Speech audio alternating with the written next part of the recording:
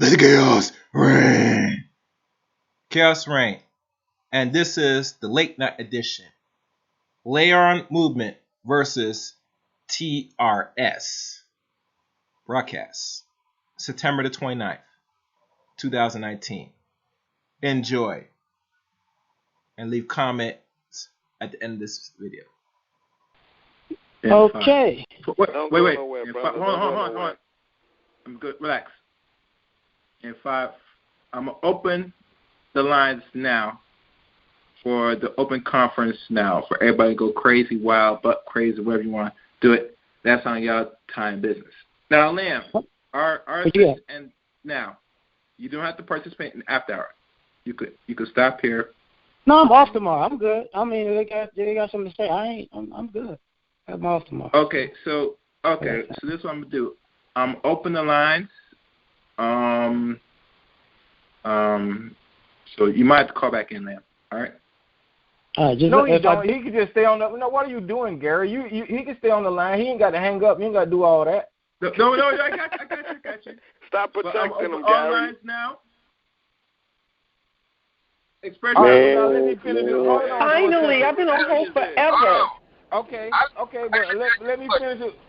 Let me finish it. What the hell I was saying before all this stuff went crazy. But I just gave you guys, Lamb, whoever you is. I just gave you the origin of your thought. Now, if you're so disconnected from your community that you can't connect those two to the way that you're presenting this submission stuff today, then I don't know what to tell you, brother. You've got to look at the origins of what you're saying. It just didn't come out of nowhere. You just didn't come up with this idea yourself.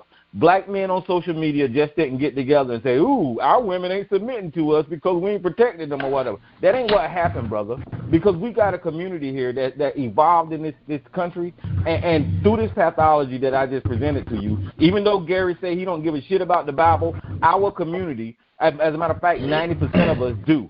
Our parents do. Our grandparents do. So this is where these ideas are coming from. You got to take that into consideration.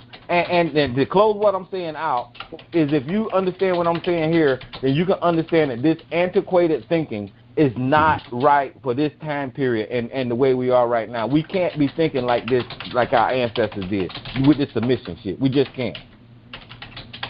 Hold on, back up, Rick. Now, Larmovement. Hey, let the ladies talk. I just want to ask him what part. Let the ladies what part does talk. society play? Rick, let the ladies talk. Gigi's been waiting forever. Come on, Gigi. Don't hold your way up in here. Listen, with him saying females don't submit to their femininity and they trying to be masculine, how do you feel society plays a part in that with all that's going on today? Does it the guy asked questions that already has been answered. It's been answered. No, I asked the same question that you just asked. I asked that question in the first hour. Damn. Keep driving, Rick.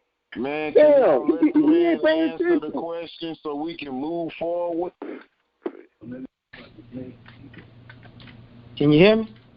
Yeah, you know, man. But see, this is the problem that I have, man. Every time I hit you niggas with these facts about your goddamn community and the Bible, y'all always fucking run. That's fucking a shame that you get faced with facts, get given the evidence, get given the source, and then you don't address the shit. People run from this What shit. didn't I address? The whole origin of it coming from the Bible. forget it. So you mean to tell me, okay, you were here since the beginning, right? Yeah. Do you remember what I said in the beginning when I was like, it ain't just slavery. Part of this is also religion? Yes, that's what I was. So how did I not address it if you could say that I addressed it? No, but you didn't. When Joe just brought it up, you denied it. You just did it. I'm the one, though, that brought the Bible. I'm the one that brought the Bible into the conversation if you listen to the first hour. And that goes back to what I was telling you. And Gigi, I want Gigi to come back. I want Gigi to call in to come out because it's unfair to Gigi for not having a word in. But let me say it like this. That's why I told you my problem with the black manosphere. You know, y'all, like this whole submission issue, the word submission is creating an endless argument that's not going to go nowhere. And y'all going in circles, and what like you just witnessed, LR, is what I was trying to tell you. Because you're going in circles with these same arguments, and you're going nowhere with them. Now, Gigi, go ahead and speak, Gigi. She got tired of that shit.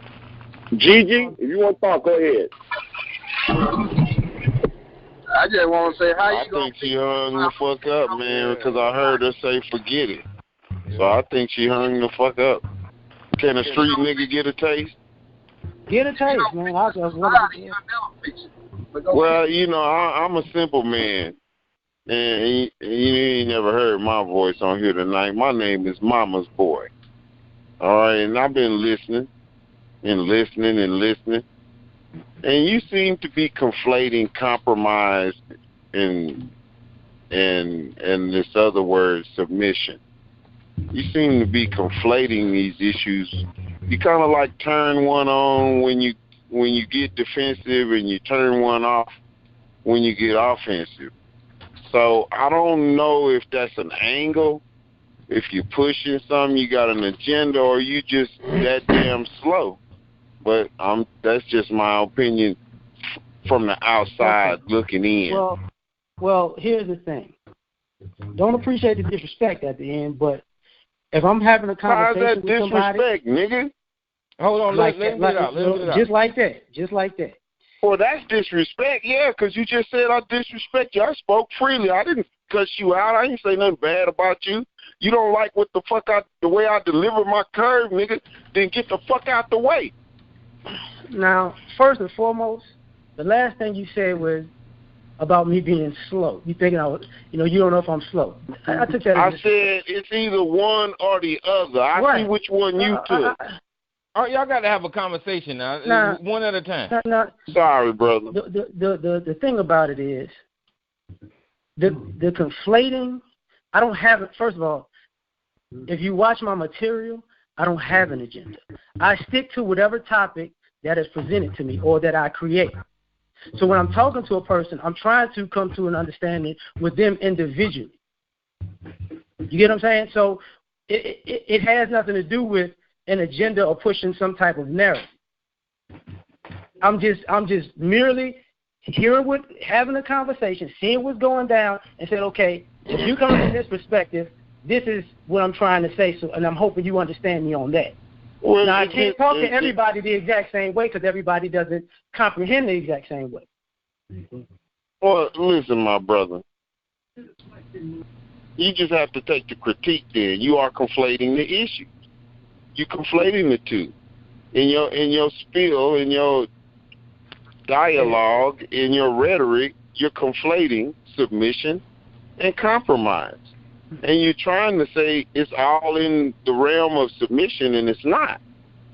Okay, what is the realm of submission for you? Well, because we started with the definition of it. You asked the question, goddamn.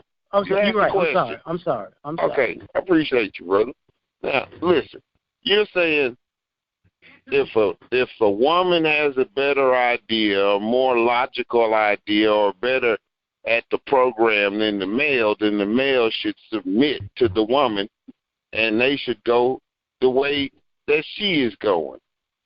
Therefore, if the man, vice versa, the woman should follow whatever the man says because it's his expertise.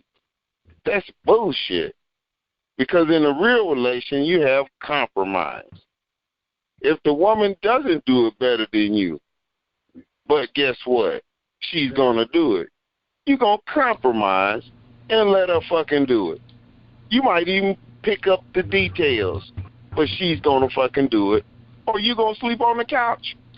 So I don't know what the fuck you talking about this submission shit. That sounds like some patriarchal shit.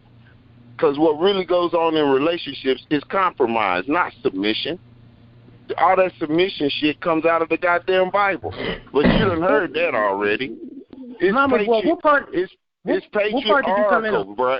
Its origins is patriarchal, bro. Putting the man first. Okay? Yeah, and if you can't see that, you ain't studied no history, you ain't educated because your comprehension level is at a 0. What part of the conversation did you come in on the podcast? What difference does it make? Because I'm trying to figure out if you missed something I said prior to that. Well, I sat in long enough to hear your rebuttals, so you called me up. All right. There was a part prior, near the beginning, where I was talking about submission, as far as, the same way they talk about it even biblically, as the husband submits to the wife and the wife submits to the husband. I was like, there are gender roles. If you should submit to the person basically who is better equipped at that gender role if you're going into that avenue. Now, I don't see what you're talking about. I get you saying it's compromise, but if I have an expertise better than yours, submit again. You saying submit again? Submit. What? Well, let him get it out. Let him finish though. Y'all got to let him finish though. But okay, like I remember having this conversation recently that I made a military reference. I was like, listen, you got the Army, you got the Navy, you got the Air Force, you got the Marines. They all have different expertise. They all have different expertise. I'd like to say something. I'm going to take his argument and then I'll let you go, sis. Go ahead, I'm brother. just saying, Go ahead, finish. That's all you okay, look. Well, with those branches, right? Let's just take 2. We'll take the Marines and the Navy. Don't you know on the same ship? Don't you know that the Navy compromises and carries the Marines? They don't have to. Because the Marines got ships. They got boats. They got helicopters. They got jets. Why does the Navy take the fucking Marines? They compromise and take them. Yeah. Right. They don't submit to shit. But that's don't not what I would order them motherfuckers to take the Marines on their ship. Don't nobody do that. Now, 2 heads of motherfucking the head of the fucking Marines and the head of the Navy compromise, and they'll say, okay, I tell you what, you can send some motherfucking Navy officers with my Marine Corps on that helicopter that's coming off of your ship, and we'll just throw a couple of Marines since they need to go to Iraq any goddamn way, and that's where y'all headed. Here's the it ain't no submission. So your argument is blowed up. No. Okay, fine. But when you come to this term, they work together, right? That's called compromise, bro. Okay, no, I'm asking. They work together, but don't they have different expertise? Okay. Will one defer to the one who has better expertise in a particular and that's not an form okay of combat? That I agree with you. That's an okay. That's what I've been talking about the whole time. I just have to make sure I said okay so you could continue speaking. Not that I agree with you, okay? Y'all I don't want you to throw that on me either. Okay, well, y'all hold on. Let Gigi go, because these military analogies. This is what I was trying to get away from. Whenever you're bringing in these other. Whenever you're bringing in these analogies like the armed forces and you're talking about the male-female relationship and submission, the analogy just don't work because of the difference in dynamics. Y'all use the same analogy when you was talking about you would submit to your wife when it comes to decorating the house. If that's her expertise. We know that's submission. Okay, I tell you what, we're gonna move forward. We're gonna let Gigi speak. Go ahead, Gigi. Go ahead, sis. All right. By the way, retreat is not surrender. I didn't just hang up. I had something to do. Anyway, who is this man that we're talking to? Who's the guest? I go by the moniker LAR Movement. I'm on YouTube. LAR Movement. LAR Movement. LAR. So what does LAR stand? LAR Movement. Okay. It's an acronym that me and my friend had some years ago that I kept. It's, how can I say this? Years ago we had a group, and it was called LAR Movement because the group stood for Lorraine's Audubon Revival. We was trying to make music at the time that was more conscious than bullshit. So Lorraine's, you know Lorraine's Motel, Malcolm X, not Malcolm X, Martin Luther King, Audubon, Malcolm X. So that's what that's about. So as far as material, I actually make material balanced. Like I'm getting on everybody and every different subject. I'm not really all in on women all the damn time. Okay. Are you? Do you have a religion? I mean, I was raised as a Christian, but I kind of just. When people say it's more spiritual than religion, like I got a Bible, a Quran, a Torah. I look at Buddha. I read everything basically. So who in your spiritual belief system is there a good guy and a bad guy? There's that in all most. Wait, what? Let me get it out. Yeah, there's a God and a devil. Yeah, I get that part. I didn't ask you if you get it. Do you believe it? Hold on, let me say this right here, GG. LAR, please don't be afraid to admit your belief system. And I know how we are on this line, but it don't matter, man. If you're a Christian, you got Christians on the line, so just say it. We got plenty Christians around here. I'm comfortable saying it's not that. Like I said, when I read everything, I kind of put them all together because some things connect in each book. But I believe that there is in a sense, basic sense, heaven and hell, but you're your own angel or demon with your choices in your life. I just have one question. No, hold on, Mama's boy. Gigi was talking. I'm sorry. So you feel that you're a leader in this in your belief system? I don't understand that. Are you a leader? In my belief system? Yeah, you believe that in the Quran, the Bible, and other stuff, and that you're your own demon and angel. And so now you're on YouTube and you have a platform? No, I do the YouTube actually as a hobby. Oh, okay. So what I wanted to ask you was, it seems like you are compromising your own belief system to me from listening for the last about 40 minutes, I think. You want to say what's safe and what's acceptable, and you're kind of hemming and hawing around submission, and it's a religion. It's a religion, which I don't personally have a problem with, but when you're going back and forth, it sounds fugazi. It sounds like it's not legit. I think you need to figure out what you believe first before you can start teaching or leading people, even if they don't agree with you, because you can't play in the middle. You got to be, black or white. When you came in the 40-minute part, initially I was being very specific. The conversation started just going in a bunch of different directions. Well, that happens. So you're right. So I was responding to different people in different directions. Time. Mm-hmm. So I get what you're saying.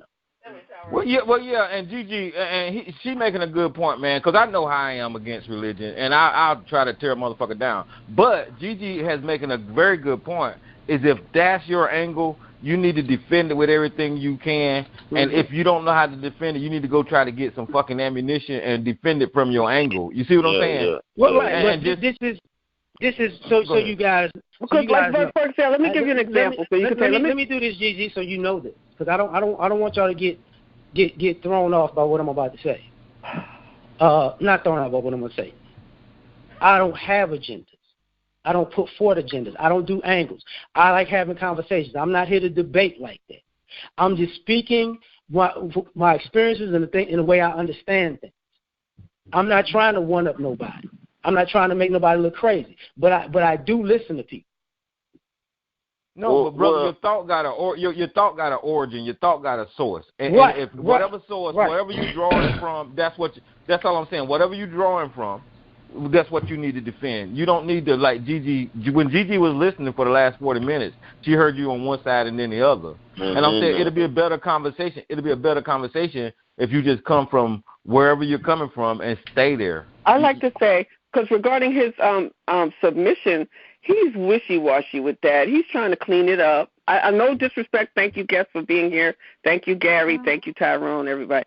But that submission crap, stuff about you're going to submit to your wife decorating. You're not submitting to your wife. You just don't care. But you can give that one up, take one for the team. But take one for the team. That's the part of I get what you're talking about, wishy-washy. I was actually responding to something that was said by somebody else. You said decorating. Right, but that wasn't something I brought up. Somebody else brought that up because they couldn't. But you agreed to it, so, and that was like, come on. We were agreeing to something else what I'm saying that was an example of. Okay, what I'm saying is that's a poor example because most guys couldn't care less about the decorating, and that's when the wife or the woman gets mad because you don't care, blah, blah, blah. I got to have the sofa, you don't get it, all of that. We've all been there. So just be yourself. Just be yourself. Yeah, but that's. But you do believe. Listen, and another thing, you do believe in women submitting to men under most circumstances, and if that's what you believe, then that's what you believe. But what I would like to say before I finish is that it's not fair for men to say women don't know how to submit if they've grown up in a home where there was not a father. So now the woman. And they have to raise children by themselves. So now you're actually putting the woman in a masculine and a feminine position, according to your belief system, I believe, and even mine to a certain extent. When they become adults, because they've never been raised in a home with a father or grandfather or a strong male figure, they meet some guy, and then the guy wants them to be totally feminine, whereas matter of fact, let me put it this way.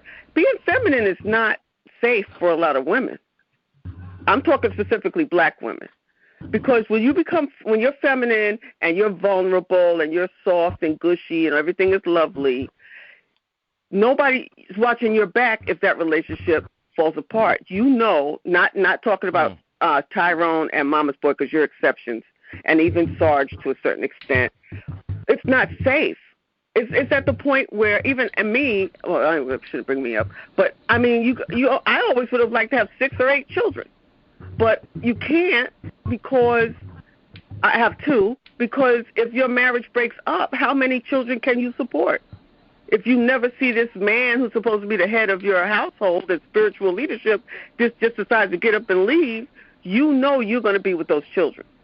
So it's not fair. You're telling women not to be masculine, a go-getter or the person at the forefront, but then there's no safety net for most women. So that's just my opinion. I get what you're saying. I'm not a woman, and I'm not feminine. Agree with that. You got to let him respond, though. Here's the thing, Gigi. Yes, sir. This is. And let me make a hard line stance, as you would say. I have no understanding of a woman thinking being a go-getter means you have to be masculine. Not you can masculine be a go-getter like a man. and still be feminine. Well, some people feel being masculine is having a job. Some people feel being masculine is being in charge of the money. Some people think being masculine is telling everybody what to do and give everybody their marching orders. That doesn't mean that your man's not a man. It means that we're one unit and we're trying to work this thing called life out together. But if you're a woman, does that make you masculine? Men feel that. Having a job makes you masculine? You know, there are men who don't want their wives to work. No, I understand that and there are thousands of them. There are thousands of them, and they're not all Christians. So Gigi, I'm not talking about from a man's perspective. I can't talk from a man's perspective. I'm asking you from a woman's perspective. Having a job makes you masculine? Yes. Having a job, having certain jobs is masculine. Making certain top decisions is masculine. I mean, and it's like if you have a daughter, I pray that you teach her how to do all these things for herself, because there's no guarantee that everything's going to be all fairy tales and roses. Hold on. I'm sorry. Let me be a little bit more specific when I say this. Please. Is teaching a woman, a young girl, to be a young woman, to be a woman, to be self-sufficient, is that masculine? Some men does she have to be masculine to be self-sufficient? A male. I'm sorry. But Gigi, I don't think. Listen, man. I don't think Gigi means masculine the same way that you're looking at masculine. So I get what Gigi's saying, and I think that what you're saying when you're hearing masculine is like some type of I don't know, the woman got to be rough and tough and rigid. Gigi's saying that she's got to handle her business in the absence of the male figure there. You get what I'm saying? I definitely get that, but I think I'm using the wrong word, I guess. Yeah, masculine was a bad word, but aggressive. That's what I'm. Okay.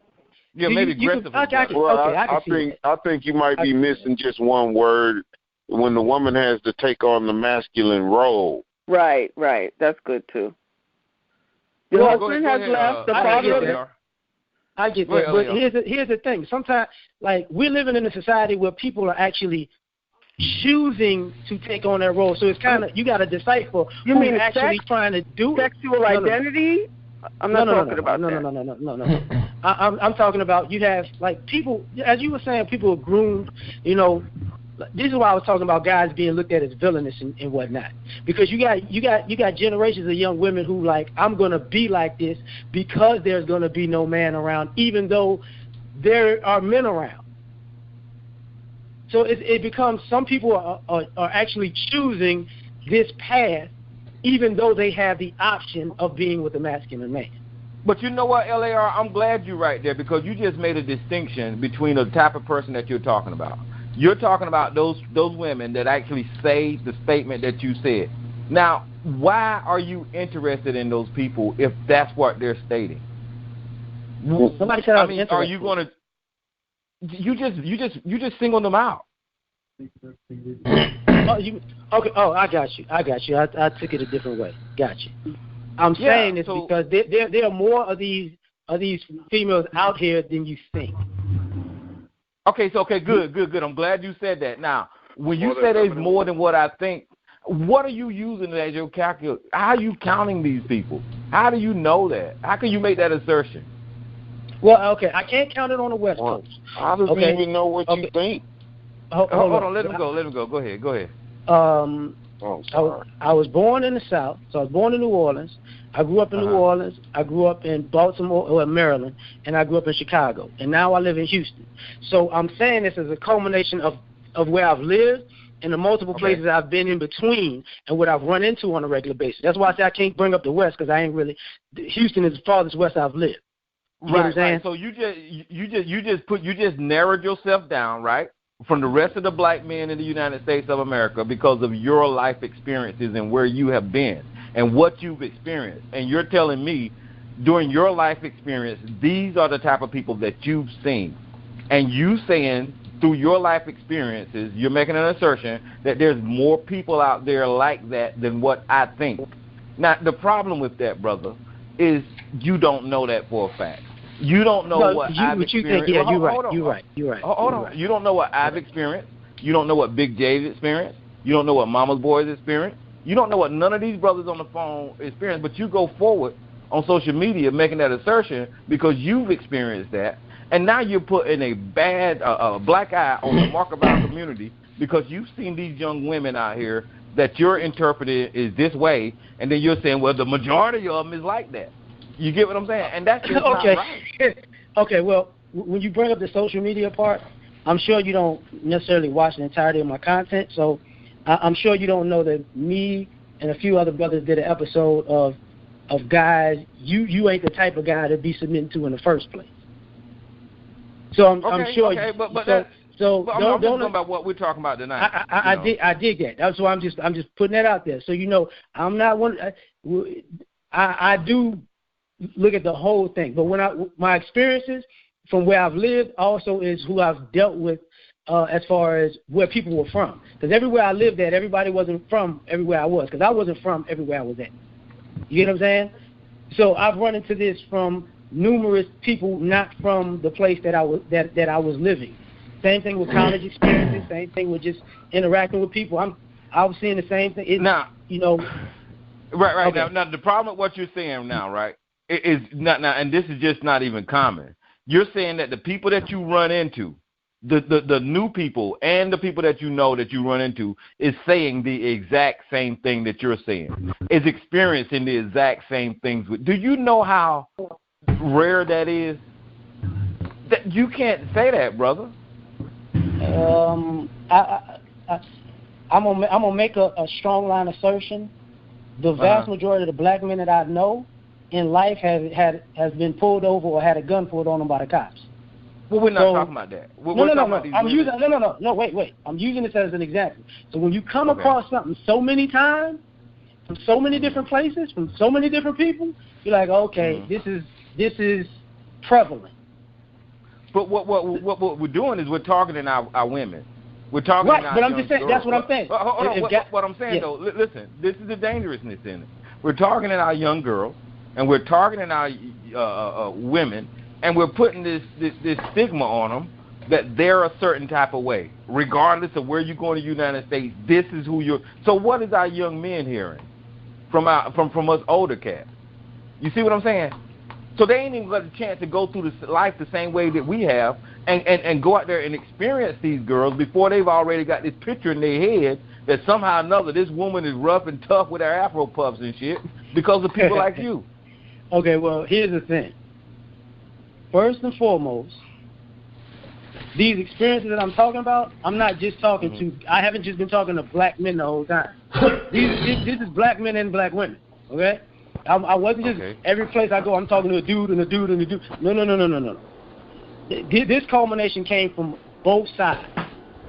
And the second thing is, just to be more clear and direct, like so y'all get what I'm saying, where I'm coming from, getting hard line in a sense. This is also a sentiment that the women have been passing down to each other, and I get that from the women. Okay. Can I jump well, go in? Ahead, Big J. Yeah, because I can go on that. Y'all know Yeah, sure, Big J. Can I just say a statement real quick little sentence?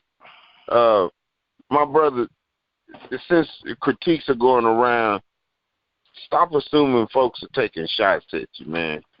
Because I'm the type of nigga, when I'm taking a shot at you. Trust me. Okay? I'm sorry, Big J. Go ahead. I was past all that, bro.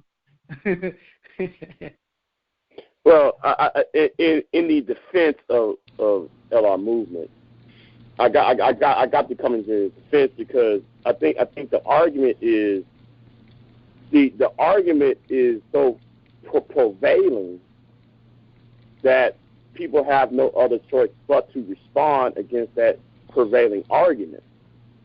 So what do you expect men to do? I'm talking about y'all on TRS now. So I don't have no dog in no hunt. I'm neutral, well, somewhat neutral. Then what do you expect LR movement and men like him supposed to do? If there is a prevailing argument that's been passed around by people like Kay Michelle and also the other argument that came from I just use Kay Michelle. I'm gonna use her as a prime example. Let me respond to that. So hold on. The argument always. Go ahead, Big J. The argument is always, well, you're not sleeping with Kay Michelle. Why should it matter? That's not the issue, and y'all keep missing the point. The point is that's not my argument. Let me tell you what my argument is. Well, the point is my argument about. Go ahead, then.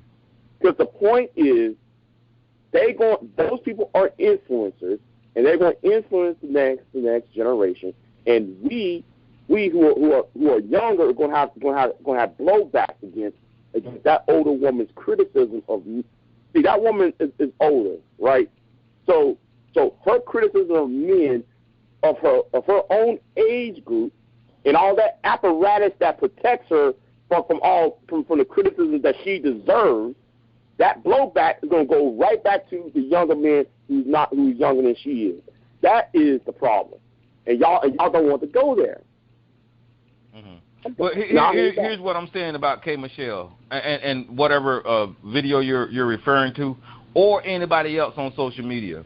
It's just that people on social media, like myself, that consume social media, and the way I consume social media, and if it was something like Kay Michelle said that was offensive, I realize that Kay Michelle is one person, and yes, you're right, Big J, she is an influencer, and these other videos you guys see of these women are videos on social media. That is not the society at large. That is not the society at whole. As a matter of fact, I was just talking to a young lady today. She's about my age, college grad, and we was talking about A&T. Whenever the alumni go back to college, and the football game that they getting ready to have this season, and the big ass tailgate parties that and it's full of fucking black men and women out there having a good ass time. You don't see or hear anybody on YouTube or the videos getting shot or doing this stuff that y'all critiquing about these young women, because they're alumni. They're going back to their old colleges and they having tailgate parties and football. And what I'm saying is that yes, you see these people that put these videos up because they put them on fucking social media, but you don't hear the reports of the black community that is actually out there having a good time and ain't even making fucking videos. You don't hear none of that stuff. So let me address you. Hold on for a second. Let me tell you. Wait a minute. Hold on.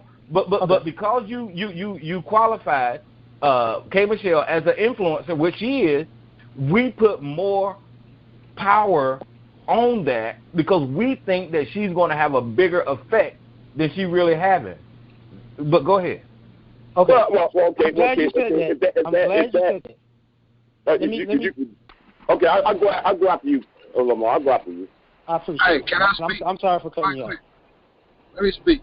How can y'all credit K. Michelle when everything she said, she contradicted it right out? She said black men, well, but that, she said all yeah, that's part of the problem. Is that Mama's boy? That's all I'm gonna get. Let me say. I'm sorry. That's what we're getting at. So this is what I was like, brother. I went to Southern and Texas Southern, so I know exactly about the tailgate school. Law school right there, man. So here's the thing. Now I live in Houston, right? So these influences, the same way it was, and I'm talking, I got in Houston in 2000, so it's 2019. What happens is, when you're young and in that age, I remember all the tailgate parties, all of that shit. I loved all that shit. But with the stuff that when you're in college, you get different ideologies. You're starting to listen to the different music, different cultures, be around different people, and you start taking on destructive ideologies, but you don't know that they're destructive until you become an adult as far as growing out on your own. And this is what's happening. That's why when the brother's talking about the K. Michelle thing, the contradiction is what is the premise for a lot of these problems. Because there are people along the way that warn you, yo, don't do that shit. Yo, that's not a good idea. Yo, this can happen. And then you hear you can't tell me what to do. Now, I'm not just saying that's a female thing. What I'm saying, what winds up happening is it affects the females worse for a longer period of time as far as their psyche is concerned. Because a reckless dude either going to get himself locked up, killed, or he's just going to be fucked up out here. And the reason I speak about even was came on about the submission point, because I, just like everybody else, I got women in my family. I got women I look out for. I had to teach women how to defend themselves out in the streets because they were so gung-ho about I could go do whatever I want, whenever I want, however I want, because I'm a woman and can't nobody do nothing to me. And the shit, I had to go get people's back when they got raped. I had to go check people. I had to do some shit like, God damn, this wouldn't have happened if you would have listened. I'm pregnant by the dope boy. I told you don't get with that motherfucker. But you've been listening to Beyonce, I Want a Soldier, so you feel like that's what you want to do. And now you impregnated by a dope boy, and now your life is now it's fucking up your life. Oh my goodness, man! Come on. But what about when she get pregnant by a guy that got a good job and everything, and he fucks up? No, hold on. Huh? See, hold on. Big J, let Big J go. Hold on. What happened? Okay, Jay New York, you can go. But when Big J, whenever you speak, tell everybody what K. Michelle did so they'll know. But go ahead, Jay New York. Okay. Well, here is the hypocrisy. No. Hold on. Here is the hypocrisy. Okay, you got up on the radio show. No. This has been 2 radio shows, back-to-back interviews. Now, that first day she showed up, talked about, first 5 minutes, man, I need me a Doug. I need a nigga with a hood in him. Then proceed to talk about relationships and then say 90% of all men ain't shit. and went on and on and on about it. And then though she complained about her black son dating a Becky. Now, if y'all don't sit there and see the hypocrisy in what she did and the end result of that, I want to tell you. Now, hold on. Let's move on to the second interview at the same radio station and so forth, right? Derek Jackson, the biggest sip ass nigga in the world, went ahead and went after her ass and cut her ass to shreds because he picked out all the contradictory bullshit and talking about, well, how is your dad? Is your dad ain't shit? No, man, I love my daddy. See, the contradictions over and over and over again, and then though all you have to see is people calling in onto the show defending her bullshit ass behavior. And that's the apparatus. I don't even care what K. Michelle says. K. Michelle is not going to determine your limit. You a sucker-ass motherfucker. You a sucker-ass nigga. You worry what a woman is saying, whether she... Why do you give a fuck? You not fucking K. Michelle. You will never get K. Michelle's ass because you a pussy. You a pussy-ass motherfucker. I'll kick your ass off. Listen, you can't even fuck K. Michelle, you pussy-ass motherfucker. That's why you mad. You wish you could get K. Michelle, you pussy. It's not about you a bitch. It's not even about having sex. Why you care about what K. Michelle is saying? You a fucking, that's your problem. You always care about what they saying on YouTube and all that shit. Go out and live life, motherfucker. That's what it's about right there. This all right. But listen. No. This is where it goes left. That punk ass nigga, Jay Lawson. Mute that punk ass nigga. You a punk. You gotta get some pussy, you bitch. Get some fucking pussy, you bitch ass motherfucker. You a bitch. You a bitch. Always complaining about women. That's why you ain't got a woman. Because complaining about women, and you get yourself a woman, motherfucker. At least I want to call in this bitch ass nigga. Where is the woman? Put a woman on my bitch ass nigga. Worry about my woman. Get yourself one first, and then talk to me and ask me questions, motherfucker. You gotta get some pussy first if you gonna talk to me. You there right now. I'll probably you the one that's always complaining about women, you bitch. Listen, you showing your fucking, listen, you showing your little tail, you bitch ass motherfucker. Yeah, alright. Come to fucking Harlem and see what's poppin'. Come to motherfucking Harlem and see what's poppin'. Slap the shit out of you like you a fucking woman. Slap the shit out of you like you are a woman, because you are a woman. Always trying to interrupt some goddamn body. Stop interrupting somebody. You always cry like a bitch. I'm in the middle of a goddamn sentence. You don't interrupt me. That's why you ain't got no woman. Yeah, you want to see a Puerto Rican motherfucker? Come to fucking Harlem. You want to see Puerto Rican? Yeah, you damn right. You damn right. Whip your ass. From George Bush all the way to Kennedy, nigga, to see your bitch ass. Come over there, bitch. You know you ain't coming to Harlem, you pussy. You a pussy. Pussy nigga. You a pussy. Shut the fuck up. You a pussy. Shut the fuck up. Always complaining about women. You a bitch. You should just have a motherfucking operation, you bitch. Shut the fuck up, bitch ass nigga. I'll sack the tits out your stupid ass out. Hey, Big J, you gonna have to go in on LaGuardia, man, not JFK, dog. If you going to Harlem, you going to LaGuardia, nigga. Better stay his ass in Queens. Look, this is what they want to do, man. I don't give a shit. I don't give a shit. Always people interrupting some goddamn body. You always want to interrupt some damn body. You ain't nobody. That's why I interrupt you. You ain't nobody. Y'all hey, I want to know something. I want to dead ass know something for real.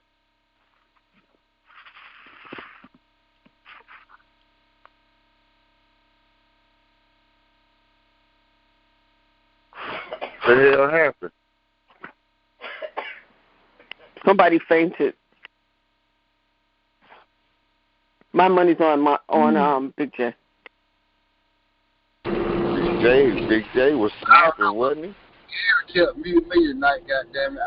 I feel they pain, goddamn it. When a motherfucker talking shit to you and you can't talk back to him, That shit do make you kind of mad. Oh, so okay, somebody unmute. Don't you even interrupt me when I'm talking. Shut the fuck up. You a bitch. You a bitch. Shut the fuck up. I interrupt you all I want, you bitch ass motherfucker. Slap. Okay. Okay. You can't be a grown ass man. You got Tourette's, bitch ass nigga. Tourette's having that shit. Shut your stupid ass down, before I turn your $5 ass. Okay, listen. God damn. Listen. Okay, now, listen to what I'm saying. I know you and Big J and J New York, y'all don't get along, man, but what y'all did was y'all said, fuck everybody else on the line. You two said, screw everybody else and their fucking conversation. And that's just not fair to the people that want to have a regular conversation. It's entertaining. Y'all got a problem with each other, then y'all probably need to call each other and do that shit, man. And y'all know getting that well. If I'm on this motherfucker, I ain't finna sit there and listen to y'all do that shit for too long. I really ain't. So yeah, it was funny. Everybody yelled and screamed, and I hope you got your shit off your damn chest. But y'all need to calm the fuck down, like real talk. Cause I ain't trying to hear that shit. That shit sounds silly to me at this point. You call the silly Texas nigga. Call the silly nigga. Come on. Okay, this nigga. Come on, man. Calm down, man. Calm down. All right, calm down. I don't even know what the fuck the conversation is. Disrespect me. Come on, man. Oh, man, what do you got? You got the phone away from your head just yelling? Oh, I'm going to unmute you one more time. Damn, stop yelling. Okay, you're unmuted. Now stop it. Don't you disrespect me again. Do you understand me? Okay, DJ, calm down. It's over with. We wrong with that. So you keep talking to him, he's going to talk to you. So stop. Good Lord. Let me see who this is. Man. All right, there you go. Everybody calm down. Everybody line back open. Can I ask I don't know if it's a bad question or not. Because I think when people was talking about the manosphere and all that other stuff, is there a problem with critiquing the negative parts of our women that's going to really ultimately cause them a problem? Well, I'll respond to that, man. Here's the problem. I want to get in too, Tyrone. So are you a part of the manosphere? You could say that. Okay, well, you don't have a vagina. And I'm being that blunt because that's what it boils down to. Exactly. As a black man in my community, and I know that I'm a builder, I'm a provider, and I'm a protector. If my work don't show for myself without me tearing down my other half, then I ain't a fucking man. If I got to tear down my woman to make a point or try to say that without my woman doing this I can't be successful, then I'm not a leader. No. I'm not a good role model. I'm not. So whenever you create this platform called the Manosphere for the fucking purpose of tearing down your goddamn other half, then yeah, there's a problem with the Manosphere in my opinion. Wait. I don't know what content creators you listen to per se, so I don't even know that part. I'm just going based off of your question because your question is there a problem critiquing our women? That was your question. Yeah, well, I mean, so the reason I'm asking that is because ultimately, one of the reasons why the Manosphere brings this stuff up, and it initially brought it up, is because it was something that they wanted. They was trying to get the women to do, like, yo, y'all, could y'all come along and, address these things so we can have a problem, and they wouldn't do it. No. Can I get in here real quick, man? Goddamn. All right. Your question. Can a man critique a woman? Is that basically what, in a nutshell, what you're saying, right? Well, you can put that he asked about the platform, though, about the Manosphere platform specifically. Man, I'm finna blow that up real fast because it's simple question. Your premise is, can a man critique a woman? So I'm going to just ask you a question. Can a woman critique a man? Hell yeah. Okay, so what is left? What is at the end of your two equations that you just put together, a man critiquing a woman and a woman critiquing a man, when you add them both together, what's the answer? The ideal answer or how this shit is working out? No, what's the motherfucking straight logical answer, nigga? The answer is zero. Get critiqued. It's zero. No. It's zero. They cancel each other out. A man critiquing a woman can critique a man just as long as a man can sit and critique a woman. You got two idiots standing wasting time critiquing each other. The answer is fucking zero. Yeah, but you're missing the point, Mama. Hold on. Let Big J. Let me hear this. Let me process this real quick. So, if you, well, you know, we're working from like a negative state, though, right? I mean, it's negative from its premise. You are critiquing. Okay, so you are critiquing. Critique isn't negative. Your critic. Listen, your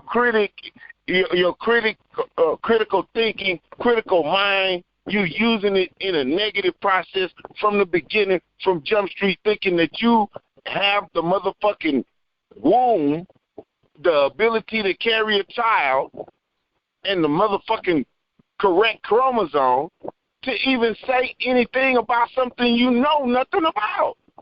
Whoa. You know about jockeying. Hold on, brother.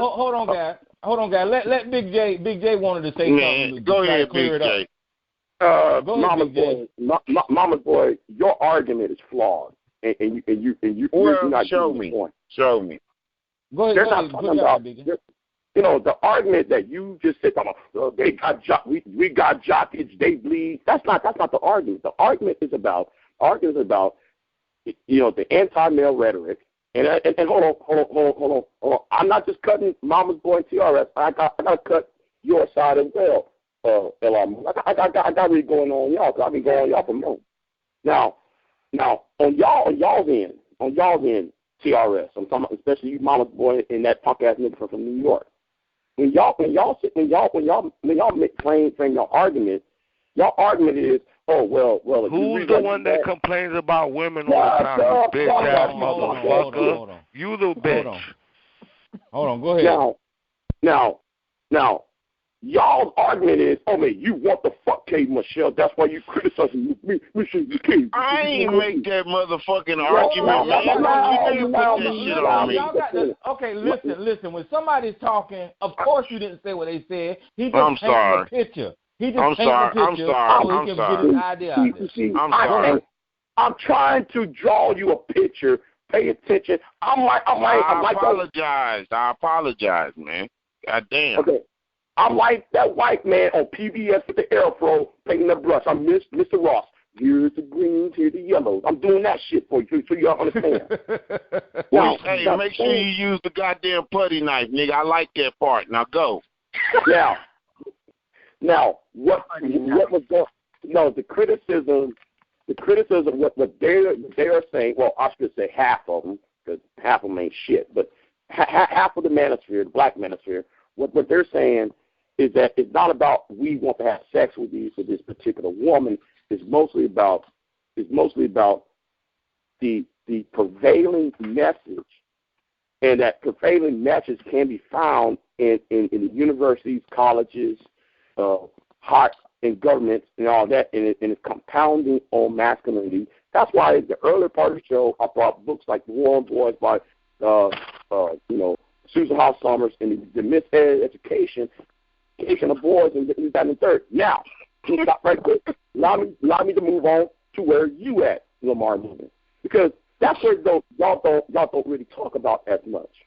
Y'all don't talk about the war on masculinity. Y'all don't talk about the whole miseducation of boys. Y'all don't talk about the only thing y'all talk about is the black woman's hair weave, her makeup, her long nails, her big booty Brenda, and them tax cuts to put the horn on these bitches. That's always what y'all say, or not you, but I get y'all now. I get it. Now do you get my personal problem with the black manosphere? Now you understand that? Yeah, but I get your problem, and I get what the brother, I think Mama's boy was saying. Your problem. Well, I ain't really get to finish, but we'll get to finish. Well, we'll get to finish. No, go ahead and finish with Big J first. but I just didn't want you to get too far ahead of me. All right, I'm gonna keep it short, bro. When you get on YouTube, never mind. Go ahead. No, when you get, and I've dealt with these for years. You get on YouTube and people go down the rabbit hole of their algorithm. You pick one thing, you keep going this way and that way. You might get so deep into the extreme part of it that you miss the actual balance part of it. So I get who you going at and the type of people you going at, but you skipping over a whole lot of content that is very balanced. That really, in the number of content, far outweighs that salacious type shit. So like your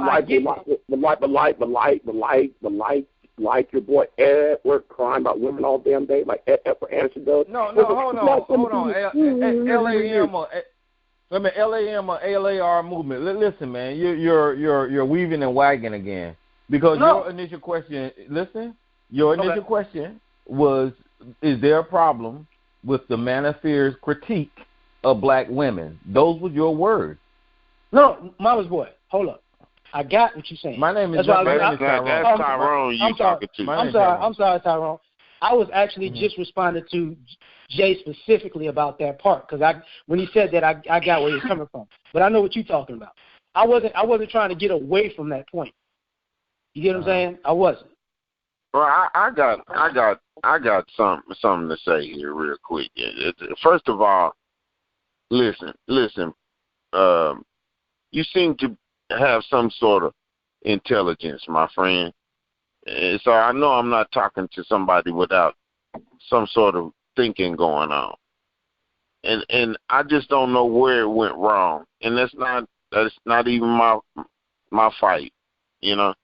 But at some point you have to understand that there are some things that you may not like about women, but there are some things that are about women ain't shit you can do about it. And it's the same way for women towards men. And they have to live with issues that we have that they can't do shit about, and we have to live with issues that they have that we can't do shit about. And what makes a relationship is the ability for one specific man and one specific woman to find compromises for them two people to get along. So the only time a man can critique a woman is when that specific man and his specific woman allows him to do, and vice versa. It's no cookie cutter mentality you can have to where you'll have single individual men with no women running around thinking he can tell a woman what she should and should not be doing. That is a lawless nigga. Listen, brother. And I'm going to teach you something I'm not quite sure you have found out yet. In all your studies in schools and passions and whatever. But you ain't really a man until you have a woman. And you ain't really a woman until you have a man. Glory to God. Glory. That'll make no sense, Mama's boy.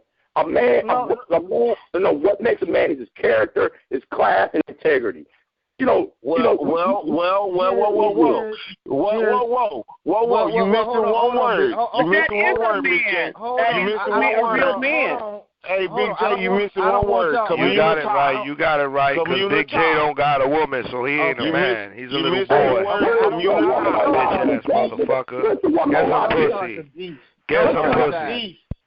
All right, well, listen. This ain't gonna work. Y'all can't do that. Big J, I don't want y'all to get into the weeds about what make a man. Mama's boy got his description. He did not leave out that description that you gave. You just assumed that he wasn't saying that stuff because of the way he put it. So don't get into the weeds about that type of stuff. And LMR or AME, ABC or whatever your name is. Oh, Lord. You still didn't talk about why you think it's okay for the black manosphere to critique black women. Now we even gave you all the reasons why. Wait. I gave you the reason. No, you didn't.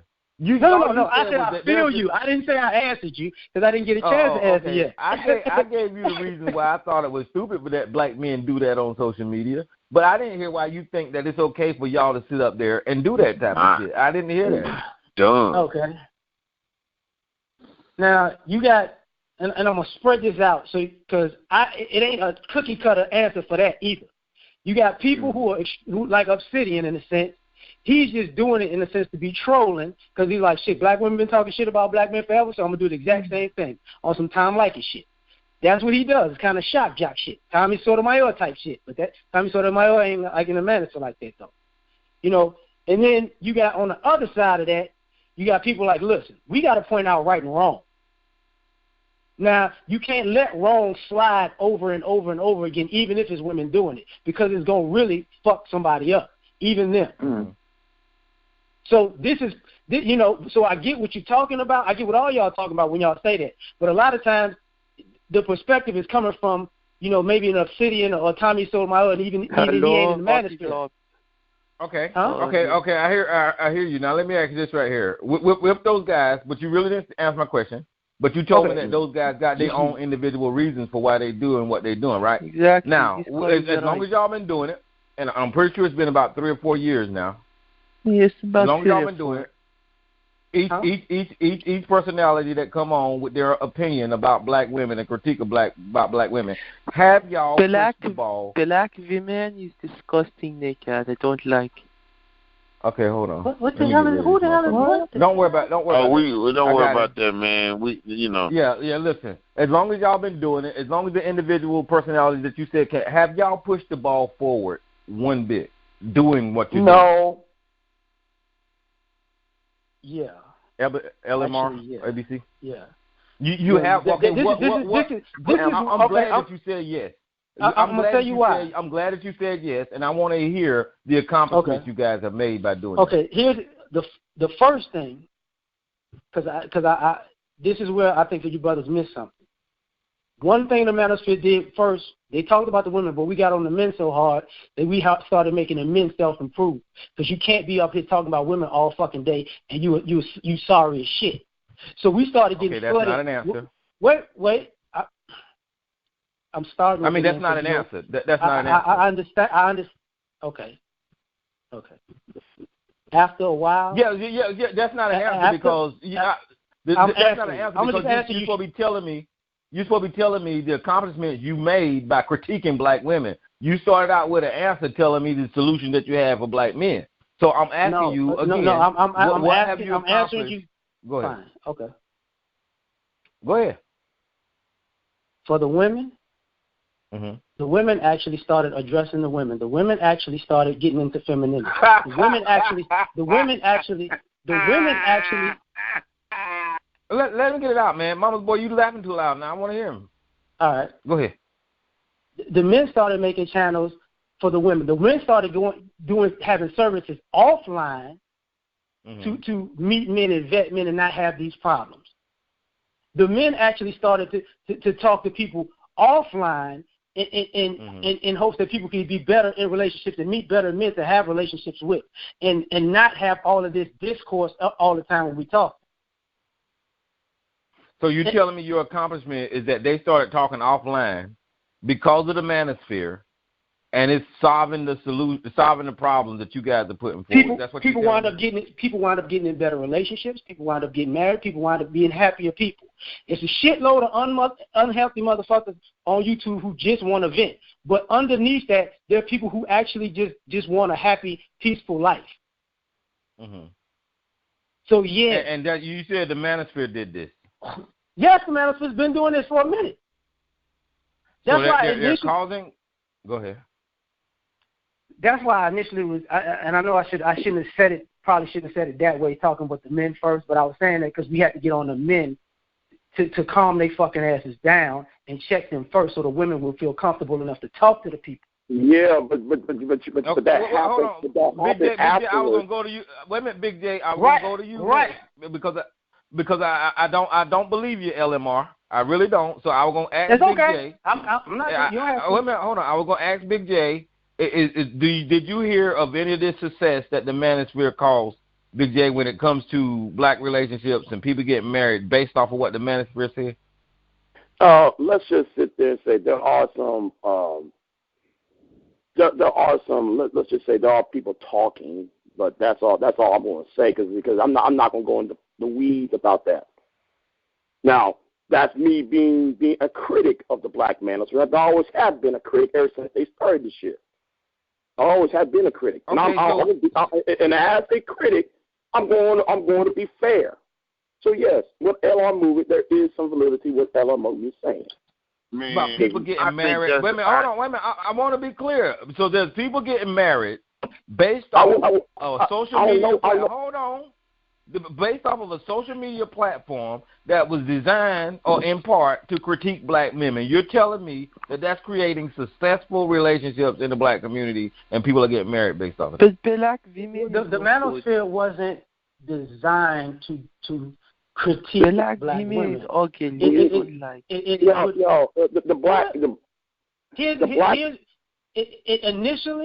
and this is something that I didn't agree with, because I didn't just jump into the manosphere like that. I just it was kind of happenstance, basically, and I got cool with everybody. The manosphere was initially... Shut up, fuck you. Look, man, that's a troll. Go ahead. Yeah, I'm not worried about that guy, because he don't sound like he mad. Yeah, just keep flowing, man. He gone. He gone. Keep flowing. The manosphere was initially like an offshoot of MGTOW, and I had a serious issue with MGTOW.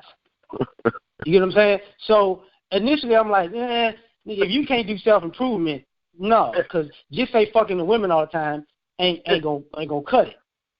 You know what I'm saying? So what wound up happening was there came a point where the guys started talking about the women so much, and then the guys were like, wait a minute. They started meeting the people and talking to the guys, and they started seeing the guys like, nigga, you ain't got no reason to complain. You got work to do. And then the manosphere got in beef with other men who were fans of the manosphere, because we started checking other men like, no, you got to do this, you got to do this, you got to do this before you can even make a complaint. Explaining the civil war explaining the civil war amongst the black manosphere. Yes, he's. I mean, man, I think it's a bunch of nonsense. Well, I want them to get their point out there, because I mean, even though you're saying that all this stuff is success for the manosphere. And you're a black man. You're a black man. This is not. Let me get this. Let me get this out. You're a black man, right? LM. Let me. What's your name? Yes. LAR. Just LAR. LAR. Like. LAR. Okay. Well, I want everybody. That's good. And as you saying that the manosphere critiques black women, that was your initial question. No. That wasn't. Okay, don't worry about it. You said you asked if there was a problem. What was our problem with the manosphere critiquing black women? That was your initial question. Yeah, I got you. No, I got you. Okay, so as a black man, right, and you critiquing black men and black women from this manosphere, what I'm telling you is, here, guys, the manosphere is a loose collection of predominantly well-based misogynist movement associated with the alt-right. Now, I'm not making this definition up. I know that definition. I'm not making this. Wait a minute. I'm not making this definition up. You can Google it yourself. No, the I know that. Listen, I know it hurts, but just calm down for a second. A manosphere is a loose collection of predominantly well-based misogynist movement associated with the alt-right. Now, this is a black man talking to you. This is a black man talking to you, promoting the manosphere associated with the alt-right. I want y'all to understand what I'm saying. Well, I'm not finished. Okay. I'm not finished. I know this hurts, but we got to let the people know. Okay? No, that's not. Okay. Listen, I know. Listen, I know where you're gonna go, because this is what black men do all the time. Yeah. Listen, I'm gonna tell you what you're gonna do right now before I finish reading the definition of manosphere. You're gonna say, us as black men, we created our own little sector of the manosphere. But that's what black people do in America all the time when white people give you some bullshit. So, now, let me finish. The manosphere is a loose collection of a predominantly well-based misogynist movement associated with the alt-right. The movement within the manosphere includes anti-feminism, father's rights, incel, involuntary celibates, MWOT, the men going their own way, voluntary celibates, which is both cells, pickup artists, men's right movement, bloggers, commentators, among others, predominantly websites, forms of the manosphere with the, Chateau Hersties, a Ring of Kings, 4 channels. Now, we all heard of 4 channels because 4 channels was involved in this, one of these mass shootings, which was alt-right racist. Okay, so, and then the salute hate. Now, here's my deal, is that I hear you and you proud of this platform because black men are imitating white men when it comes to critiquing black women, when it comes to critiquing our own women in the same fashion that they're critiquing their community. And you guys are promoting this as something positive. Brother, you just told me that based on your platform, you've got black relationships together, and you're proud of that. You've got black people talking, but you're imitating racist white men to do this.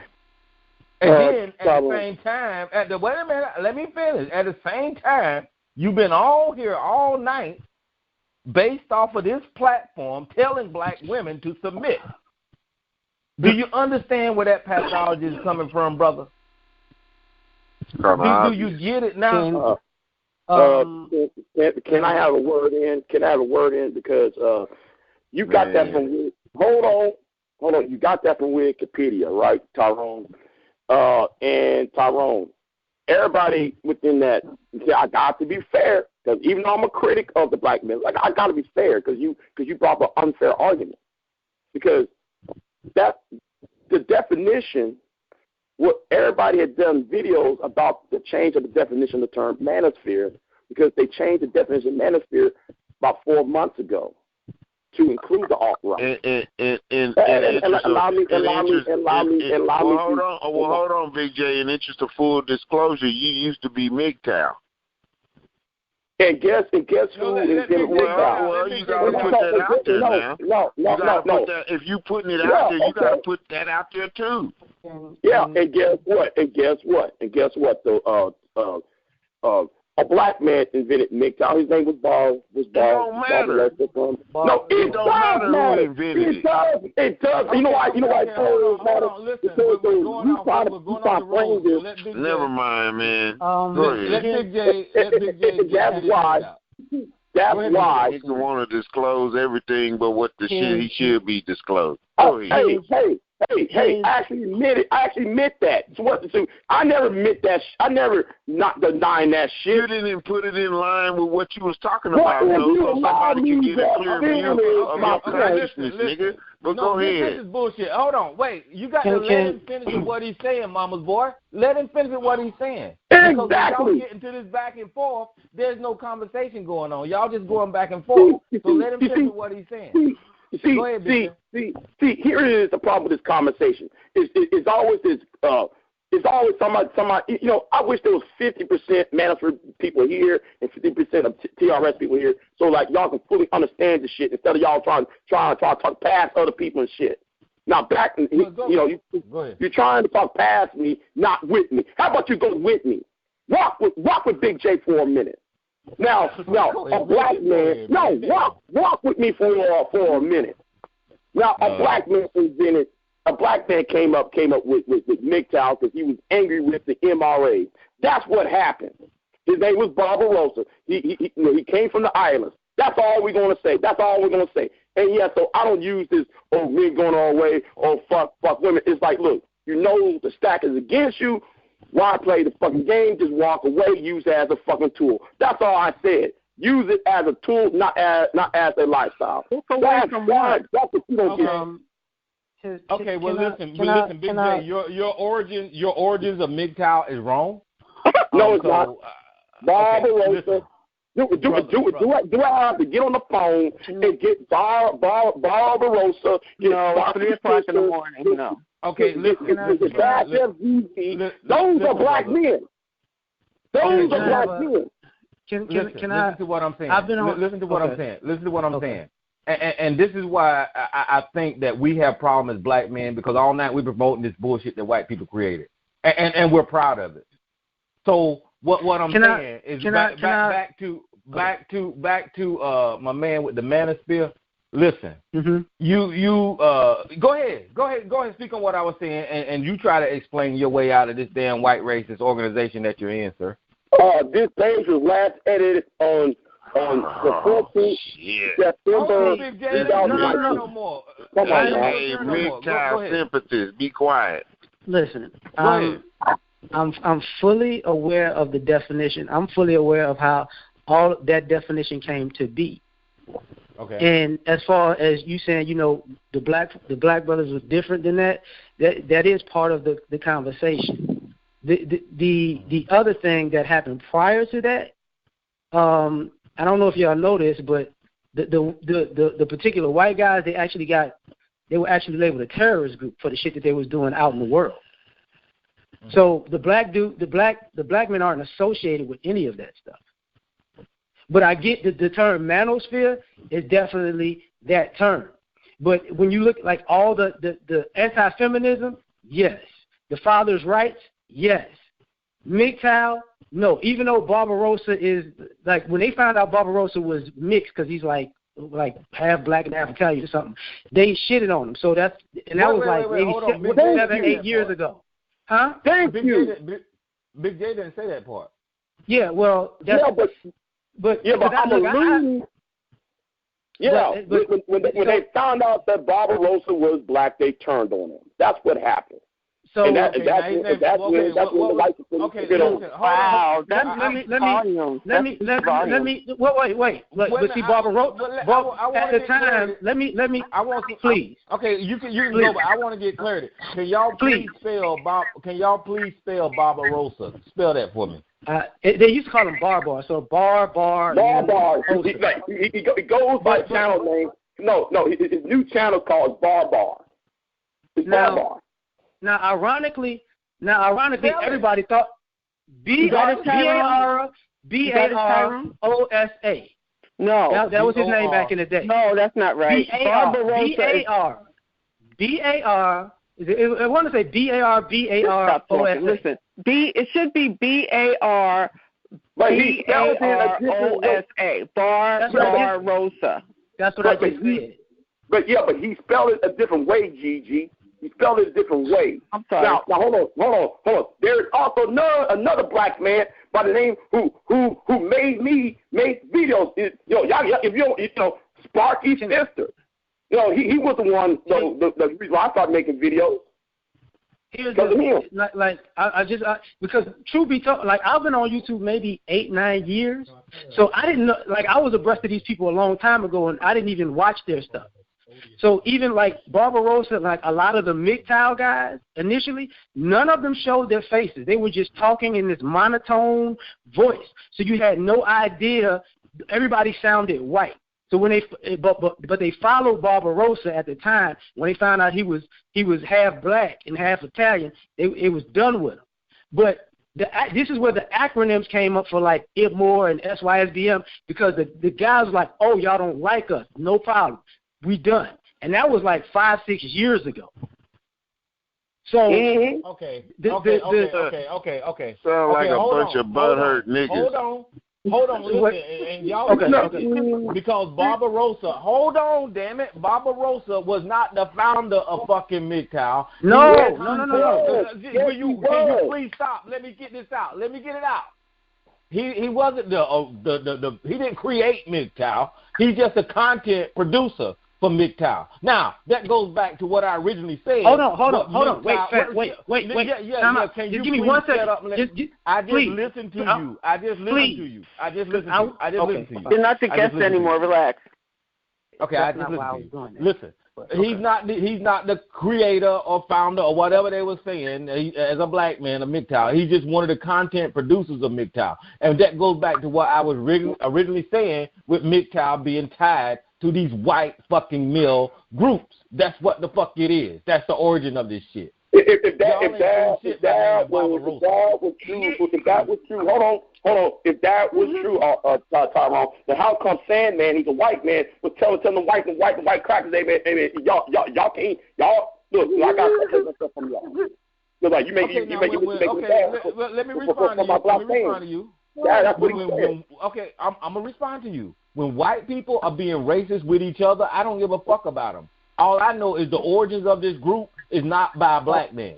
It just is. Oh my God! You keep on repeating. Where do you get your sources from, Tyrone? Tyrone. See, I'm not just saying stuff just to be saying it. You know, some of the actually. I'm sitting here looking for the proof right now. Give the proof. I don't want to hear your words. I'm asking you for the proof. Hold on. Let me say this right here. I can't take your words because I just listened to a member of the Manosphere sit up here all night long and not reveal that he was a member of a white racist organization. So whenever because I'm not a member of a white racist organization. Exactly. You're not. Sir. Yes, you are. Yes, you are. No, I'm sorry to be the one to inform you. I'm sorry to be the one to inform you, but yes, you are. So I can learn what y'all listen.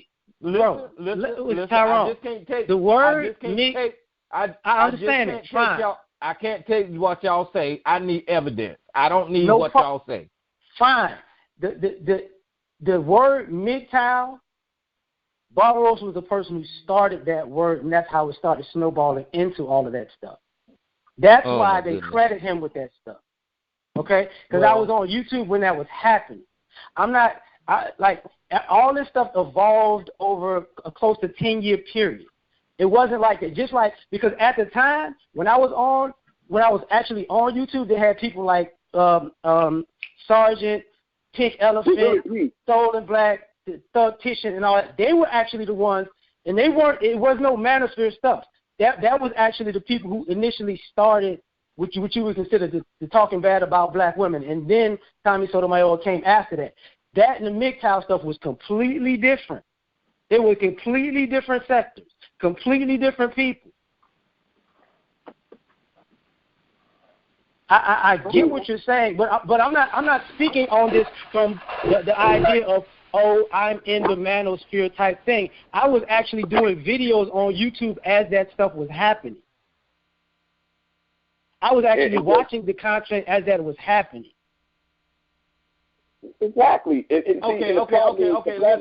Listen. Hold on. I hear what you're saying. So, but this is what I'm going to do, and this is just documented information, not something that I'm making up. LMR and Big J. So I'm going to share with the people because I just did the same thing for MGTOW that I did for Manosphere. So I'm going to give it to you guys just the way I got it. Okay, it says.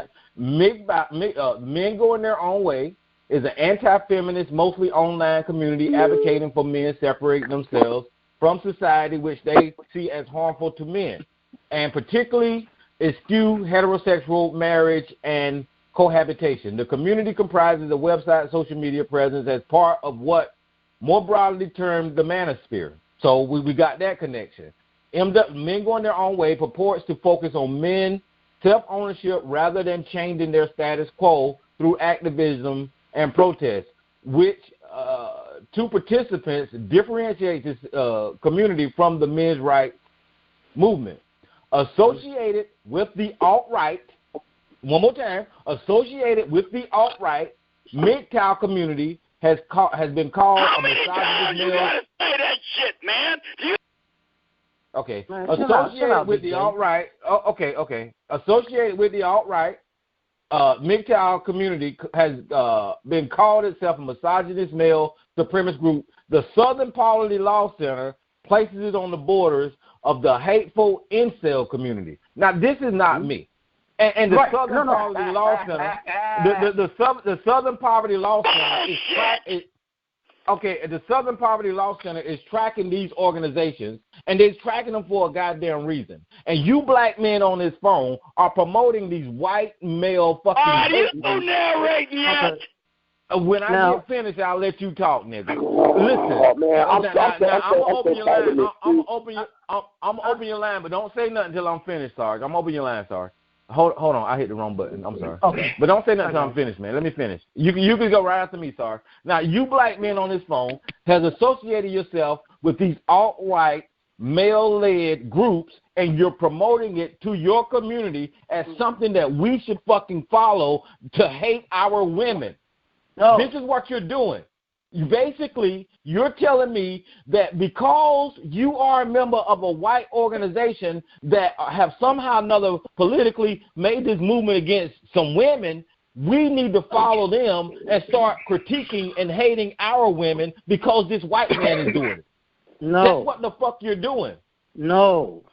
That's not even true. That's not this is why. Hold on. I definitely get what you're saying. I definitely get the definition or whatever you read. I get all of that because I've watched it evolve over the years. Just so you don't be surprised if in coming months or coming years they're going to expand extra things to that because and you're going to be like, oh, okay, it's not exactly what it is in this thing. Because the thing when you initially started, because the manosphere really, it was men's rights activists before it was MGTOW. The men's rights activists were talking about men's rights and fathers' rights particularly. The men's rights activists got into it with the MGTOW, and those two factions do not get along. But they're included in the manosphere as far as definition. You get what I'm saying? Mm-hmm. So you have people with diametrically opposed ideas and agendas under the same definition when they're actually not. Because those two groups and from the jump weren't on the same page. Mm-hmm. Because MGTOW is men going their own way. Men's rights is men who want to be fathers. Right. Okay, so I'm glad now we got the manosphere, we got the MGTOW, and my man just inserted another movement which is called the men's rights movement. So let me give you some information on that. Now, okay, the men's rights movement consists of various groups of individuals who focus on general social issues, specifically the government services that claim adversity impact, in some cases structurally discriminate against men. Common topics, debates within the men's rights movement include family law, parenting, reproduction, suicide, domestic violence against men, circumcision, education, conscription, social safety nets, health policies. Some scholars have described men's rights movement parts of movement as a backlash against feminism. Now here we go. Listen to me. The men's rights movement branched from the men's liberation movement in the early 1970s, with both groups comprising in part of the larger men movement. Claims and activities associated with the men's rights movement have been criticized and labeled as hateful and violent. In 2018, while noting some corners of the men's rights movement focused on legitimate grievances, the Southern Poverty Law Center categorized some of the men's rights groups as being part of a hate ideology under the umbrella of male supremacy. Listen, I know these white men sound good. I know these white men sound good to you niggas on YouTube making videos, but y'all need to stop falling for these motherfuckers making all these videos. Go ahead. See, hold on. See. All right, look, I don't know all that. I would like to say something also. No. Shut the fuck up, you specialist. I really would like to say something as soon as he's done. No, well, you can wait. You've been saying shit all night. All right, now look here, Tyrone. I know you like to be a zombie. I really would like to say something when he's done. Shut the fuck up. God damn your ass. Chill out, man. Boy, you really know shit when you see it, don't you? I can't wait for him to finish so I can say something. She won't shut up. Well, listen. Come on, she got to run her mouth. Okay, go ahead. You really know shit when you see it, don't you, Sarge? Shut up, you do. Nigga. You got your goddamn speech ready about not interrupted and sitting on your lips while you do the same goddamn thing. Wow. Yeah, okay, what are you saying? Go ahead. All right, so once again, I don't know all that much about this manosphere thing. I'm studying it. I'm going to learn a lot. But let me tell you what it is. This is what I can tell you for sure.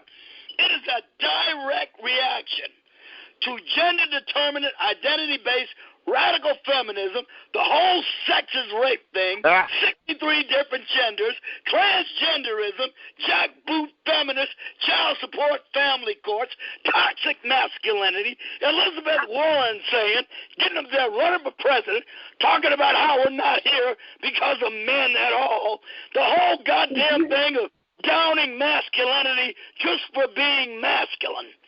That's what it's a reaction to. And you, Tyrone, when you repeat these things, from the left, condemning it, man, don't you let this guy shake you out of your sincerely held beliefs by guilt by association. That shit shouldn't even stand. Okay, I heard you. I heard you. Wait a minute, let Gigi say. Let Gigi go. Go ahead, Gigi. I'm sorry. Go ahead. I'm out to Gigi. Well, this is similar to when I spoke. I'm old, so I'm like in my almost 60. But when I was young, the older women, black sisters that were in the feminist movement, they started out to empower women. But they found out that the white women were the ones that hated men. And no matter how hard the sisters worked, the white women their angle seemed to be to put down men, to we don't need men and all that other crap, and that's why they kind of separated at a point, because most of the women were church women. I know you're going to laugh, Tyrone. Most of the women were church. No, you're good. Most of the sisters were church women, and they believed in the family, and they believed in, the structure of the home, and they just was not buying the we hate men thing, which also was underneath that was an agenda for our lesbian women. I'm done. All right. Okay, well, hold on for 1 second. I am. Hold on. You're gonna go now. I'm glad, Gigi. You know what? You've been batting 1,000 tonight, and I'm glad that you said what you said, because and you've been around on this show to hear people when they say part of the problem for the black community downfall is when the black women join the white feminist movement. You've heard that talk. You've heard them say in 19 such and such when black women was on Oprah Winfrey and blah, blah, blah. We've heard all that bullshit. Now what we have is black men, thanks to your fucking analogy, Gigi, doing the same goddamn thing, joining these anti-feminist movement with white men hating on black women. This is what we have. This is the perfect example of doing the reverse of what black men was complaining about before, because we've heard it here on this show. Okay, can I have a word in now? See, go ahead. I see what the problem is, and the problem is that we are in a echo chamber, and people don't want to understand where the other side is coming from, and that's why though there are so many beefs on this channel. So allow me in misconceptions. Now, Tyrone, go to the bottom of the Wikipedia page. Go to the bottom of the Wikipedia page and tell me when was it updated. See, last year when I was battling Obsidian and them niggas at the Black Manosphere, that website changed. So you cannot go to Wikipedia when they're changing the definition every 6 damn months, because even Alan Roger Curry made a video talking about why did they change the definition of Wikipedia. I got to get out of this now. I don't want to be a white supremacist, because if they change the definition, then therefore I got to leave. So that's what they did. You actually put up using Wikipedia as a primary source when somebody actually changed the definition. Now let's go back to the history of the shit. No. We're going to stay right here on Wikipedia, and I'm going to tell you why black people are so uneducated. What you just did, Big J, is the reason that we're slow. Pointed out. Listen to what I'm saying, because do I have to email you? I'm going to have to email you, Tyrone? No, you don't have to email you. No. I'm thinking to a line of I'm not going to argue. Let him finish, please. I'm sorry to be lied upon. Okay. What you just did was show why black people are slow. What Big J just pointed out is an update to a Wikipedia page. Now listen, anybody with a logical thinking mind would want the most current fucking iteration of any fucking thing. Because it was updated in 2019 doesn't mean the origins of the sources is not true. And the reason, Big J, now if you scroll back up from the damn date, you can click on the fucking references. The references is the fucking references, Big J. And they've got 48 of them. And you can read every damn one of them. But you're saying, listen, you saying because it's got a date at the bottom of the page that somehow or another the original information is wrong. Big J, that's wrong, bro. You don't know how to. Tyrone. Wait a minute. Hold on. Okay. Let me get this out. I know it hurts. But all you have to do is click on the listen. All you have to do is read that section that says references. And the date update of a page, listen, the date update of the page doesn't necessarily mean that the Southern Poverty Law Center is wrong. It doesn't mean, okay, can you please not do that? It doesn't mean that the association with the alt-right is wrong. It doesn't mean that none of this racist connection that these men organizations have is invalid, Big J. So you point out a bullshit argument that somebody on YouTube done told you to damn say because you just said it. Oh my God, the Kim, you cut me off when I'm finished. You cut me off when I'm in the middle of a goddamn sentence. No, let's see again. I got to sit there and be like Miss Robert Ross and draw you niggas a picture. You niggas, and that's all y'all do. Y'all just go to Wikipedia and think Wikipedia cannot be changed. You know, they're already changing, they're already putting out fake ass shit on Wikipedia for the past couple of weeks.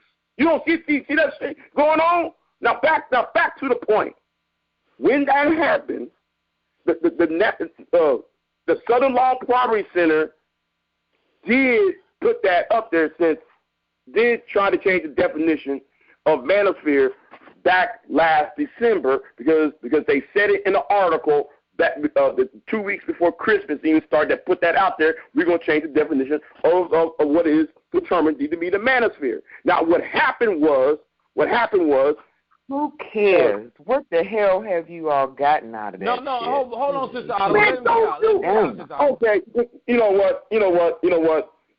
I'm being I'm tired of being disrespected for the last time.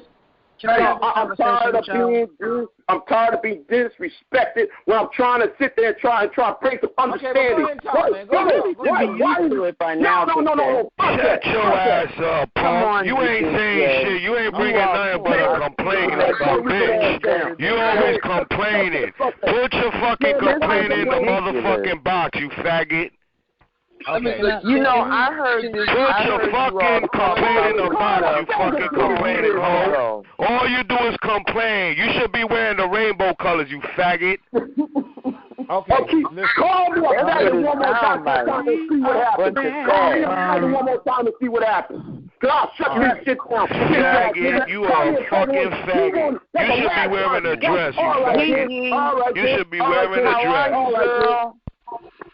Okay, can I address something? Hold on. We got to let everybody speak. But listen, this is my point, Big J, and I'm not even gonna scream when I do this right here. And everybody needs to pay attention to what I say because I'm gonna show you, Big J, why we're slow in the black community. Okay? You going right, slow. Listen to what I'm saying. I'm going to give you some emails to back up what I said. I'm gonna use this. Listen. No, I got you. Because you lying on me, dude. You lying on me. Let me say something real quick, Tyrone. Tyrone, listen. I don't like to be lied upon. I don't like to be lied upon. Listen tonight. This is one of my favorite shows ever. Hold on, let me get this out. And here it is, real quick. Gigi has been waiting to speak. Okay, wait a minute, Sister Ottawa. I heard that, but I got to do this right here. That's been a while ago. You are not getting nowhere. Okay, well, see, there you go. You on mute. You know I ain't gonna do that. But listen. I want everybody to go to the link that I just put in the chat room.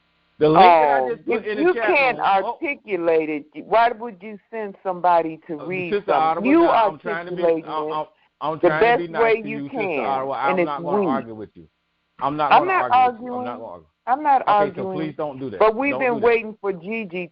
Okay, well, you're going to have to wait a little bit longer. All right, listen.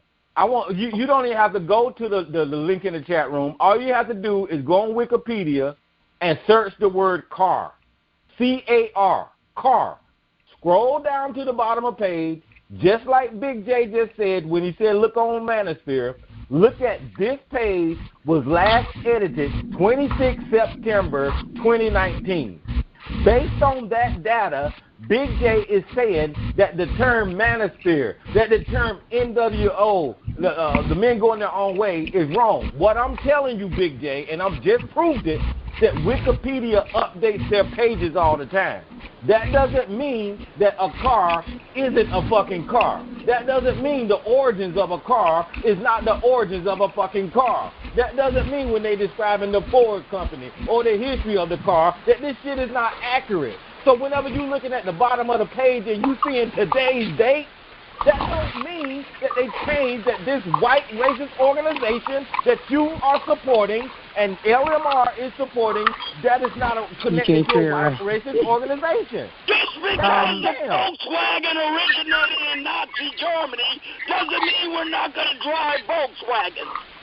Jesus, let Gigi go since Sister Ottawa said, you know what? I'll put this on my goddamn show because I got to educate you sorry niggas that one more again and what things really what happened. Big J, you can't argue with what you need to educate yourself.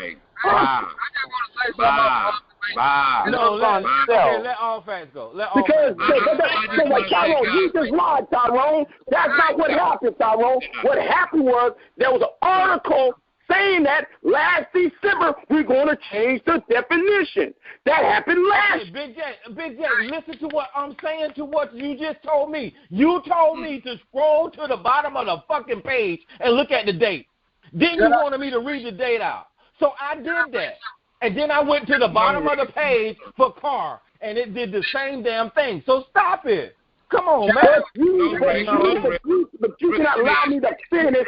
You cannot allow me to finish my point. You keep interjecting when I'm in the middle of a goddamn point. Listen. Where's the system? Let me go. I'm sitting in the new crib setting up everything, and I got y'all on the earphones and stuff. DJ, listen, hold up, Rick. Damn. Where's the sister Gigi? I want this to be very clear. I'm good. I talked already. Well, I missed it. What'd you say? Can I take Big Sister Ottawa? Let all fans go now. Exactly. Wait a minute. Shit. I'm not for that male supremacy shit at all. Because you all are very weak. And you're hiding under the banner of being macho, and you're not. You're very weak. Wagging that finger at me. Very weak. No, go ahead. Okay, let all facts go. Go ahead, all facts. And me too. Okay, listen. I just want to say. One too, but you know about talking about me too. We really don't know about talking about goddamn go, man. Tranny. What the fuck? I need to get it out. I need to get it out. I had to call back in. I'm sitting up here setting up the computers in the new house, setting up everything. I got y'all on earphones. Big J, something is wrong with you. You are a hypocrite. Yeah, crazy, man. From New York for interrupting you, you cuss him out, call his race, all kinds of names, but every single time someone is conversing with you, you're doing the exact same thing, yo. Because they did it to me! Because they did it to me, nigga! What they did to me, I'm going to do right back to them. Get to your thick ass head. Am I wrong for thinking this is funny? Am I wrong for thinking this is funny? Hold on, Big J. No, you're not. It's really hilarious. One more Big thing, J, let him get it out. He at work, man. He at work. Let him get it out, Big J. Go ahead, all One more thing, Big J. You conversing with that woman in the chat room, you are a fucking fool and you're a kid. You're not a man. You don't be doing no shit like that, and you're funny as shit. Fucking doing what? What I did. I can teach you to talk to a woman. You need, something is wrong with you, yo. Something is wrong. What I did. No, name what I did. Name what I did. Listen, when you have, I want to. What I did. Have a man-to-man conversation. I can give you some notes, yo. That's all, because you're scary as shit. I'll talk to y'all guys later. That's it. Yeah, let me say something. What the fuck is he talking about? What the fuck is he talking about? You know what? Can I say something? Hold on. Let Ottawa go. Yeah, I want to say something. See, you all think that just because you're on this line and you say you're a man and this and that, that's going to get some woman in line. Listen, first off, the only way you're going to see change in your relationship with women or men is that you change yourself. If you keep doing things the way you've been doing it, and your results have not changed, that means that you need to do something with yourself. Just like the moons and the sun, you need to do the work. And just like bringing high, Big J, that's bullshit. That's bullshit, Big J. Now, you know you ain't heard Sister Ottawa in a minute, man. Let her go, man. No, because every time she call in, she keep on attacking me. That's why you're not even the issue. You just a lot of noise in the background. And I'm not you. speaking to you because you don't get it. Go ahead. No, but you don't get it either. You have to deal with yourself. And so you can't change nobody. And so you cannot change anyone. And you the can't only change person me. you can change okay, is Big yourself. J, let her go. And Sister Ottawa, please don't address Big J if you can't have to, because we want to hear what you got to say. So go ahead. Well, I done said what I was going to say, and that is that you have to do the work for yourself. Can't nobody change you. And you can't really change anyone else. We ain't talking about changing anybody else. The conversation that you all having tonight, you had it 3 years ago. And it ain't moved forward 1 iota. Then why won't you create your own still where you were 3 years ago. Mm-hmm. Let me say this. Now, if I said that thing, y'all was stepping on my neck. Let you go. Man, what talk from the house phone, dude? We can't understand you in that truck. How do you go to a conversation when I can't understand you? Rick, how can you have a conversation when you can't understand you in that truck? Hold on, let Rick. Let it go. Go ahead, Rick. Now, all I want to say is, old boy stated earlier that it used to be a bunch of guys that sounded white with no picture doing podcasts or whatever about MGTOW. The guy and they say the guy, once they found out the guy was black, they turned on him. What is that saying? I'm just half of them turned on him. Thank you, Rick. Can I address something real quick? Can I please? Y'all do too many opinions. Hold on. Big J, let me say. I was there when it happened. Big J, let me. Okay, let LAR go. Okay. Go ahead, LAR. What you said, even a definition of the manosphere, even when you get on Wikipedia or you Google it, what was there prior to that is right under it. When it says the manosphere comprises various online groups who promote certain forms of masculinity that are generally hostile to feminism. They include men's rights activists, pickup artists, and fathers' rights advocates, among others. That was the initial definition. And it's right on that Wikipedia page. The one that Big J's talking about that's above it, that was put up recently. And when you Google when you Google it, that's what initially comes up is this particular paragraph that's in that very Wikipedia thing. Now I get what you're saying, but just all I'm saying is be open to the concept that this was added to make it look a certain way, just like you can Wikipedia black identity extremists, and it really doesn't make sense, and it's a bad representation. But does part of this stuff that's in that top definition exist? Absolutely, because that's what when because I'm with the black guys, and the reason why I wound up actually being in the manosphere with the black guys because I wrote a book about things that non-custodial fathers could do to better the circumstance or relationships or even get custody. All right. Now listen, you see that men's right movement in that first definition, the one that you're promoting right now? First of all, it's a link, right? But I want you to click on the link.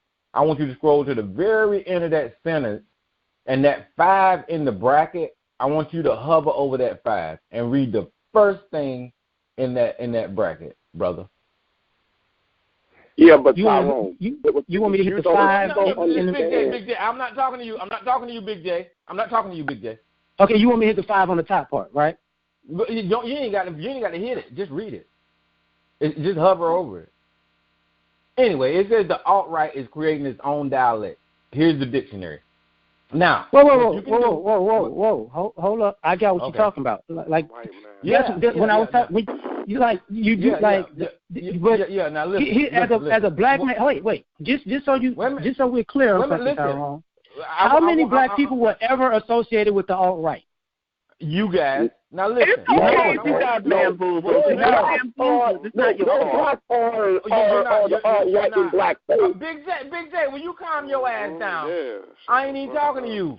Now, brother. No, shut the fuck up, NYC. Say that's hold up. Who in the background of shit? Fuck ass bitch. Listen, no, you are fuck ass bitch. Bitch ass bitch. I'll try. Okay. I want to talk to LA. I want to talk to LAR. LAR, listen. You're promoting the men's rights movement, right? And obviously you didn't hear me when I read you what the men's rights movement was earlier. So on that same page, on that same page, you can right-click on that link, and it'll open the page to the men's rights movement, and the men's rights movement will additionally tell you that it's associated with the alt-right. Okay? So you're not getting away from the fact that your groups are associated with these white men. I'm not even asking to get away from them being associated with the alt-right. I'm asking where have you seen black men hand in the same premises as the alt-right, like on the same team? Where have you seen it? No. I see you so black over there. No. We are gonna have to go here with this. We gotta go here with this. What I'm about to say. Big J, listen. You keep saying that you ain't MTOW, you ain't Manosphere, but you bending over backward to protect these niggas tonight for some goddamn reason. Now my man came on here and said that he's Manosphere. Now you're exposing yourself, Big J. You really are. Yeah. Now you support these groups, or don't you? Because the reason why I'm bending over backwards. The reason why I'm bending over backwards, because I heard your argument's not fair. No, I heard your explanation earlier. I heard your explanation earlier about trying to be fair and on both sides, but you're going a little bit further. That's what you're doing. No, the reason why I'm going a little bit further because you got that punk ass nigga from NYC coming at me sideways with this. That's why I say see again. No. That is the truth of the matter. That's the truth. Oh, bitch ass nigga, I sat the dog. I take my dick, take a pick on your fucking face. I pick on your fucking ass face, bitch ass nigga. Punk ass nigga. You are punk ass bitch. That's what you a fucking ass. You a punk ass bitch. You ain't gonna do a goddamn thing but drop the goddamn. Okay. LAR, go ahead, man. These guys, they in their feeling for each other for some shit. Go ahead, LAR. It's a long day. Yeah. Like the reason I said it, okay. When you look at the alt-right, the Wikipedia, the alt-right is an abbreviation of alternative right, is a loosely connected far-right white nationalist movement based in the United States. That's not white nationalists. There is no such thing as black men being involved in white nationalist groups. And allow me to say this. Allow me to say this. If you just hit on Google and hit on alt and type in alt-right, that's going to be the initial Wikipedia beginning of the definition of alt-right. The alt-right is an abbreviation of alternative right, is a loosely connected far-right white nationalist movement based in the United States. Where do you see black men in a white nationalist movement? All right, now I'm going to answer you. Now, please, and I'm going to give you evidence, and I'm going to give you proof of live people, of black men that is in this organization or support this organization, okay? You just heard a nigga calling here screaming at the tip of his voice. Oh. That guy supports the alt-right. That guy says... Oh, which one are you talking about? Me, or be a star? Wait a minute. Hold on. You know, wait a minute. Wait a minute. All the hit dogs holler. So, who you hear right now? LAR. He supports the alt right. He says that he don't mind. Yes, he does. He'll tell you that. Oh Lord. Listen, wait. So I had to ask that for one reason. I'm sorry. Okay, go ahead. Do we know it? Do we know him in the manosphere? Well, his name is Sarge, and he's a black police officer. He's an ex-state trooper, and he supports all those groups. He's very old and retired. Okay, so he's not part of the black part of the manosphere, right? No, that wasn't your question. You said, when does a black man support these organizations? I just gave you an example. The reason I get that you gave me an example, but you brought up the manosphere being in the alt-right. It is. So if it is, where are the black men in the manosphere that are part of the alt-right? No, I don't hang around you guys, man. That is the problem. That's the problem, Tyrone. See, I got to be fair. How are you going to talk about something that you're not even there to see it? See, Big J. Big J, listen. You know what? I know, Big J. I know. These facts hurt, but the fact is, I'm not hurt. Hold on, wait, listen. The fact is, we got the origins of this organization you guys are promoting right here. Wikipedia. We got where it comes. Okay, listen. If you don't want to read the origins of some shit, that's you. But you ain't providing me with anything alternative. That's why, though. Can I please finish with what I'm saying? You ain't providing me with no other sources. You ain't providing me with shit except for your feelings. Now, I got proof of what I'm saying. Now, whether or not you accept it or not, I don't give a shit. But the United States of America and the world accepts this as fact. You guys don't have to, and I understand why you don't, because you are associated with these people, and you don't want to believe that it's true or that you're associated with white racist supremacists in this goddamn country. Well, wait. You know what? It's Tyrone, right? It's Tyrone, right? Yeah. Go ahead. You said you want proof, right? And you about proof. Uh-huh. Did you prove that black men in the manosphere are with the alt-right? Or did you just say it? Well, if you be quiet, I'm going to give it to you. Okay. There's this guy named Larmovement and Big J on the phone right now that are supporting these organizations. That is a lie. Because you heard me all night. You heard me all night long saying I'm not part of no shit. So, I said that. Well, you act like you are. I said no, because you're not being fair on what really happened, on why, on the history of it. Because I've been there when it started. I've been there when it started. You wasn't there, Tyrone. No. You wasn't there when it started. Tyrone makes an interesting point to me, though. So that means my content supports white nationalism, right? Yes, it is. Have you watched any of my content? Because I have probably up to 3,000 videos. I have not. So out of the 3,000 videos, you will not find a video that supports white nationalism. Yes, I do. I'm going to tell you which ones. Wait. You just said you didn't watch them and you go find. Yeah. I'm going to tell you the ones. Listen. It's dishonest. Listen, hold on. I'm going to tell you the ones that support white nationalism without even watching your channel. And that's any video that you have, and I don't know if it's to be the case or not, any video that you have supporting men going their own way, any video that you have supporting the manosphere, any video you have supporting the men's liberation movement, any video you have with that content, you supporting white nationalism. Okay. Wait, please. Trick this dude is pulling on you, man. Because this is fun. He got you up here defending yourself against white nationalists instead of saying what you believe in. That is a dirty fucking trick, Tyrone, and it ain't fooling nobody. Tyrone lied though, y'all.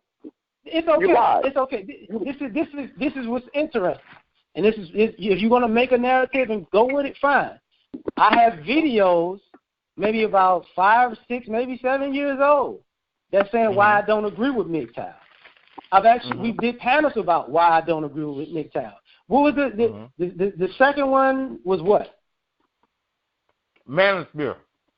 Well, as far as fathers' rights, I agree with that. As far as traditionalism and being anti-feminism because of the negative parts of it, I do agree with that. What does that have to do with white nationalism? That's what you telling me? That's what it's got to do with. He's doing a smear campaign. No, I get that, but fathers' rights is white nationalism. Yeah. You know what? You know what? Now you know that sounds a little out there, right? No, I don't. Okay, listen, so wait. I just gave you. Listen one more time. The men's rights movement is branched from the men's liberation movement in the early 1970s, with both groups comprising in part of the larger men's movement. Claims of activities associated with the men's rights movement have been criticized and labeled as hateful and violent. In 2018,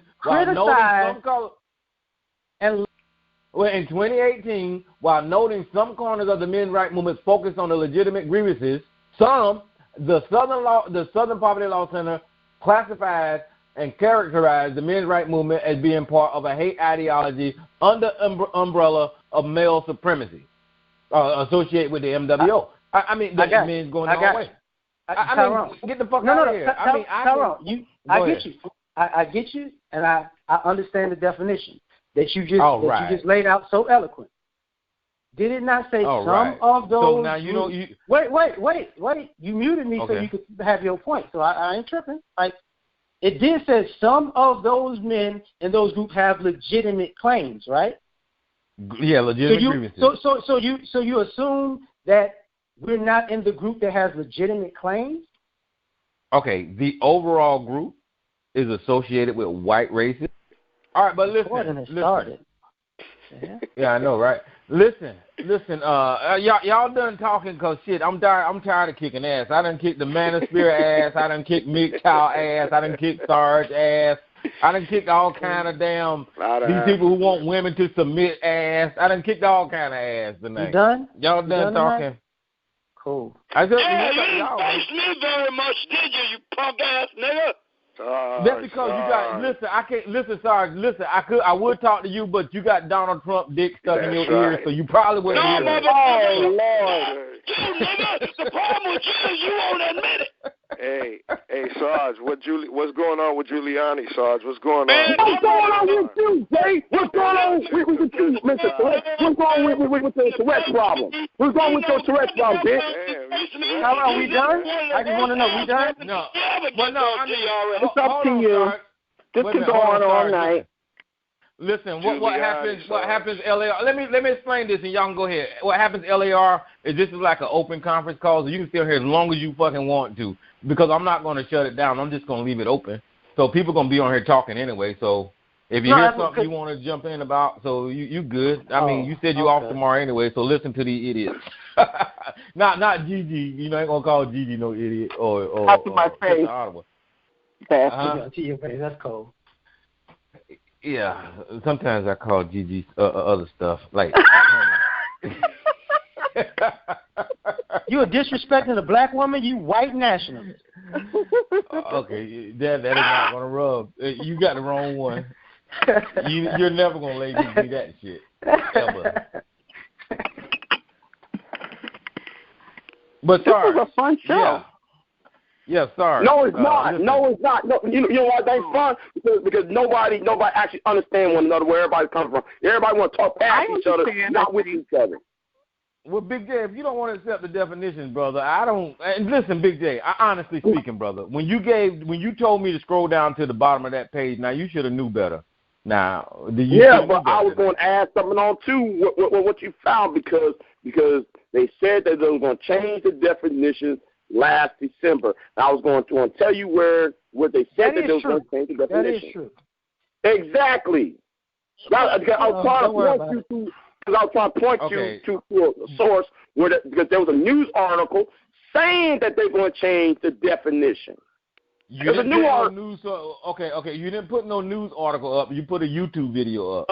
If you would have clicked the news article, I would have clicked the news article. Even if one was to accept your definition of where a thing originated, that does not mean it invalidates it, even if it's true. And I know you're half lying about most of it. Like I said earlier, the Volkswagen originated in Nazi Germany. We're not going to stop driving Volkswagen Beetles. I think I said that. Well, I'm just saying, man, just because something originates somewhere doesn't mean it isn't true. But guess what it do mean? It still means that Hitler was a racist, fucking terrible, hideous person. Tom must have been too, right? Right. So we don't hear people. He designed, or rather, he sketched out the layout of and submitted it to Dr. Ferdinand Porsche. By the way, Porsches that a whole lot of black people love too. Right. So we don't see people running around calling themselves Nazis either. No, we don't see people who believe in men's rights call themselves alt-right either. So what? Well, you know, if you guys are delusional. Your whole premise is flawed and specious, but then so are most of them because you get it from the left. And everything the left does is a distortion and a lie. Well, let me just give you a little bit of information. I know you're a smart guy, Sarge, but whenever you come up with a term like men's rights, and men create the fucking rights, then you're going to have to sit back and consider what is this new movement called men's rights really about, because men created these fucking rights for fucking men. Well, so, listen. So women created women's rights for women? Let that sink in. Let that sink in for a second, okay? Because we're the ones with the fucking pens and papers and documents and policies. The ones with we don't have no policy because we're black men, right? So hold on. Big J. We can definition the men now. You pushing definition the men now. Wait a minute. Give me a founding father that wore a fucking dress. Where the fuck is she at? That's what the fuck I thought. Oh, wait a minute. Wait a minute. Are you going? So let me ask you a question, Tyrone. Okay. Did men's rights come before the alt-right, or did the alt-right come before men's rights? Men's rights came before the alt-right. Alt-right is pretty relatively So a fairly new organization is the premise for things that preceded it now. No, I gave you the origins. Do I have to read it to you again? No. I get. You said you gave me the origins. Well, even though you read the whole thing and the way you did it, I get all how you did it. But you ended with their part of the alt-right. What you confused about? The alt-right. I'm not the one that's confused. The alt-right is fairly new. Fathers' rights, men's rights were around way before the alt-right. Yes, that's the fucking order of things. But the alt-right is considered white nationalism. All those other things weren't. Okay. You know what? I have a better argument. I can sit here and say that the pro-black movement is alt-right because. Oh goddamn. Okay. No. I'm trying to go here with you. No. I'm gonna go here with you. What are the main things that many of you pro-blacks have in common with alt-right? Y'all have a problem with interracial relationships? No, hold on. Y'all got a problem with Jews? I'm talking to my Alexa. Alexa, turn off my computer room light. Hold on. Y'all have a problem. Y'all have a problem with Jews? Y'all always obsess about race annihilation? Y'all fuss and fight about interracial relationships? and then y'all talking about we need to separate. Those are the four basic things that both the pro-black community, the so-called pro-black community, I'm saying so-called, and the alt-right. Those are the four things that y'all have in common with them crackers over there. So okay, but Big J. So using your logic, going to your logic, therefore people who you say they are hotep and pro-black, green ball, black ball, therefore they're part of the alt-right. You want to use your logic. I think that we've had this conversation on the bad stretch. That was a bad stretch. No, it's not. No, it's not. I'm gonna tell you why. Big J, I don't need to know why. Damn it, hold on, goddamn it. I can take the voice clip out of Mama's voice now. I can take the voice clip out of Renee's mouth. Big J, and I can take the Sarah McCarthy. Big J, what the fuck? We just heard what you just said. You can't say that this black conscious movement or whatever you're saying is equivalent to the fucking alt-right because their fucking origins is rooted in people putting on fucking hoods and burning down black people's houses and lynching motherfuckers. The black conscious movement. I go by your rhetoric. I go by your rhetoric. I don't give a shit. I go by the rhetoric. Listen. Okay, so you're just going to use rhetoric only. So the fucking murder. No, because hold on, brother. Because he said something else is all right, but then you won't. Big J. Big J. So you're just gonna X out the fucking murders and the lynches and all that kind of shit committed by these racist motherfuckers and equate them to fucking black movements. That's silly, Big J. No, hold on. You got one nigga on here talking about, hey man, hey Big J, how you doing, Big J? Man, Michael Johnson was a hero to me because he shut the cups down in Dallas. Now, why you always bringing up random Big J, people? so you name one person.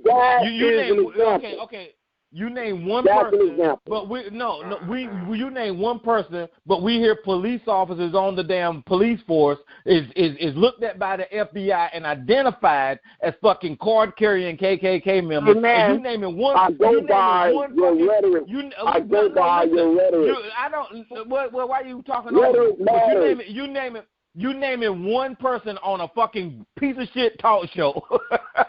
I don't like how you bring that up, Big J, like I don't stand on that. I stand on that, man. Hey, what's up, Ed? What's up, Tyrone? I guess Big J get ready to argue at your ass now, because y'all always in my eyes, Michael Johnson is a black American hero. Why can't he be Alexa, my hero? Turn off the bedroom lights and turn on nightstand lamp, too. You keep bringing that same shit up. Like I supposed to yourself, Tyrone. I had to tell my Alexa to do my lights. Y'all need to get y'all Alexa. Good night. That's the white man. Remember, you pro-black. Okay, Tyrone, let's go back to your premise not too long ago about the fact that the founding fathers, when they wrote the Constitution, they didn't have any women there. And I think you said something about somebody wasn't showing up in dreadlocks. But anyway, at the time they wrote the Constitution, the United States was one of the youngest nations on the planet. But prior to that, there were thousands of other nations that have been formed throughout human history. And one of the most common features of almost every one of them, with some minor exceptions at the fringes of those nations, every single one of them was a patriarchy. Now, why was that, Tyrone? Why was the patriarchy such a universal institution amongst human beings? Okay. Now, I understand you know what? Nobody actually it was just the founders who did it, and no one else had done it prior to this in human history. Oh, Big J, well, sorry, listen to what, and I'm going to prove my. Listen, I'm going to answer your question. The founding fathers, right? They sit down and they wrote whatever policies and rules and doctrines that they wrote, right? And then years later, you had this little movement called the women's suffrage movement. Now, what does that mean? Well, shut the fuck up, nigga. What that means is that... I know that you're not answering my question. Okay, but go ahead. I am answering your table. No, you're not. At the table... You're telling me about something else. Why can't you answer the question first and then go on this why you cut me off?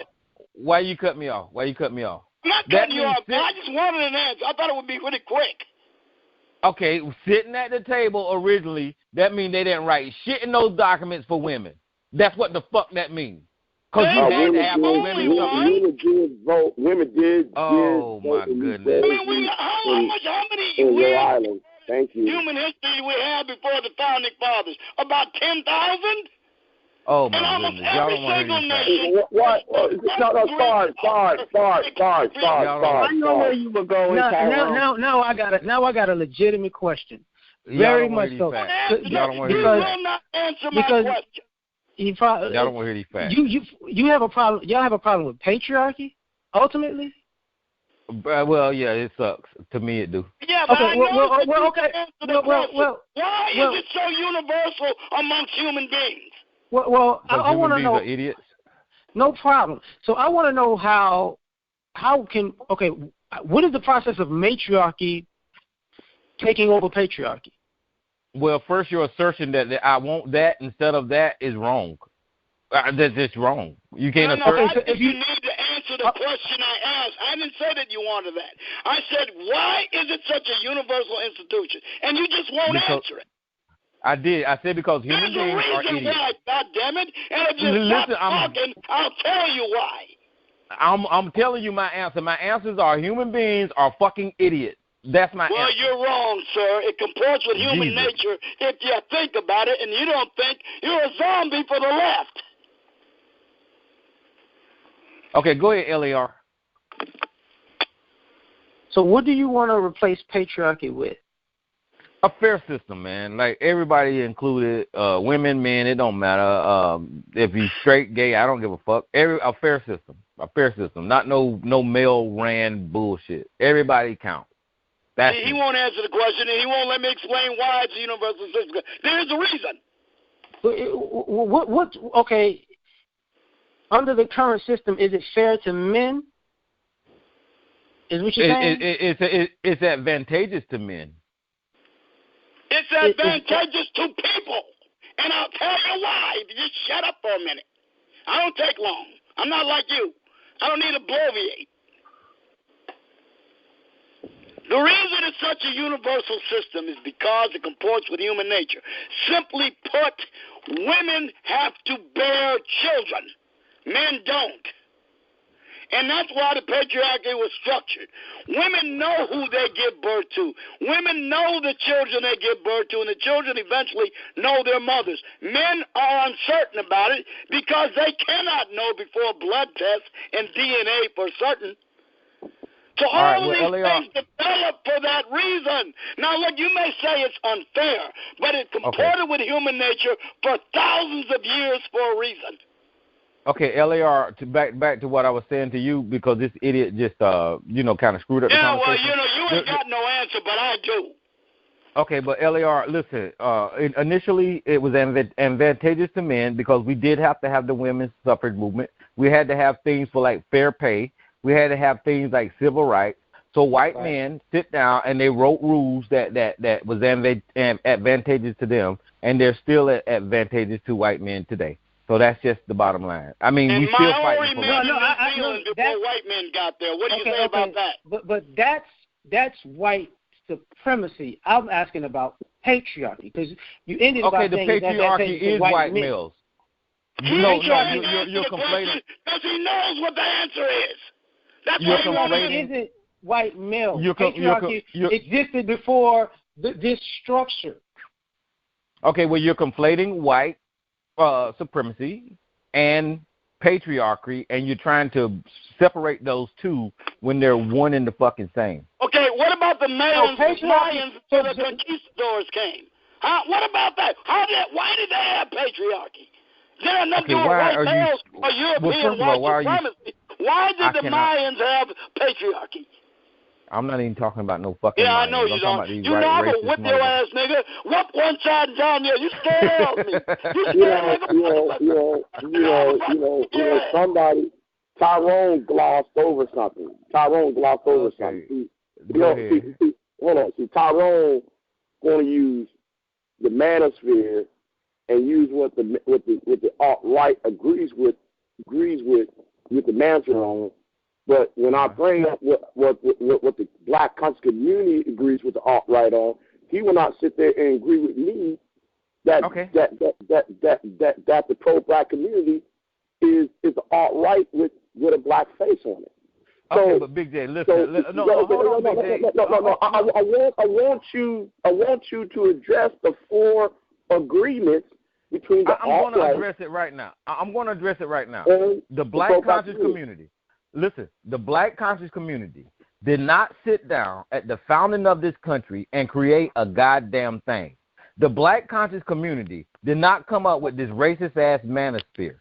The black conscious community don't run no financial institutions, don't run no banking institutions, don't run no education institutions. The black conscious community don't run the prison industrial complex. The black conscious community is a fucking creation of fucking social media. It's a small part of this fucking society, and you're equating it with all of this massive white male fucking supremacy and racism. And you can't do that, Big J. I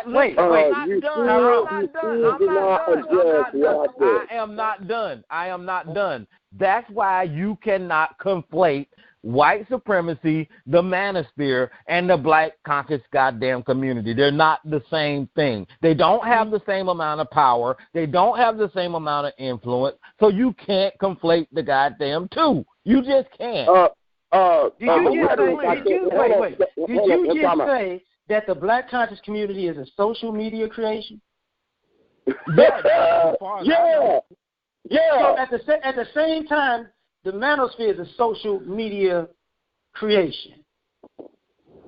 Well, the manosphere, I just gave you the origins. Do I have to keep reading that dumb shit again? What the fuck is? Do your brain stop working? I just gave no. Because even in the definition, it says online.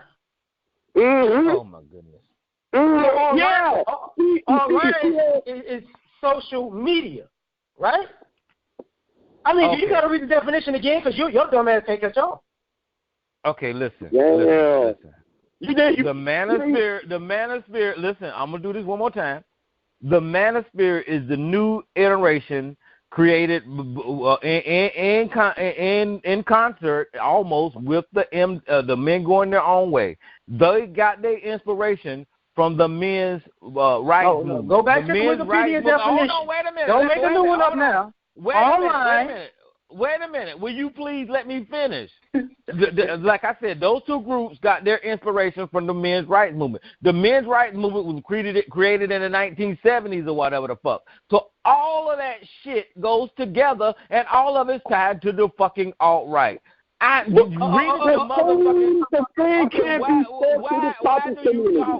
the fuck do you talk when I talk? I don't do that to you.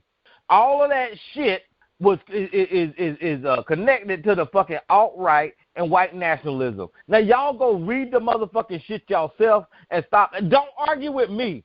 Argue with Wikipedia. Wikipedia says the manosphere is a loose collection of predominantly web-based. Keep reading. Keep reading. So web-based also means social media. Stop reading. No. I asked you a specific question about social media. You said black consciousness was social media. I said the manosphere is also social media. Okay, the problem with black people like you on social media is context. You're not reading the entire thing. I read the entire thing. You haven't went in context on this whole thing either. You pick out what you want, when you want, how you want, and say, look, don't be hurt. Don't be hurt now. I know I'm hurting your feelings now. Don't be hurt now. Don't do it now. I know you do. Everybody try to take my little saying. But listen, I know it hurt. I know it hurt. So, but you got to read the whole thing, and I read the whole thing, and I gave you the connection how all of that shit is tied to the fucking men's rights movement, and the men's rights movement is fucking racist and fucking alt-right. So I gave y'all all that. Yeah, but please. White nationalist is racist, right? Yeah. Right? Yeah. But what Jay is saying is, but in context, is black nationalism racist? They're not the same thing to me. Oh, so when black men, but that doesn't work when it comes to black men in the manosphere. It's a different ideology. It's that one can't be the same. That one has to be the same. Thank you. Thank you. Let me show you. Let me show you. Black hold on. Wait a minute. Before y'all put y'all pom-poms, before y'all put y'all pom-poms on, let me show you something. You got one called the alt-right and one called black conscious or whatever, right? Now, those are two separate name identities. You guys are flying up under the banner of the same banner of manosphere and men going their own way that white people created. Y'all are up under the same title.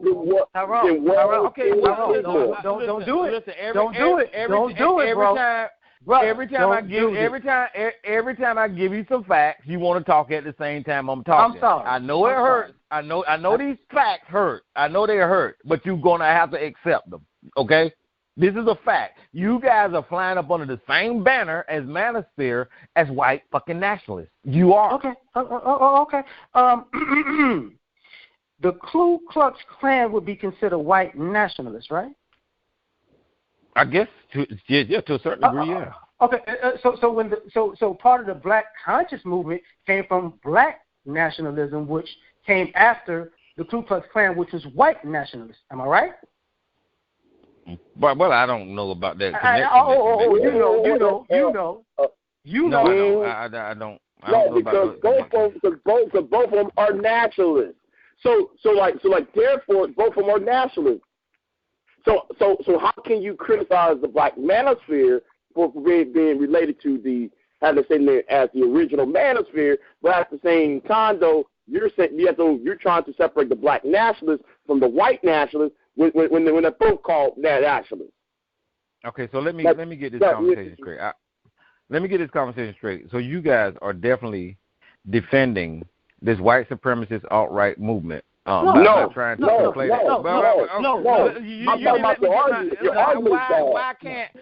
can't I get my complete thought out? I don't understand that. Now I know it hurts. I know it hurts. But you don't have to hear them. You listen, but you guys are conflating the black nationalism with the fucking alt-right. That's what you're doing, and you're defending the manosphere at the same time when you know the origins come from the fucking alt-right. So I don't understand that. So the alt-right came after. There we go again. I can't even. I don't understand why. If y'all don't want the facts, then what the fuck, you know? So listen. Just give me some facts that are chronologically right. Listen. Okay, I'll tell you what. Both of y'all, you got a college degree, LAR? Yes, sir. You do, and Big J do too. Use that and read the fucking Wikipedia page. well, you would know that that's not chronologically right. Oh my goodness! The chronological order is the alt-right came after in the men's rights movement. Listen. Therefore, you can't sit there and equate the two when one came after the other. All right, listen. I'm going to do it like this right here. I'm going to tell you and Big J, y'all can have your manosphere, y'all can have your MWO. I just need to know that you guys, listen, I just need to know that you guys understand that what Wikipedia is saying exists, and there's a lot of people use that fucking characterization of those organizations to get some meaning out of it, okay? So I'm telling you that. I'm telling you that as black men, as y'all go forward and y'all endeavor to promote these fucking organizations. I don't give a shit. You can do whatever the fuck. Listen, you can do whatever the fuck you want to do. I'm not supporting the black manosphere. I'm not supporting the black manosphere. I'm not even part of it. Well, it sounds like you supporting them tonight. Yeah, you kind of are. No, but like, your argument is bad. That's what your argument. First of all, Tyler, your argument is bad. And listen, the second argument is what it is. Okay, when you say it's my argument, Big J, that's what you're not understanding. Is Tyrone don't have an argument. Tyrone read you what was on the fucking Wikipedia page. That's not my argument, Big J. So don't argue with me about the dates and times and associations. I didn't create that shit. I didn't. So you didn't research anything? I didn't create that. I just read it. Listen to what I'm saying. Did you research anything? I want to be clear. I read it to you guys when LAR said, I'm going to ask you why is it a problem for the manosphere to critique black women? That's what I read when I found out what the fucking manosphere was. That was it. So don't critique me. Critique fucking Wikipedia. I'm not. LAR, what was your major in college? Science. Science? No fucking way. Did you say science or psych? Science. Oh, psychology? Yes. Okay, well, that kind of makes a little bit of sense. You said science? Yeah, I actually, it was a choice between that and physics. I should have chose physics, though. You should have. Maybe you'll be able to think more logically if you chose some form of science, because you fucked up, brother. You know, you know what? It's real funny to hear that from a person that's double-minded. Oh my goodness. Okay, I'm double-minded. I got you. Yeah, but Tyrone never talked about the similarities between the conscious community and the alt-right. I did, Big J. Big J, no, I did. I'm going to address it. I'm going to address it one more time, and I'm going to say this clear so you can see me talk about it. I, Tyrone, don't think that they are the same fucking thing. You and LAR do. Me, you, and LAR are three different people. I can have my vision, you can have yours, and he can have his. I don't think that they're the same thing. Now, I addressed it, and wait a minute, hold on, let me be clear so Big J won't keep saying that I didn't address it. I don't think they're the same thing. You can think that they're the same thing. LAR can think that they're the same thing. I don't think that they're the same thing. Now, I addressed it. Okay, so stop saying I didn't address it. I addressed it. But you did not address the racial annihilation argument that both sides said. You didn't address how they view the U.S. government, or you never addressed how like they. Let's stop at your first issue, racial annihilation. What both sides said. Okay. Yeah. The racial annihilation. One side have taken actions when it comes to things like Planned Parenthood, Margaret Sanger, Adolf Hitler, lynching black people, the Tuskegee fucking syphilis experiments. One side have taken action to incarcerating black men, financial disparity in the country. One side had the power to actually put in place something to annihilate the other race, war, killing motherfuckers, burying tens of hundreds of people in the same goddamn grave of black people. One side have actually taken the side for this racial annihilation. You have not seen one motherfucking black person bury a mass grave full of white people. They're not the same fucking thing. Shit up a school. Wait, hold on. Tyrone still messed up my argument. That's not what I asked. Oh my goodness. We're gonna have to break this down one more again. When somebody racial annihilation. Hold on. I'll bring it another way. You got some white people say, make more white babies, white women. Yes, white women. Spread your legs and make some more babies because we're being annihilated by the niggas in the sticks. Now we come to black countries. We go to black YouTube. Guess what we hear in black YouTube, and yes, on this show too, because you got Mama's voice sitting right over here in the cut. Man, you gotta date your black woman. You better make some black babies, man, because we need some soldiers. All right, that's what we're gonna talk about. Do you see the correlation? It's the same damn argument. Wait a minute, hold on. Wait a minute. It may be the same words in your version, but here's what I see. Whenever they say make more white babies, this is what they do. They start trying to enact abortion laws. They start trying to outlaw people trying to get abortion to protect their race, right? Black people don't have that power. Let me tell you what black people do, and it's a sad fact, is our people have been programmed to go to abortion clinics and get abortions. Our people have been told not to sleep with black women because of the shit that you guys say, that somehow or another they're ratchet or somehow or another they're bad women. See, this is what when you're talking about procreation in the black conscious community, you guys have sit on fucking social media and try to taint the waters, if you will, when it comes to us sleeping with each other. So words matter. Words and rhetoric matter. Okay. Well, people are promoting. Words matter. Words matter, Tyrone. Your words matter, Tyrone. If you're saying the thing, wait a minute. Y'all don't want to hear these facts. But Big J, you brought up the goddamn subject when it comes to people talking about white men talking about making more black babies and black men talking about making more black babies. Yes, you hear the same thing. No, I said white men telling white women to make some more white babies. That's what I said. So but you hear the same thing on both sides. Okay, you hear the same thing on both sides. I have some basic arguments with all the time. You hear the same thing on both sides, Big J, but the action that is taken by both communities is extremely different. Wrong is wrong. You don't want to. Why you ask me the question if you don't want to hear the goddamn answer? The action taken on both communities are extremely different because one side got the economics and the political power to enact methods of their people being protected when it comes to trying to produce more white babies. The other side got mouth, tongue, and whatever the fuck, but we're told to go to abortion clinics and get rid of our fucking kids. That's why we remain at 13% of the population all of this goddamn time. Because whenever you think that black people are telling black people to sleep with black people and they're actually doing it, that's not what's happening. Yeah, get pregnant, but somehow or another, we told to go to the abortion clinic too. You get that? That is a lie in itself because white people have more abortions. Can I say something? By whom? That is a lie.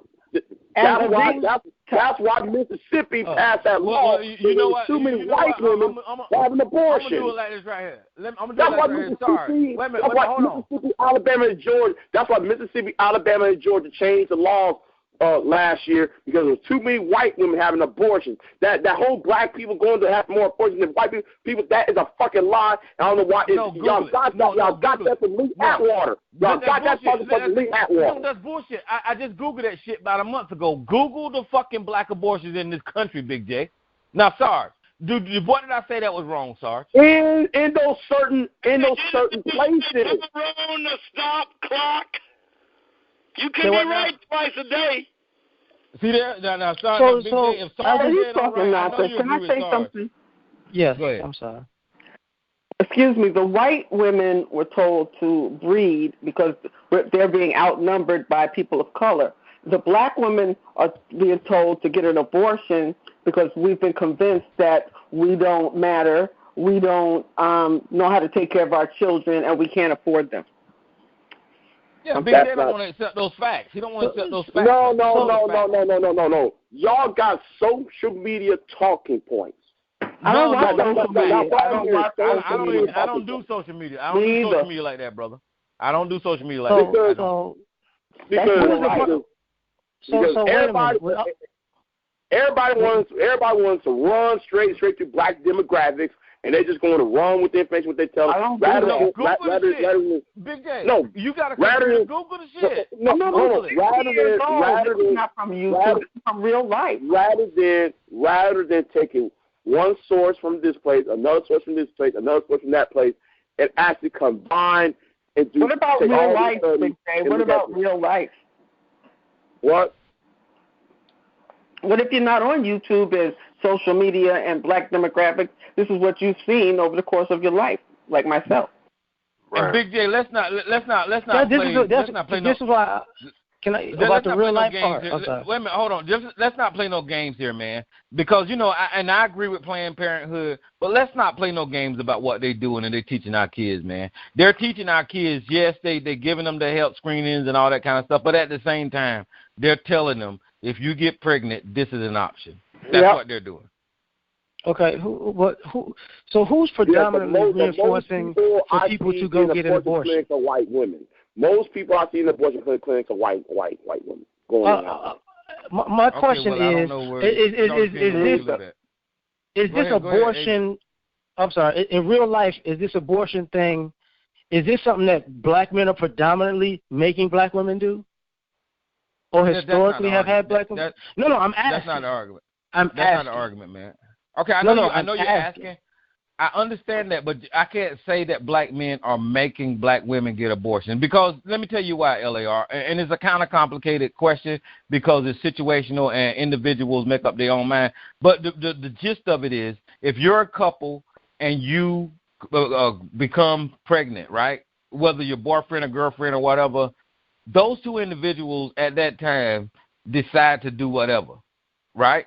So if it's the woman deciding to go get the abortion, or if it's both of them deciding to get the abortion, or if it's the man deciding that he making the girl go get the abortion, those situations are extremely different, and they're hard to judge. They're hard to count. So to sit here and point the finger to say, well, the girl just going to get the abortion without the man, or the man making her go get the abortion. Wait a minute, let me get this right. Let me get it out. Okay. If you take either one of those angles, you're being disingenuous, because you're not in the bedroom at the time, and you're not at the time that they make the decision to get the abortion. So I can't answer that question, brother. Okay, so even involved with that. So the white people giving you the rhetoric to do it, are they forcing it either? No, but because everything is subjective in a sense, right? No. But what you got to look at, right, is you got to look at where these clinics are. And we know that they're in impoverished communities. You got to look at the kind of programs being pushed in those communities, and then you got to look at the results of those programs. So we know that our children go through these programs, and we know the results are a lot of abortions. Now, to make a straight line, go ahead. If our children go through these programs and we consider them children, that means we're the parents and we're probably taking them to those programs. No, they're not just going on their own. Wait a minute, hold on. Wait. That's why you shouldn't have cut me off, and that's why I want to finish. Because the clinics are not paid for by black people. The clinics are paid for by the government and white institutions. So somebody know that they're going to make money, for one. Whenever they put these places in black communities, they're going to get utilized and they're going to get funded, right? So now there's an incentive to put them in our communities, because they know they're going to utilize and they know they're going to get funded from fucking the utilization of these clinics and organizations, right? So we not doing that. So whenever you put a fucking liquor store in a community, people going to buy liquor. You put a fucking abortion clinic in a community, people going to get abortion. So black people ain't doing that. Convenience. Yeah, but you can put a grocery store in a black community, people going to buy food, right? Exactly. You still got to go in there with the intent of purchasing whatever goods and services are there, right? Okay, so when you walk into an abortion clinic or a liquor store or whatever dysfunction or dope house or whatever, you made a decision before you got there, because you have to have the money to participate. No, listen. So let me just do this right here quick with Gigi. So we put these clinics in these low income communities, right? Now let's flip that. If there's no abortion clinic in a suburban white area, then that suburban white kid don't have access. So they're not going to go to one. Oh, Tyrone, you're messing up. You're messing up right there. No, I'm not. Okay. So how do they have abortion? Hold on. I'm not going to say they're not going to go to one. I'm saying the access is harder for them to get to. I put it to you like that. You get it now? Because so if you make it convenient, a lot of abortion doesn't always take place in a exactly, because if you're well off, you can go to a private physician. Exactly. Okay. That's what I'm talking about. So therefore, your argument, Tyrone, is flawed. But black and Hispanic people are not well off, so they got to go to the community place. Big J, the services in both communities, though. Big J, I swear you've been defending white supremacy. No, I'm telling the truth. I'm telling the truth, though. No, you're not. Listen. White people go to their private doctors to get abortion. I'm not arguing that, Big J. I live in the white community. I see this shit. I live in the white community. I see this shit. Big J, I'm not arguing that. Oh, my God. Big J, listen. Big J, I'm not arguing that. I'm not saying that they don't. I am not saying that, so stop arguing that. I'm saying access to us is a whole lot easier. That's it. That's the bottom line. I'm not saying that they don't, because they do. And the students are referred from their guidance counselors to the nearest Planned Parenthood. Sometimes the parents don't even know. Sometimes they don't, but the vast majority of the times they do. No, they do not. Yeah. Can't say that. The majority of the times they do know. Well, no, that's not true. According to whom? According to whom? Are you talking to me or the guest? Yeah. According to whom? When the parents know, they go to their own health care provider. When the parents don't know, they go to the Planned Parenthood.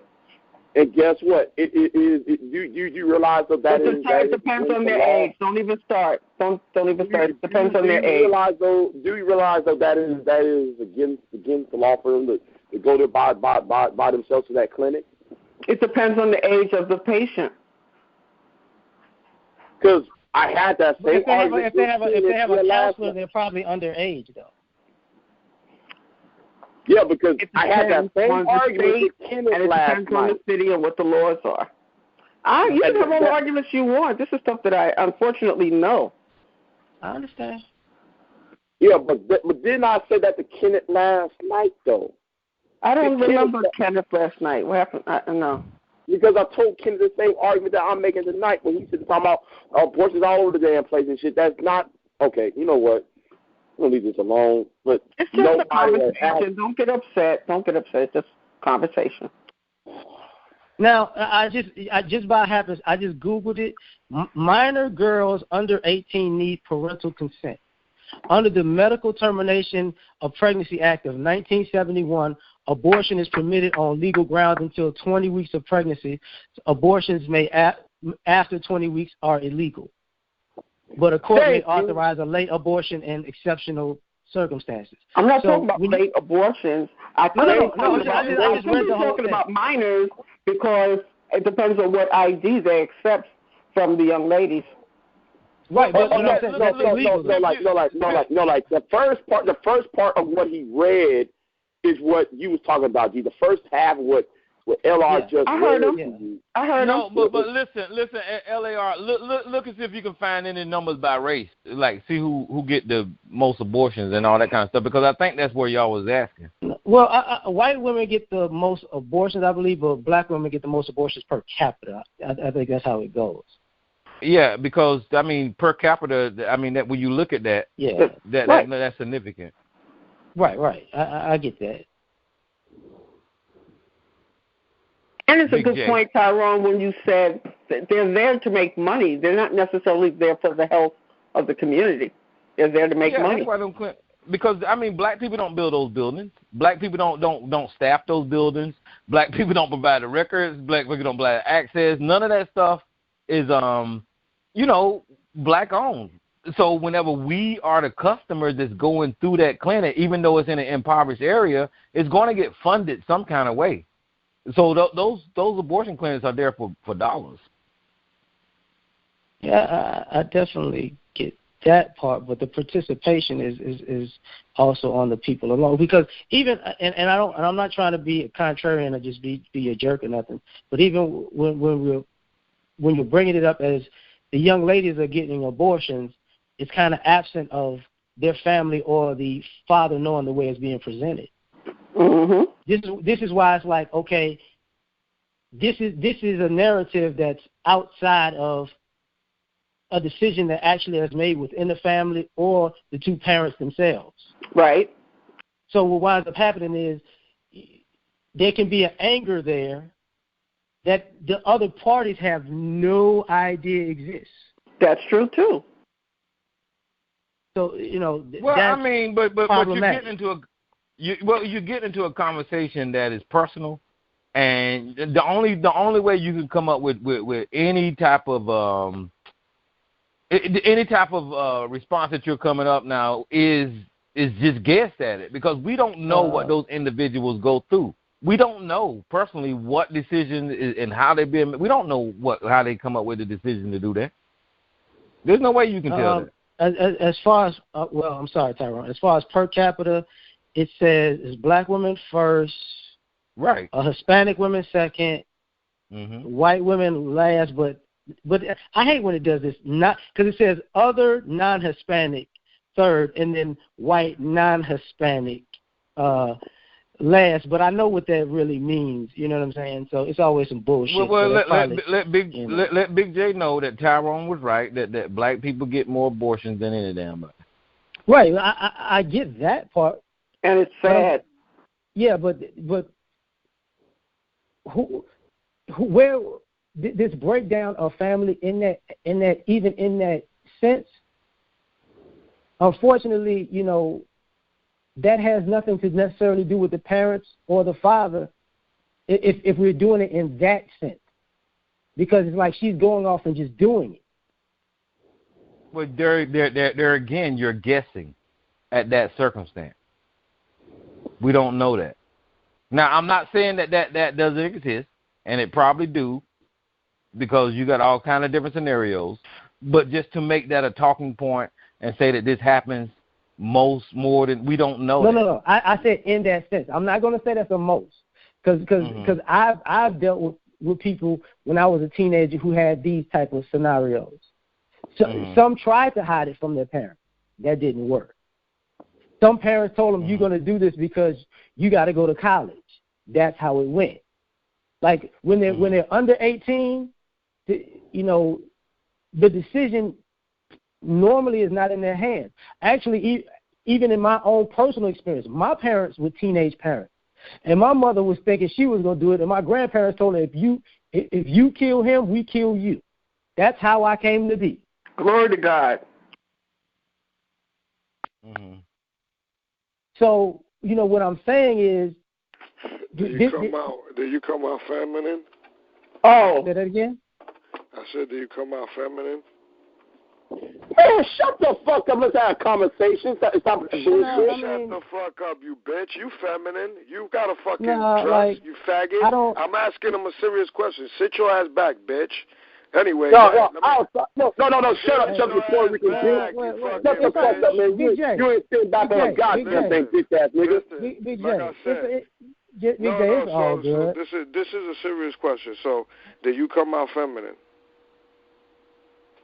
No. All right. So then that means that your parents, despite that they were teenage parents, right?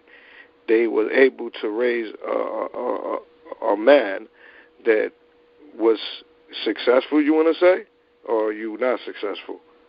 Or productive? Well-rounded, productive. Productive. Okay. I'm going to lay it out so you know how it ends. They were teenagers, shotgun wedding. I was actually raised by my grandparents. Okay. That's beautiful. Hey. So a lot of people were raised by their grandparents. Right. A lot of my family members was raised by my grandmother. Well, what I was would you consider I ain't driving no more. I can't. Stop talking, Rick. He's talking. Wait a minute, Rick. Go ahead, Gavin. Rick, start driving again. He was fucking with me earlier, goddamn. I just had to get some get back. I got to fuck with him one time. I was what you consider a latchkey kid. That's what I was. Well, go ahead. We have a number of latchkey kids here, by the way. Huh? There are a number of people here who were latchkey children when they were young. So that's what I'm saying. So you was raised by grandma, and you still turned out to be productive, right? Wouldn't you say? Yes. All right, then. So I mean, but you know what? Well, the thing about it is, you kind of skipped over my grandfather. Okay, so now we got to give grandpa. Yeah, let's talk about grandpa. Let's talk about grandpa. Okay. So then you speak about grandpa was a but like you came at him sideways on that shit. Yeah, I mean, grandpa. Can you let him finish talking? This is a beautiful story. Stop, guys. Yeah, I'm trying to get to some serious shit. Okay. If you were serious, you would have been doing this thing serious a long time ago. If you were serious, you would be doing this thing a long time ago. Let the man finish, please. Look, brother's trying to speak. We trying to get somewhere. Go ahead. Grandpa, you ain't going nowhere, but the Big J, chill, dog. I can speak for myself, man. It's all good. Yeah. Grandpa was a guy who had to drop out of school like in either the 3rd or the 5th grade to start helping his family as a kid. Grandpa grew and wound up joining the military when he was of age and became a Korean War vet. Beautiful. Grandpa came back and was a baker, worked in factories to provide for his family. Grandpa married my grandmother, and they had, I want to say, 13 or 18 children, but only 3 of them lived. Because back in that day, people, babies would die. Yeah, they lost babies, yeah. Right. Yeah, so it was actually 4 that lived, but he only lived to 2 years old.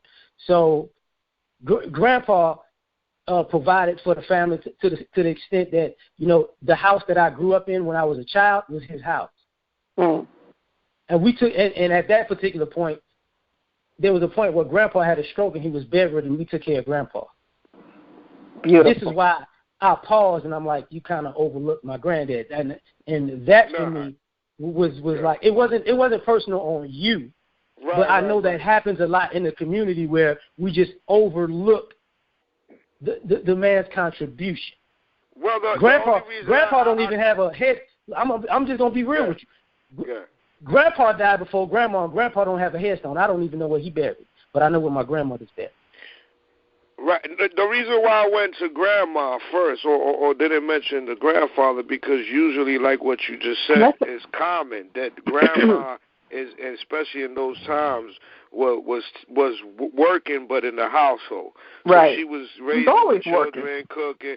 So, and that's another thing that I want to go back to when we talk about, submitting and all this other shit, where it goes to, look, that role, even the woman, they try to push it like, well, she was at home and she's just, like, that's her position. But that was a job.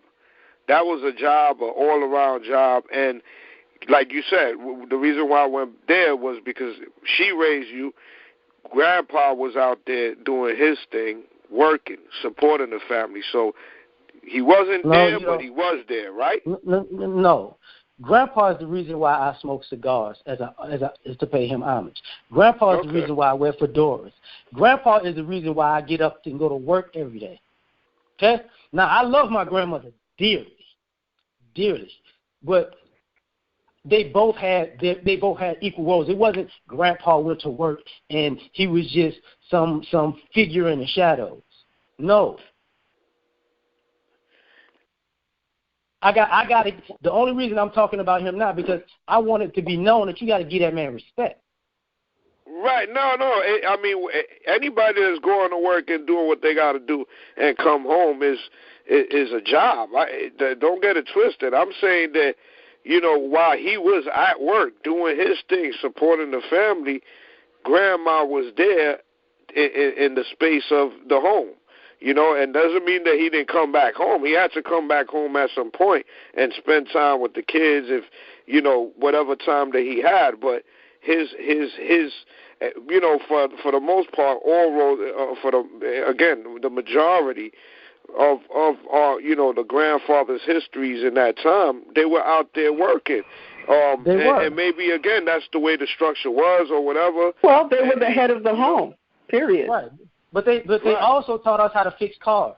They also taught us how to paint. They also taught us how to lay concrete. They also taught us how to have honor and dignity and integrity. They also checked us, and they didn't want us to be liars, and they didn't want us to be fuck-ups.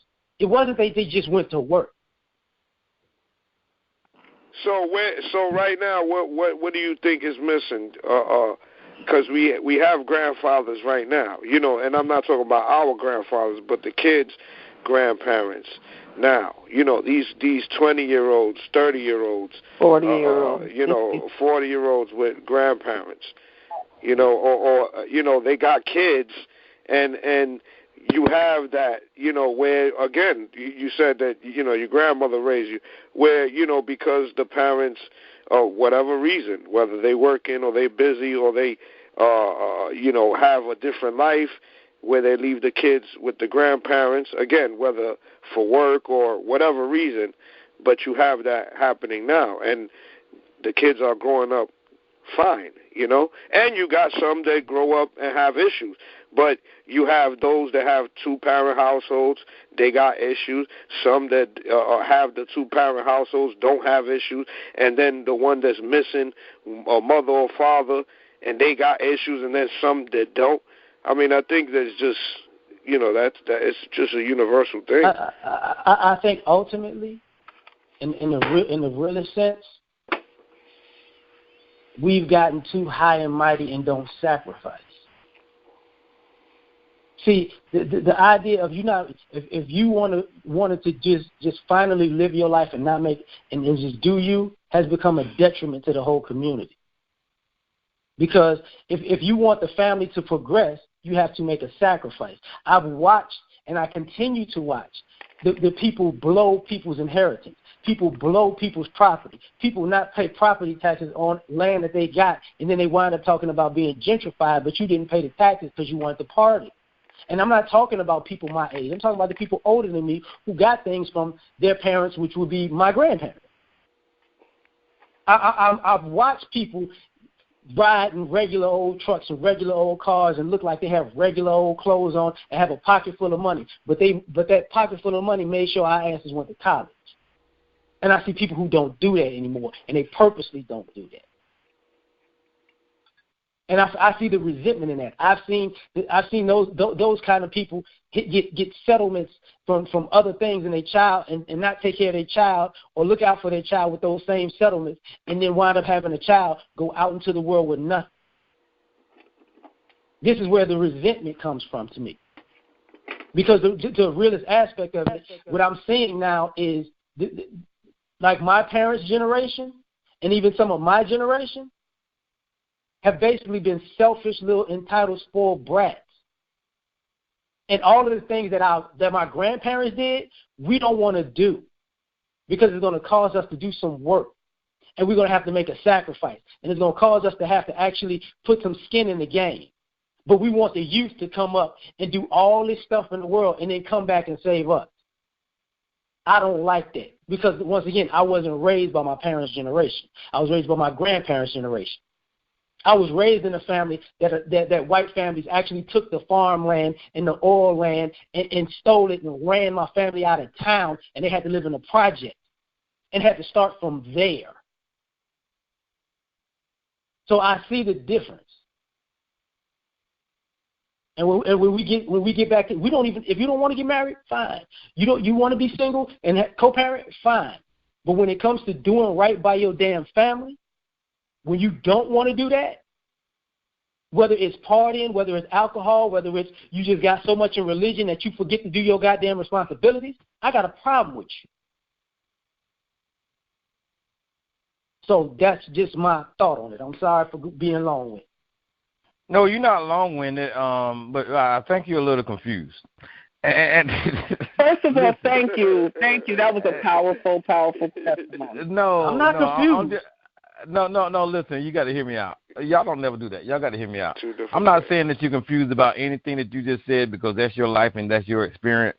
And, that's some good information. It's some real shit. But here's where the confusion comes in at.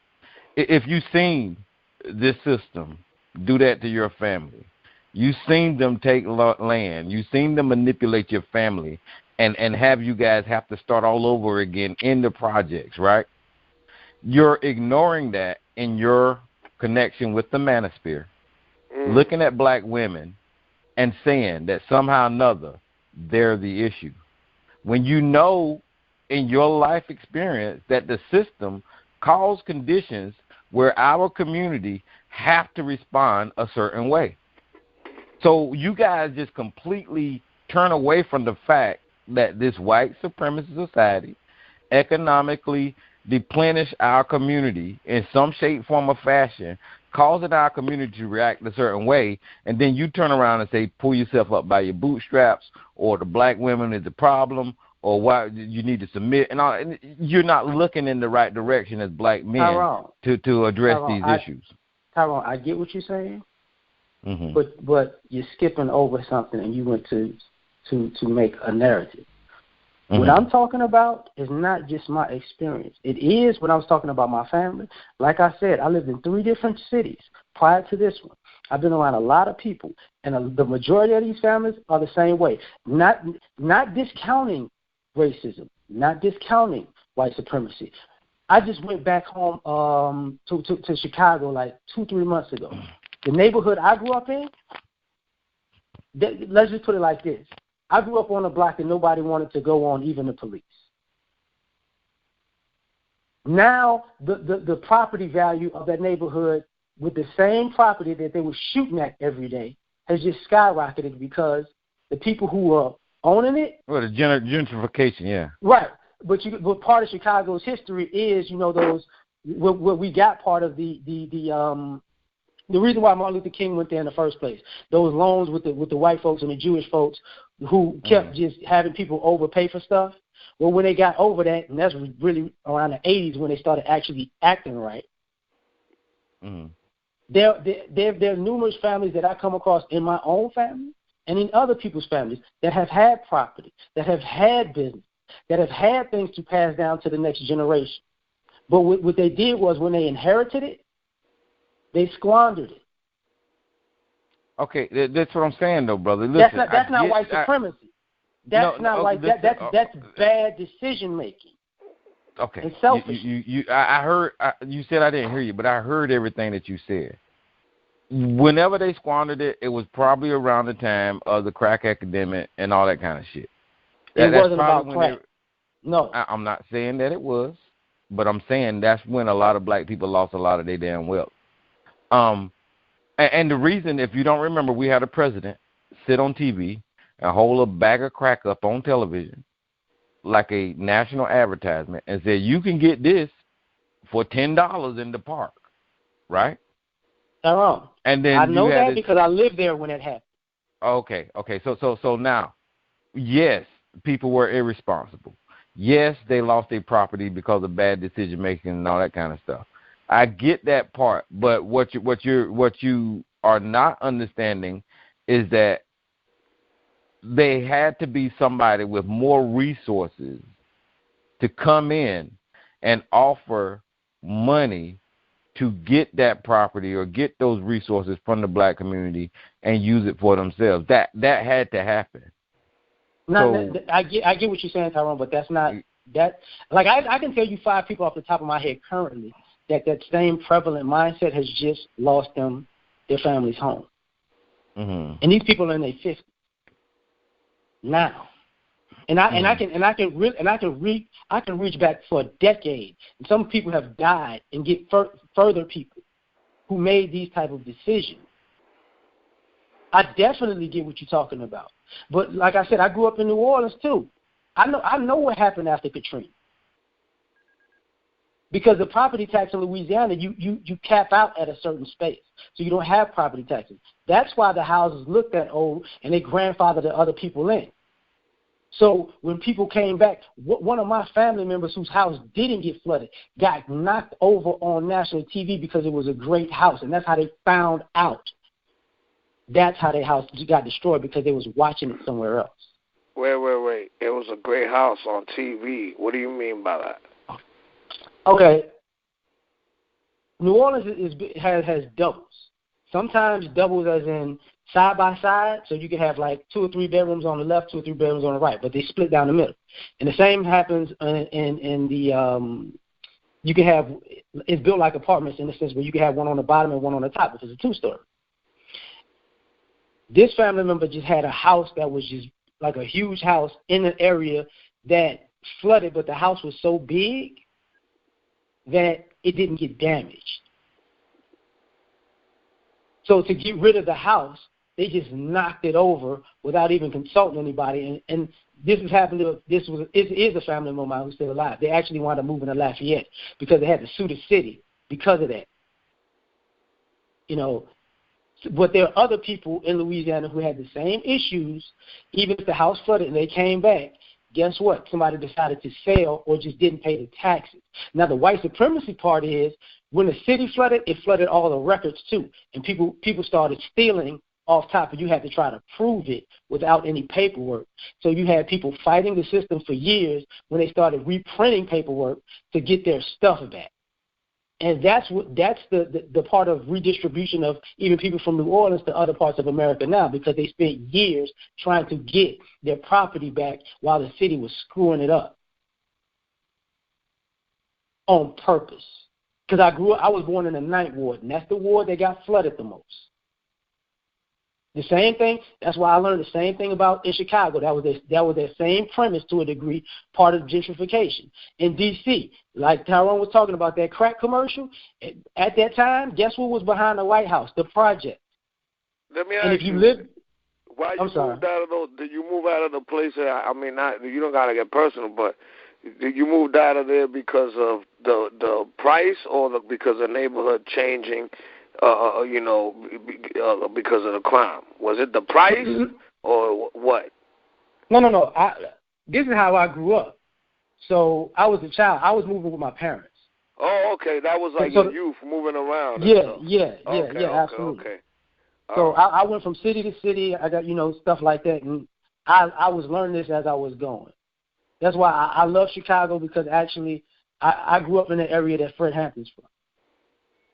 So we had a whole different learning process, So that's I get all of this stuff. Like the projects was behind the White House for years. I mean, you know what it is that, look, even for some people that have held those properties, unless they got another source of income, especially if it's a neighborhood that you got to wait on it in order for, because of the gentrification or whatever, the money's going to come in 5-10 years later. So even people that could afford to, have a piece of property or had a piece of property there, they could only hold on to it for so long too, because a lot of them doesn't have another income. They might be retired, things like that. I think that some of that has to do with why people can't hold on. And then for the most part, most people are rented. So they can't hold on to something they don't own, and then again, so for the ones that maybe try to be able to get a piece of property, to hold on to it when there's no other income, no other source of income, and you got to maintain, there's property taxes and maintenance and all type of stuff, it's a challenge, and not to say that, it's not good, but that's why a lot of people can't afford. It's not people that's lazy or don't want to buy or don't want to hold on. They're forced out, a lot of these people. You either have the money or don't. That's the reality. You know what I'm saying? But for there's a lot of shit in between that people don't understand, And, yeah, we could have bought up properties in the 90s and shit like that, but some people didn't even have the money. And then when you say that you could pay, a penny or $1 for to get a brownstone, let's say, even like in Harlem back then, you had to have some money to be able to fix that, or you could get the city to help you, but then you owe that money. And if you ain't bringing in no income, you're gonna have an issue. So, there's a lot of challenges. While some of the shit that you have pointed out is the way it is.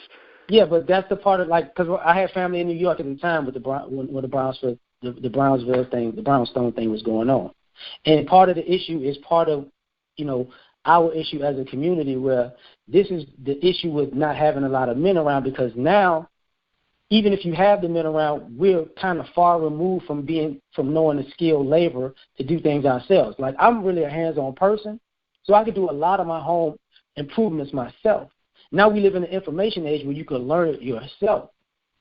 So you don't need as much help as you once did. If you can get if you have the tools and are willing to put in the sweat equity, you can do things. What I'm saying people do now is they just don't want to do it. You can property swap. Even if it's gentrifying an area, you can wait it out and let the price go up and then just swap it for a property in a different area for probably the same price, and now you got a complete another home that's newer cash because it's in a different section. Like, we don't talk about things like that a lot of times in our community, and that's a problem. Because I've seen this happen over and over again, lesson after lesson, where people purposely ran away from the responsibility of having something to pass down to the next generation when they actually had something passed down to them.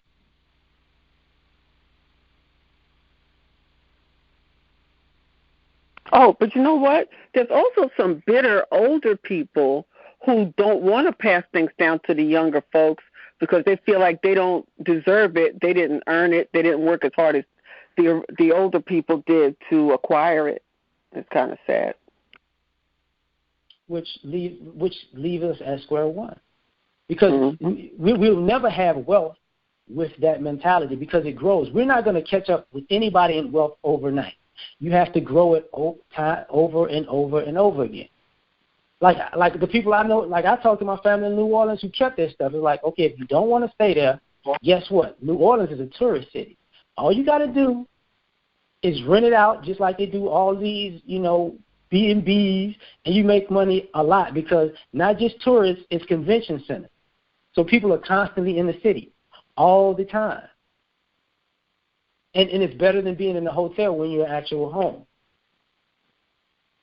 This is part of that whole renovation process that a lot of people don't know. A lot of people in New Orleans, not enough, but a lot have done. That's the same thing I'm talking about in Chicago. They didn't do that. And that becomes a problem because a person in my age group, I can tell you, being 39, I've had to take care of my parents at times. I had to take them in. I had to take care of my friends' families, married couples. Why? Because of all of these bitter, bad decision-making, bad financial decision-making when people actually had things. This becomes a problem that we're throwing up to younger people. These younger kids coming up ain't going. What are they going to do? We going to send them out to the wolves?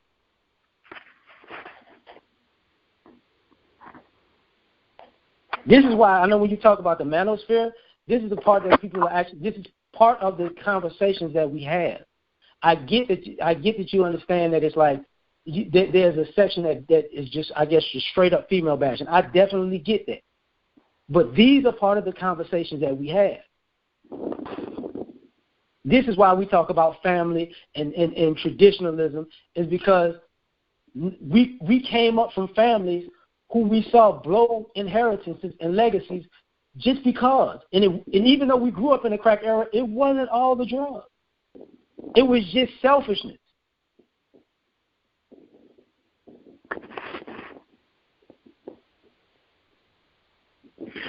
Gigi, are you on?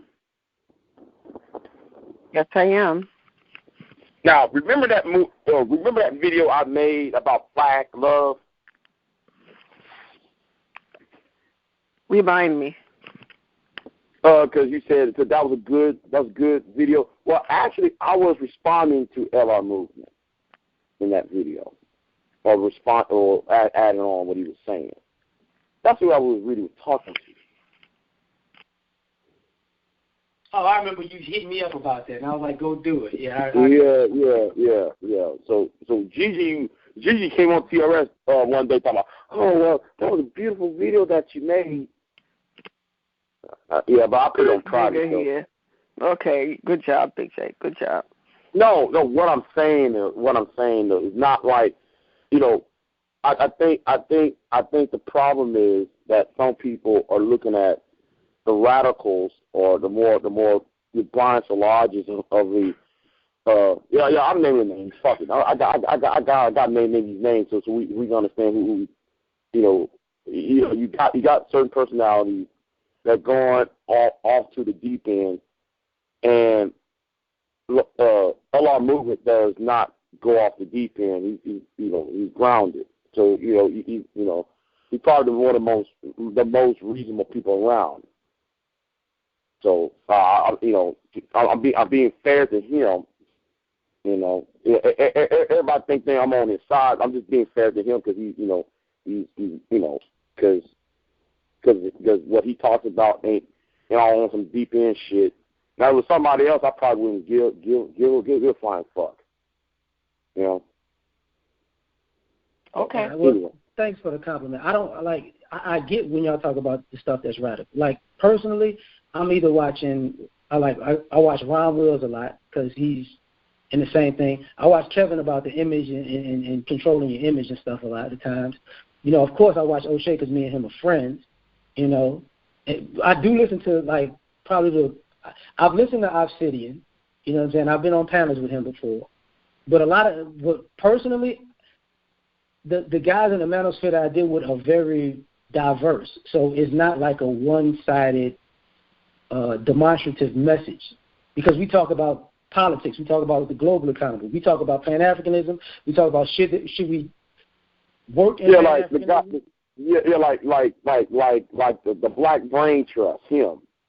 You know, the Black Brain Trust, he don't talk about women, but, you know, he says he's part of the manosphere. You know, nobody, you know, he ain't talking about women all the, you know, day in, day out. He's talking about what's going on in the Middle East, you know, what's going on in India. He be making the videos, and then he's talking about, oh, yeah, I'm going to trip over here, and I'm going to show you the technology, what they're building over here, what they did in Germany, and what they did in Japan, and that robot shit that they created in Boston. He make videos like that. You know, it's not all, you know, it's not like what Jay keep on doing his characterization of, is all these men.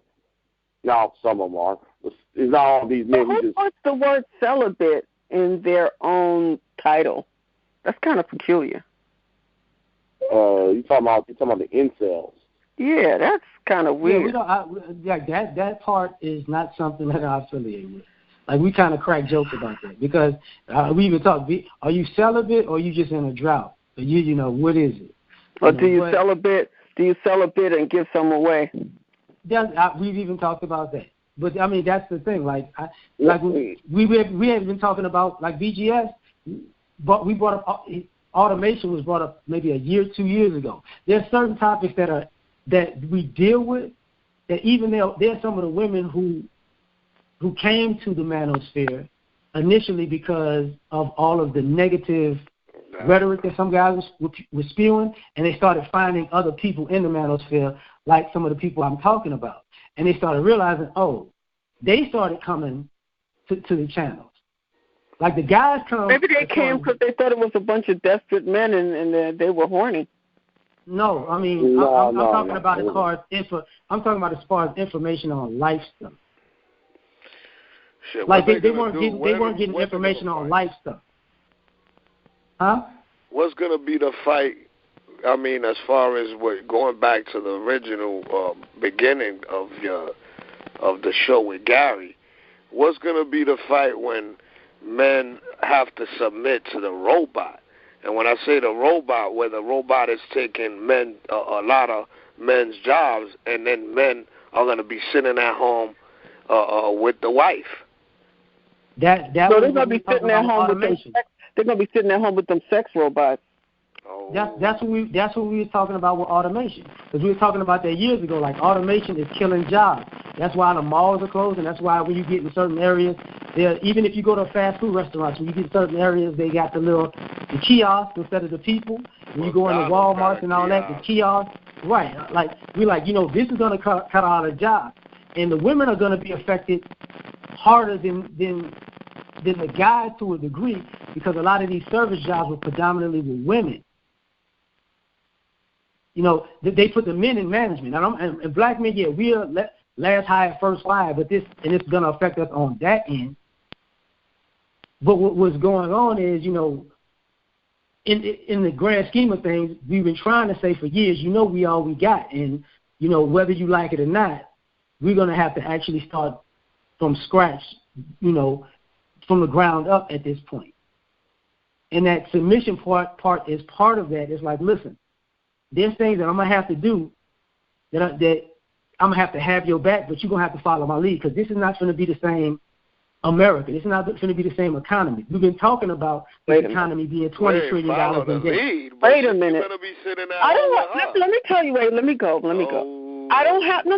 I don't have, I'm very traditional, believe it or not, right. But I'm kind of weird. But anyway, it's not fair to ask women who have never been raised in their home with their father, or their grandfather who've been basically raised by other women who were raised by other women who were raised by other women to say, come on, you got to submit and you got to follow my lead. We don't know how. We don't know how. And then get mad at us. And then get mad at us for not knowing what we don't know. Because at the end of the day, we women, for the most part, are used to handling stuff by themselves. We've been this way for about 3 generations now.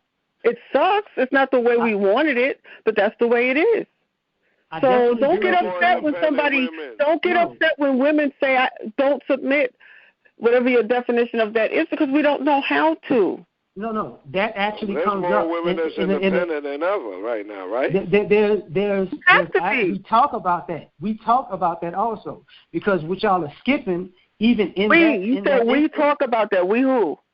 Yeah. In the manosphere, we talk about that. Oh, in the manosphere. Well, so the men talk about it together with other men. You better talk and women. And women. Oh, well, look, it should be Right. That's why there are certain channels that the men and women communicate on. This is why if you look at the manosphere now, there are a bunch of panels that either women have a page or men have a page, and people congregate and they actually have discussions together. Some of them go cordially, some of them blow up, but they happen on a regular basis. Well, that's what I'm saying. How do you tell her to lead if you sitting back in the house together? Unless you're going to be doing some handiwork in the house. This is what I'm getting at. Because part of the issue is, even with the women not knowing this, a lot of these women are having breakdowns because of the rhetoric that they were taught when they were younger by the other women. It's not just guys saying, you know what, because I'm a man, submit. Guys are saying, listen. No, they're having breakdowns because everything that they were raised to believe, like you, and the man is the boss, and you have to submit to him, and blah, blah, blah, and the guy got up and left. And they put all their hopes and dreams and aspirations in that man and that family. Now they're stuck raising these children by themselves. So they're having breakdowns because they've been abandoned. Don't even try that one. They got a different generation of women who were raised by those women. Who they taught to don't worry about it, don't depend on a guy, go to school, don't worry about all that. They are You can't. And if you have daughters, you better tell them you can't depend on anybody except your mother and your father. So make sure you have a safety net, and that's just the truth. Here's the problem, though. They can't depend on their mother and their father as adults. And the other problem is... Oh, yes, you can. No, you cannot. When that guy walks out on you with some babies, yes, you will. No, because what winds up happening is these women who went to school and got an education and got these careers, the family actually depends on them more than the other way around, and it's driving them up a wall. I'm talking about a lot, because I work, and I've been working for a very long time. There's a lot of professional women that have this very issue. Even on my job, for a decade plus, this keeps coming up. When the women that I know in my personal life, they have the same type of issues that are single. When y'all say the world is changing, it is changing. Are you We're married? not talking about no. No. You have children? Yes. How many? 1. A girl or boy? Boy. Oh, you're lucky. Okay, go ahead. No, because I got a lot of god kids, and the vast majority of them are girls. I'm not married, but let's just say I'm the responsible. Are you in a committed relationship? Not anymore. When did it break up? Not that long ago. So how long were you together? This one, maybe about a year. Oh, okay. This is, like, I literally did a video not too long ago. I ran into one of my ex-girlfriends from 8 years ago. And the things that we were talking about when we were together then, she gets them now. And that's the part of the issue. Like, I'm not talking about guys who just on bullshit. I get guys are on bullshit. We talk about the guys who are on bullshit. We don't like that. What we're talking about, you will come across men who are men and are upstanding men. Well, your girlfriend that you broke up with, did she want to get married? No. Are you sure? I meet a lot of women. Yeah, I meet a lot of women who didn't want to get married. When I had the woman I had the child with, like part of what you're talking about of not being able to depend on a guy and him going to abandon you, that spills over into when you're at a certain age.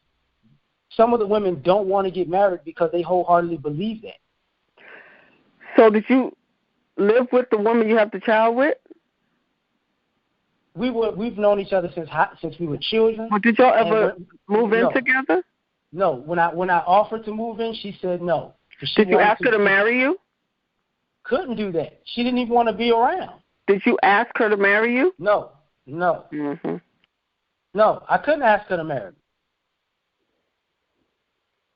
me. The situation was very murky, if I say the least. I'd known her since high school. We met when we were teenagers.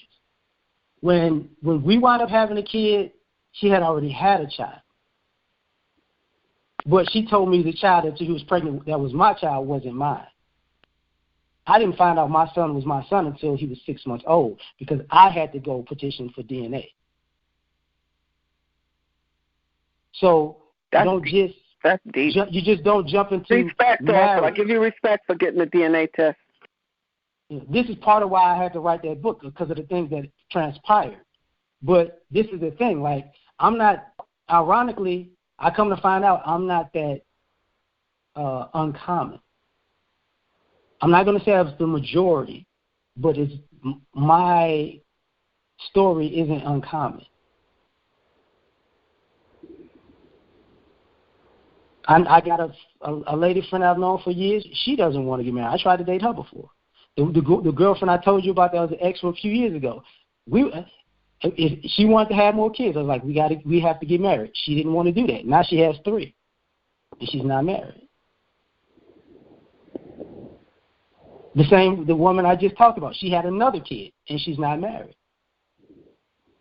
This ideology that these guys are going to abandon you, I get part of it, but when they meet guys who are not of that mindset, they still run. And those women are having problems. But if 50% or more of marriages fail, they're actually reacting in a logical fashion. It's sad if you're going by the numbers. Oh. Well, and the problem is the reasoning behind these divorces are getting more and more frivolous. Because I got friends who are very much so happily married. And they sticking together through thick and thin, and I love it. And every time they need someone, need some help, I got them. They need somebody to pick up the kids so they can go have a movie night, I got them. That's how we roll.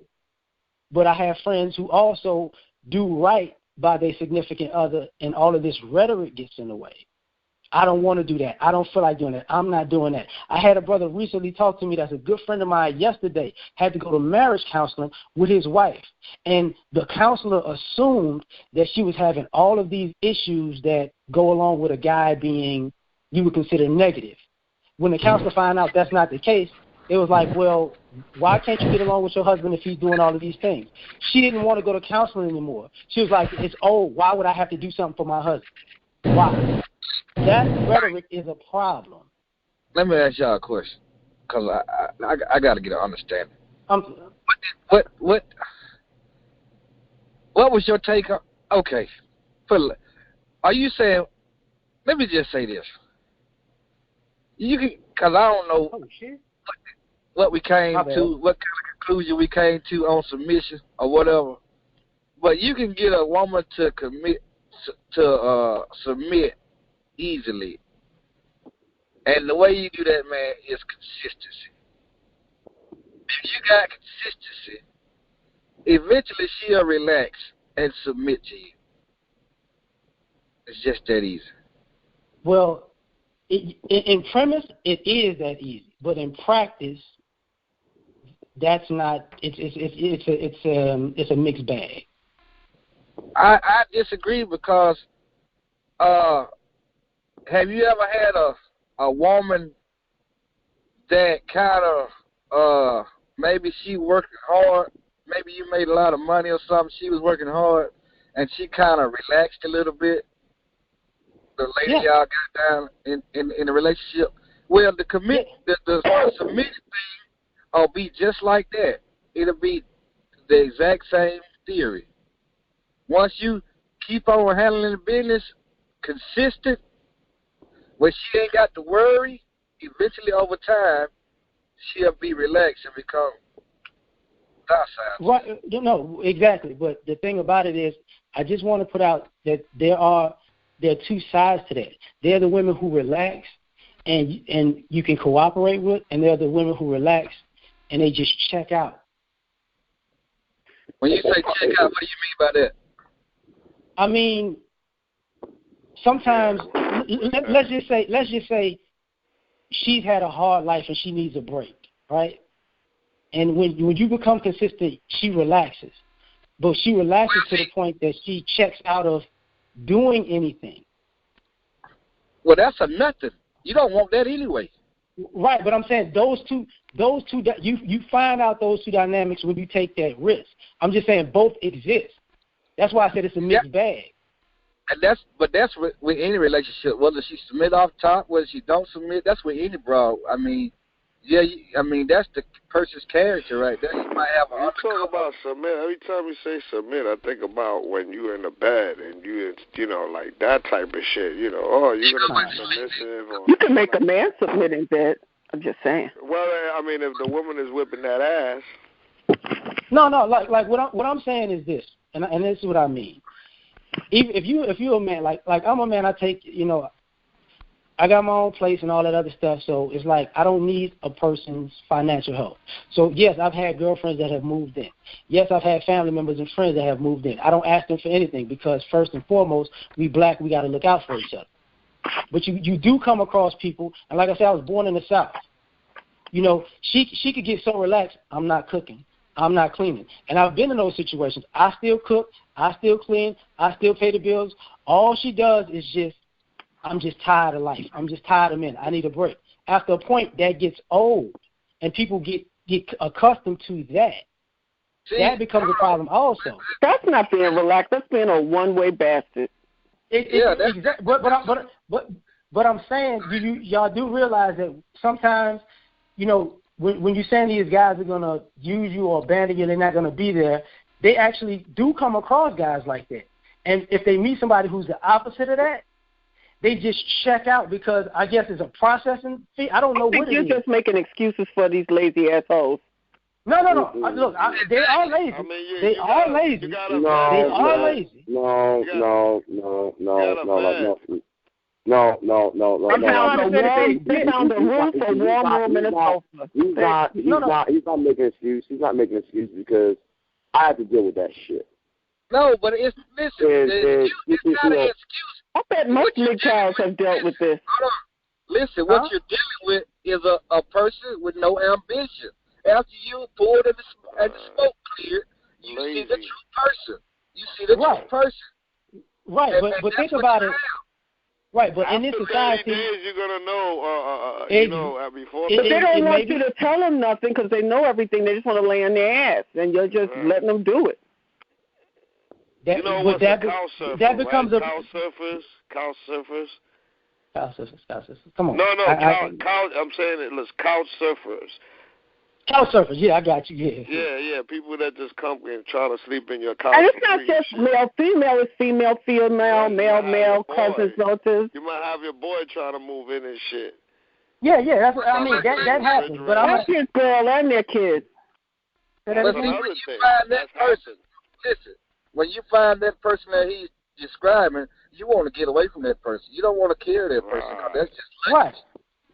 But I mean, this is part of. It's never going to be enough. I got relatives like that. It's never enough. But that's never enough money. It's never enough food. But all people are saying is, these people are more prevalent than people want to admit. And I'm not just talking about as far as poverty. People who have degrees and jobs have the same mentality. You get what I'm saying? Like people who But that's a character flaw. I'm sorry to keep interrupting. Right. That's a character flaw. Exactly. And what we are trying to address are the character flaws.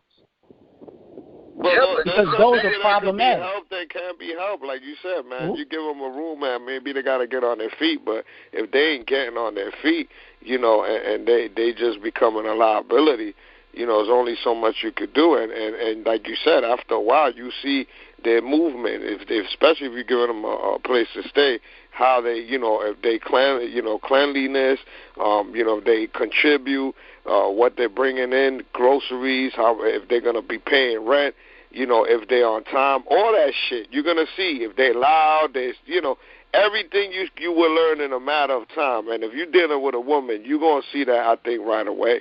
There's so many things you can do when you don't have money. You can clean, you can cook, you can make a home. But it's just a one-way bastards out there, man. I don't know. Yeah, that's all we be trying to say. Because this happens on dates. But see, you know what I'm saying? Like that's the MGTOW movement, but I don't know. How many dates? Because we had this guy that didn't want to pay for the food. What's his name? Mr. Solutions. He didn't want to buy. He's got to pay for a cup of water and maybe a cup of coffee. Cheap ass. I'm gonna say this. The guy that the girl that he's describing. Guess what? Shit. You gotta peep the signs. Them red flags be true. You gotta, like, if you go over to her house or room or something, and that motherfucker sucked up. Hey. That's how she going. That's pretty much her character. You look at a car, all that type of shit. You know what I'm saying? Yeah. Right, but the same way we talk about, say, a man who's on bullshit. He's going to do his best to hide his bullshit, and then the woman's going to get caught up on the back end because you can't hide it for so long. Guys are just saying the same thing. Yeah, I agree. I mean, that's life, though. I mean, you got. But exactly. So if it's life and people are expressing it, it's like you can't save the world. That's what I'm saying. Yeah, you can't. you can only and you got to guard your home. You got to guard your home like you guard your heart. You can't let everybody in. Even with a person like that, even if it's happening in your situation, the thing is that you could do, you know, only but so much. Are they gonna be lazy or they're not? You're gonna give them space. They're gonna take advantage or they're not. You know, it's that goes back to what they were trying to say when they say equally yoked. If you go find somebody that's equally yoked as you know, 9 times out of 10 you wouldn't run into that problem. No. What I just stated, a parent has done that. What I just stated, a married couple has done that. What I just stated, a person I've dated has done that. So what I'm saying, these are character flaws that are amongst men and women that happen. Right. But the problem is, but if that's life, you keep letting them in, LAR. You keep letting them in. Well, you do take care of your family. Oh, that's a good one. I like that. You take care of everybody because they won't take care of you. Exactly, but guess what? That is a part of life also. Well, let me ask you this. How long do you think a couple should date before marriage, or is there a time limit? Nowadays, I would at least say a year and a half before it comes up because people aren't honest on their financial. Wait a minute. How long should they date before they have sex, LAR? That's up to them. Yeah, I know. How long? Second date, first date, a month, a year? I'm not into that. I would say this. Don't ask somebody on the first date that you meet them that you want to fuck them. I think that's ridiculous. Don't say after this many dates for this amount of money we're supposed to have sex. What's the number? There is no number. In your mind. Come on, stop lying, LAR. What's your limit? How long you gonna go paying for dates, taking out whatever trips until you're gonna say, hey, you know, what's up? No pun intended. Give to get. Talk to me, Laura. Okay. My initial meeting, I'm going to ask the person what's up initially. As far as, are you fucking with me or not? If you're not fucking with me, you're not going on a date. Fucking with you or fucking you? Come on, get it together, brother. Fucking with me. If you're not fucking with me, because if you fucking with me, eventually we will have sex. But if you're not fucking with me, there's no reason to go out with you. Let me ask you this. Please rephrase that. What's the confusing phrase? Right. So you're fucking with me, but I don't get it. It's the EN. Okay. The EN. Hey, if a woman gives you sex on the first date, how would you look at her, and why? Oh, that actually That would be probably that'll be a red flag, and I'll be a hoe for being it too. So I'm like, we both hoes today. So that's how I listen, why would you be a hoe though? Because normally, what if she was a virgin? What if she was a virgin? If y'all been doing whole shit with women, they're different. You're a hoe too. Right. Exactly. See, back 15 years ago, I was a hoe. If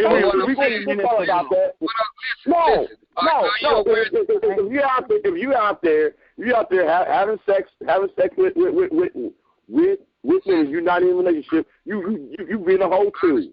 So I understand that, BJ. What I'm saying is, y'all been talking on the phone for like a month.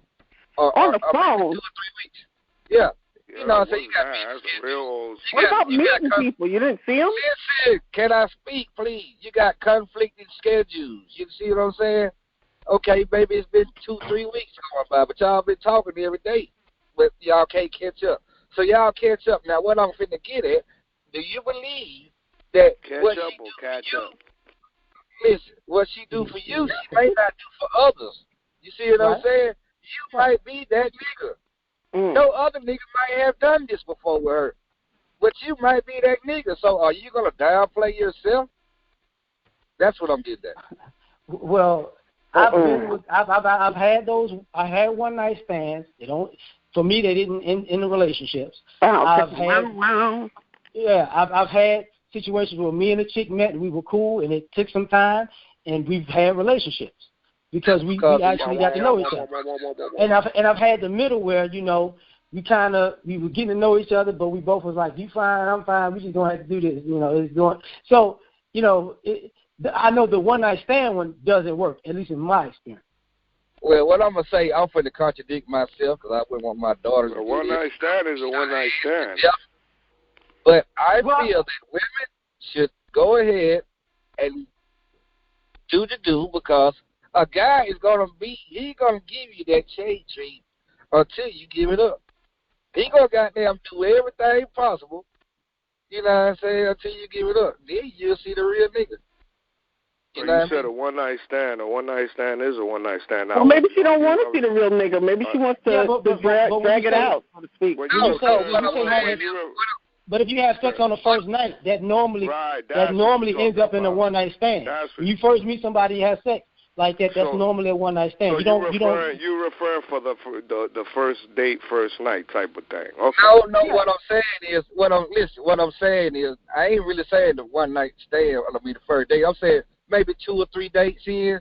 You know what I'm saying? Because like I say, a nigga gonna talk you to death. You know what I'm saying? He gonna do everything you want him to do until you get him draw. Then we get him draw. You know what I'm saying? You might call him nigga. He might. Shit, I'm busy. You know what I'm talking about? Right. But if she first of all, it's been my experience and understanding. Women know if they want to sleep with you. You can you can say whatever you want. Now you can't talk them out of draws. You can talk yourself out of getting draws. But you necessarily can't talk them out of. You can talk yourself out of it. You can talk yourself out of it, but it's not as prevalent as talking your way into her panties. It can be done, but that's the minority, not the majority of the situation. No, I'm just saying, once a guy hit. And that's my problem right there. They meet you in 5 minutes, to know who they're sleeping with within that 5 minutes, and then afterwards, every other man is to fucking blame for her decisions. That's what pissed me off. If you want to be completely honest about sex, this is one of the problems that we talk about with the guys. Stop trying to have sex with everyone immediately, because a lot of you guys just want to have sex, but you don't know what the fuck you're doing no way. So you're making the problem worse. Exactly. This is why a lot of guys got a lot of women and they have sex with a lot of women, but you can't keep them. Why? For one, because you can't satisfy them, because all you've been trying to do is have sex. You never got good at the shit. There are a lot of women out here who don't have orgasms. Why is that? Because you just trying to fuck, but you don't know what the fuck you're doing. This is why you got some of these chicks out here cheating. You know why? Because you don't know what the fuck you're doing. They concentrate on themselves, not the woman. That's all that is. You got to concentrate on the woman. But you're not concentrating on the woman if all you're doing is, let me get this ass. I'm going to get it. I'm going to get it. Girl, when you going to give me the ass? Girl, when you go? See, that shit right there, even if you get it, you so focused on getting your nut, you probably ain't focusing on making sure she get hers. Sometimes you feel like a nut. Yeah, it's sometimes, man. Sometimes you gotta take that ice cube with the hole in it and rub that clip, and then you know what? Let me shut the fuck up. Go ahead, y'all. This is turning to do the right thing, and somebody is nuking. Yeah, hold on, you shut the fuck up. You shut the head up. This nigga had no pussy since 1996. You put an ice cube on a woman's situation? Please don't. Well, she enjoyed it. This is going through menopause or something? What the fuck is? You do realize women have a lot of different kinks. Some women like regular sex. Some women like to be choked. Some women like to help pull. Some women like to, you know, put down on. Put down. You press against that wall. Like I can say the women that freak me out the most are normally the women who always want to say daddy, or the ones that want to be spit on. That shit. What? No. I can't do that. I'm sorry. I can't do that. I can't do that. That freaks me out. I don't do it.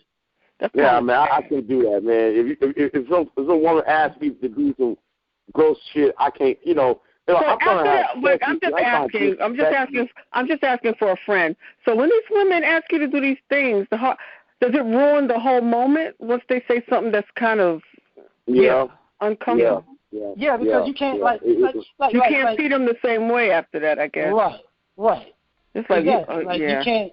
It's like you got to understand. Like you probably, answering for a friend. There are certain things that a woman will ask you to do that might be a little too much, and you can see the joy in their eyes when they're telling you to do this shit. And you're like, you off. I didn't know you was off until just now, but you off. Right, so that's why you gotta get it clear. Like, what do you like to do? Then you do it or you don't do it. That's the part I don't understand. No, like the whole thing, like bust your nut over my face. No, I'm not into the bust hole in your face. Okay, Think about it like this, because I'll reverse it. I was out at a sports bar, and the sister was talking about this guy that she was dating that wanted her to piss on him. Mm-hmm. So what winds up happening is she did it, but she looked at him very much so differently. And I'm like, but just the idea of, first of all, you bring it up, that lets me know that you've been doing it, you've been getting pissed on for a minute, right? But on the other end, the fact that a lot of people have this, right? So this is a situation that's like, a person is like, do this to me. I know a lot of chicks. I've been around the block, but I've heard some stories of some of the shit, because I'm reversing it so you can get it from a female's perspective. I know there are females who told me they put strap-ons on dudes, and that's what they wanted. Mm-hmm. I know females who told me, okay, he wants me. A woman? Yes. Yeah. Hold on. Ella, what is that club in Houston? Because you and I from Houston, right? That swimmers club that used to be open? Yeah. What was that club that used to do that freaky ass shit? I forgot the name of it. It was like off of Richmond and stuff. Freaky shit like that, man. Can we go up in there? Them women have dildos strapped on and hit men from behind and shit.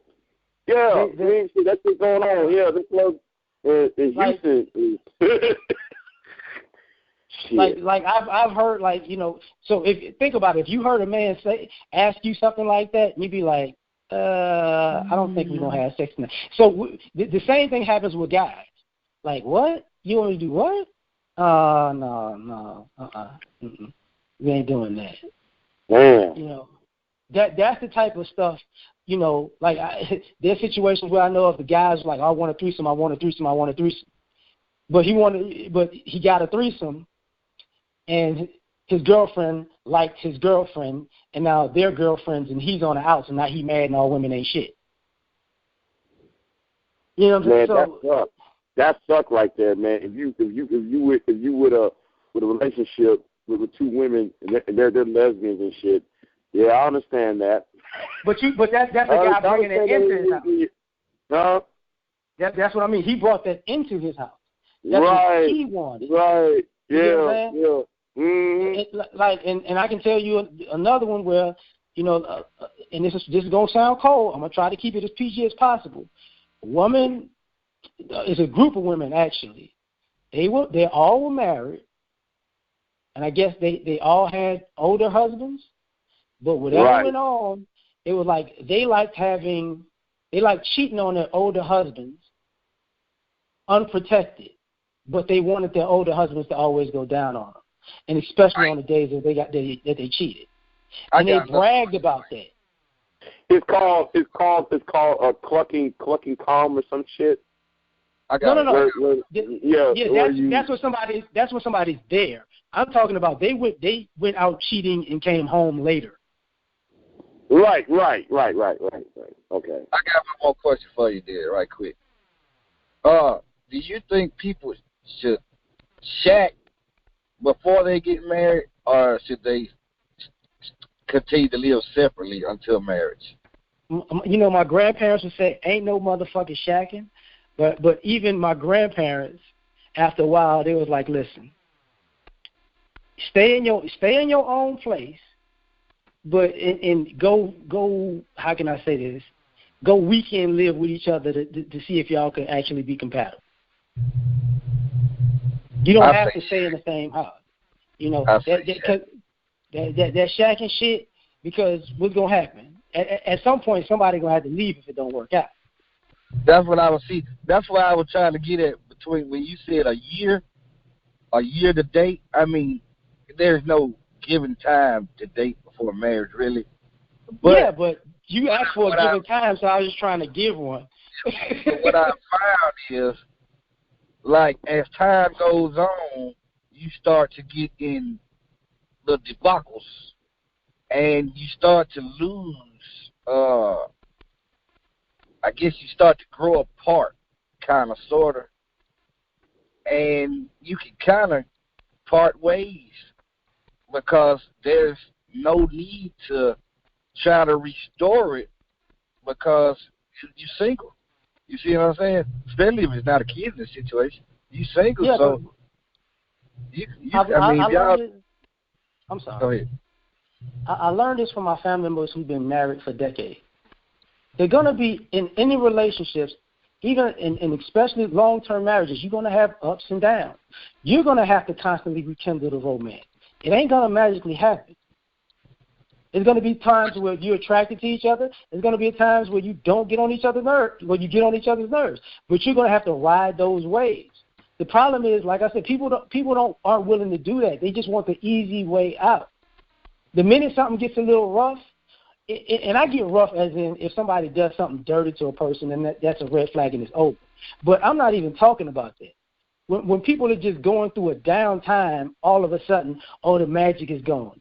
You just like you can fall in love, you can fall out of love, and you can fall back in love. But you got to put in the work.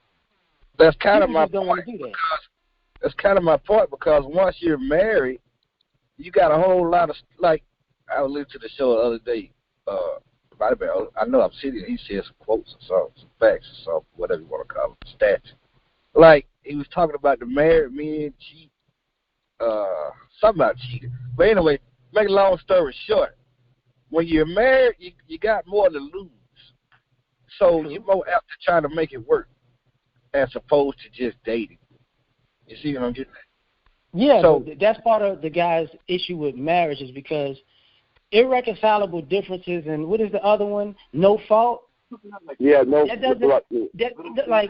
doesn't. You can't control. You don't even. What does that even mean? Because that's a one-sided. Okay, I thought something today is irreconcilable. It's not a fault of yours. It's not a fault of mine. It just ain't gonna work. That's not. You can't work with stuff like that. You know, there's a guy in Houston who just tried to get arrested because he signed his wife. He forged his wife's name on the divorce. He wanted out so bad. Yeah, I heard that. I've seen that. So, you know, and that's what guys just do, and that's rare for, you know, that's some shit you never heard of until recently. But there are a lot of guys who why did you get divorced? Irreconcilable differences. Why did you? No fault. You just said, whatever. Yeah, because it can happen overnight. So that's the problem. There's no process, and then the question going to ask, well, why do you got these old fogies over here trying to tell me, well, why ain't you married? Why you don't have no kids? And well, if you've seen this shit happen, you don't want to. If you've seen, that a marriage can end within that next 12 hours because somebody can get pissed at you over some stupid shit. Then what's the point of getting married? This is part of the reason. That's why the MRA was created. Like, people don't take into consideration. Like, I got a 13-year-old. My son looks at the way his mother operates with men. Like me, I looked at the way my mother operated with men, and I could peep like, okay, you're not finna get. That's not finna happen. Just like the same way they say that, don't give to a man that's going to do this, use you, abandon you. You got to realize boys are raised in these same households, and we see the other side too. And those boys became men, and there's certain things you're like, that's not gonna happen. I'm talking to my son about, listen, girls gonna do certain things that's just a female thing, and certain things you just, is on principle you just can't deal with. Because he's looking at his mother like, I don't want to date I don't ever want to be with somebody like this. And it's the same person that he had loved for so many years. And the problem is not just that. The problem is you got an older generation who has this leave it to beaver mindset, and they're looking at you crazy for saying, oh well, no, because there's something wrong with you because you said no to marriage or you said no to women, so therefore there's something wrong with you. But what the person trying to convey to the old fogey bitch, old fogey motherfucker, is this: look, you don't live in that same household. When I said I was raised by my grandparents, my other grandmother, she used to love watching Maury Povich, right? Yeah. And I was like, Grandma, why do you watch this? She said, the funny part about this is, back in my day, we used to tell a guy it was his baby. He just had to believe it.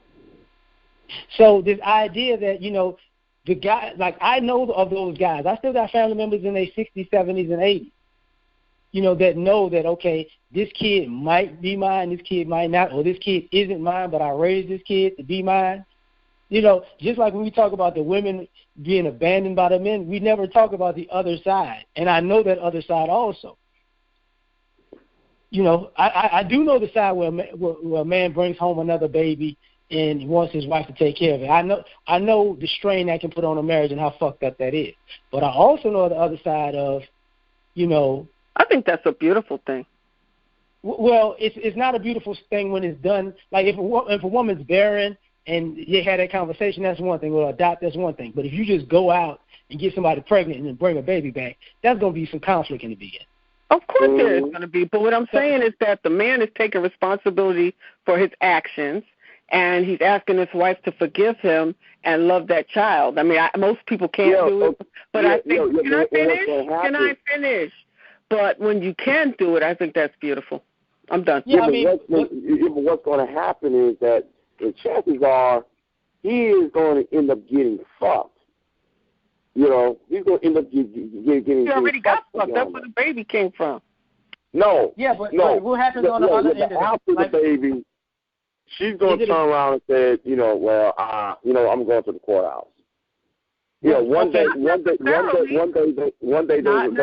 in the old days, anyway. I'll say. Not back in the old. But that's the other thing about the old days. You know, we figured it out. We figured it out. Yeah, but y'all also lied about paternity. Well, that was called Mama's Baby, Daddy's Maybe.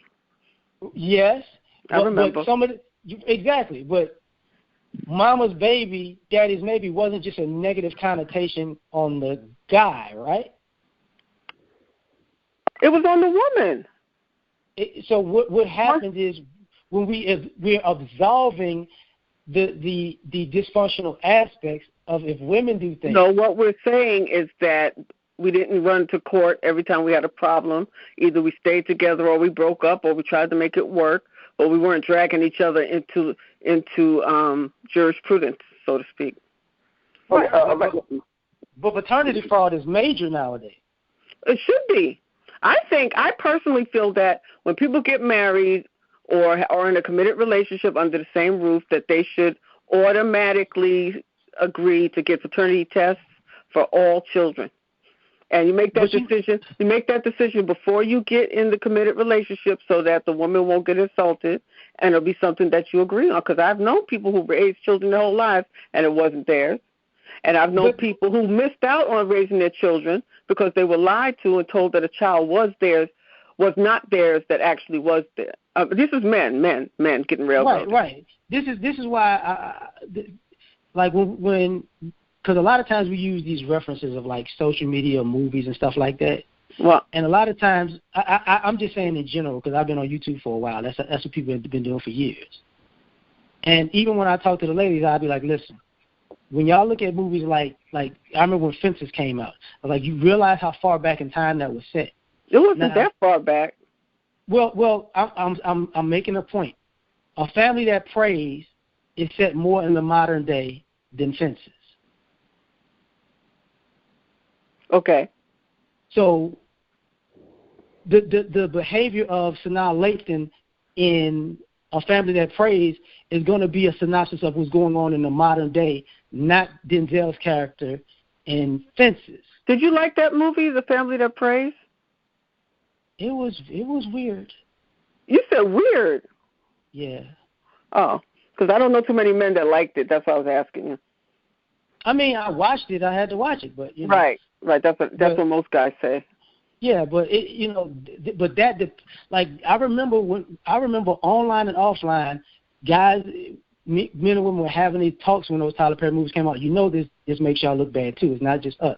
And the women couldn't get it, and it took like 4 or 5 years for them to start looking back. No, they couldn't. It was like, what are you talking about? Like, they couldn't get how it made black women look bad. They could only see the part that the black men was this, that, and the third, and it took like years to go, oh, this is what they're talking about. Mm-hmm. Well, like the movie with Bow Wow when the grandmother was the mother off of a lie. They didn't get it. Like, oh, wait a minute, that's not right. You get what I'm saying? Like that, like the Family That Prays. They didn't get how it makes a modern day woman look. The one Daddy's Little Girl. They didn't get the premise of that. Even when we talked. That was a great movie, Daddy's Little Girl. That was great. Yeah, but the premise of it. I know, I saw it. Yeah, I get what you're saying, but it's making the modern day black woman. I didn't see that movie. Hey, Howard. How art thou? Good morning. The premise was. What was the premise? A father. Basically, he was a basketball player who went to jail because he was messing with a white chick at a party. Wait. You talking about Daddy's Little Girl was Idris Elba? Yeah. Oh, okay. That's what, and he became like a mechanic. His children's mother started dating a drug dealer. He became a chauffeur. Well, no, he was a mechanic though. Remember? Okay, go ahead. I'll let you go. Go ahead. Well, right, he was a mechanic, but he was doing the chauffeuring on the side because he worked with Lou Gossett in the thing. Okay. And he was trying to get his daughters back, and his actual his children's mother's mother was taking care of the kids primarily, and she vouched for him to get custody. And the mother actually wound up getting custody. and he was fighting to get his girls back. And it ended with the mother and the boyfriend getting arrested, basically, and the community actually turning on him, and that's how he got his girls back. Okay, so what's your point? The woman was a piece of shit? My point is that the modern day depiction of the women, we've been trying to tell them that the way you're being depicted in modern day is like when you look at the men like Danny Glover and Color Purple and the things in Fences, that archetype for black men being ain't shit is going 40, 50, 60 years back, while the one about the black women is right now. So that's going to cause you problems. Huh? So your point is, so I was right. Your point is black women ain't shit. No, my point is that's not what he said. My point is the women were so into the depictions of saying, okay, look at how people are presented. That it's like this is how you're being presented right now. Watch like the very same thing. Just like what was that for colored girls? That was like a 60s, 70s play or something like that they remade that they made a movie and remade to a movie. And I remember having to go see that with my girlfriend. But I'll be trying to explain, like, when we're going on depiction alone, because these are all like archetypes, the sisters are not getting that their archetype is looking bad, is at this point looking worse than the guys. As far as just what they're seeing in the media. That basketball life shit is not a good archetype. It's kind of like this. Okay, you're trying to, like you're making a movie production, and just like the TV, just like we talk about the Tyler Perry movies, right? It's trying to take a mirror and it's showing the mirror how bad men were, right?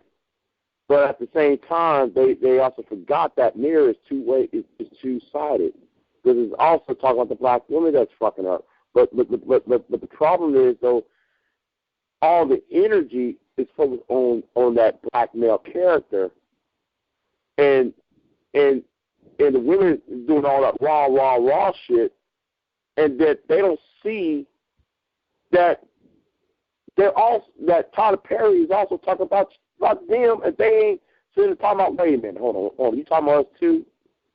You know what I'm saying? Nobody gonna sit there and see the image of them two being clowns. It's kind of like what my mother told me. If you're going out there trying to dig a grave, you better dig two, right? That's the point. They're digging themselves. They're so busy trying to dig the grave of the image of a man that they also bury themselves along with him. You know what? I don't think nobody got that. So we just hang on back. That's actually, that's what I'm trying to say. Because if you, like the ladies talk about depictions of women being strong and this, that, and the third in the media. Art is what? And they're not getting What is art? Art is subjective, and is art is an imitation. Life imitates art. Art imitates life. It's an imitation of life. So if you guys are trying to change life, what happens in life all over, do you think you're going to change that? Say that one more time. I didn't hear the last part. If you guys think movies are an imitation of life, right? And if that is life, do you guys think you're going to change that? People going to do bad shit. You're going to have bad women, fucked up women. You're going to have fucked up men. I mean, it's just what it is. That's just what it is. And you guys come and complain about these fucked up ass broads. It's just fucked up broads out there, man. Don't deal with it. What I'm saying is when we have the conversation with the women, they use these depictions and archetypes as for their situations and ideology. This is not about me complaining about women. I'm actually talking from a perspective that we have to talk to women like, yo, if I understand you see this, but did you see this? Can you understand that this looks bad and this looks bad? This is not about, you like as you got on, you just saying women fucked up. But I'm saying, it's about awareness. Like this? Awareness. Have you thought about it like this? What's your name? I don't even know your name. LAR. What's your LAR? Have you thought about it like this? Any woman that you have to tell that to and try to be her teacher and her daddy is probably not one you need to be with if you got to tell her that. Have you thought about that? Well, that's already. I was asking LAR, Big J. Yeah, man, but everybody else said that before. I've thought about that, but I'm also saying that's a prevalent mindset. So you're going to come across it more than you coming from a majority, not a majority, but a mindset of that's few and far between. It's actually becoming the majority mindset. So you're going to run into this more than you will the opposite. How old are y'all, man? I'm 39. You in your 30s? I'm 39. Okay, I'm in my 40s.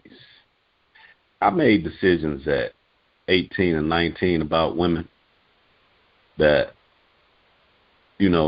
first of all, was juvenile of me, but it was still a good decision. I used to say things like, a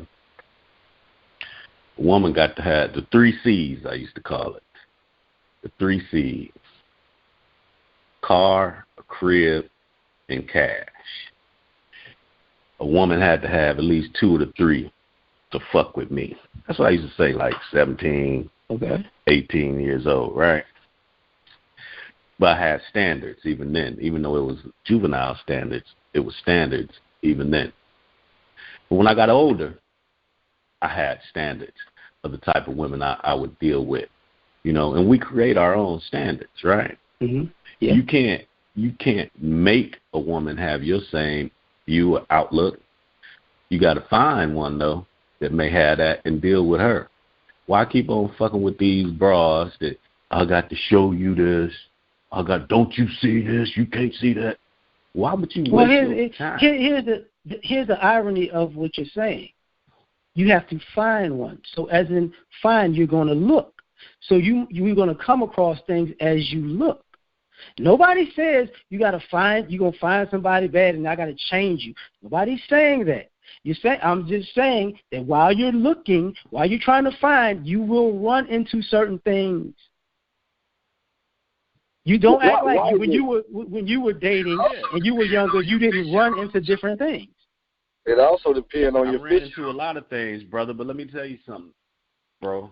That I also learned this as a very, very young man.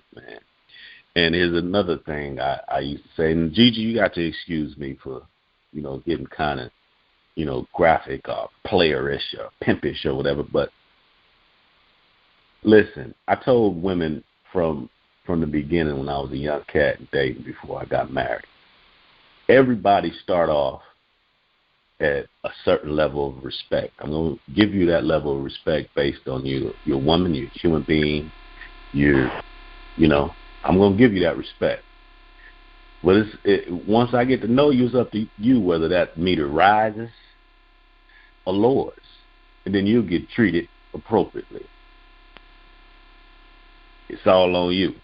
And the same could go for me. You know what I'm saying? I wouldn't waste my time worrying about 50 million or 20 million black with the other 19,999,000. I don't worry about that. Well, can I ask this? Can I ask you this then? Why is it that when it comes to you and others on TRS for that matter, look at the issues from an individual type of way when people are actually discussing a social issue. You see, discussing a social issue does not mean or exclusively means that a person is talking about his or her real situation in life. So I think that what you say is kind of a little bit, let's just say, not fair when discussing how about this? How about this? I understand that, and how about this? Instead of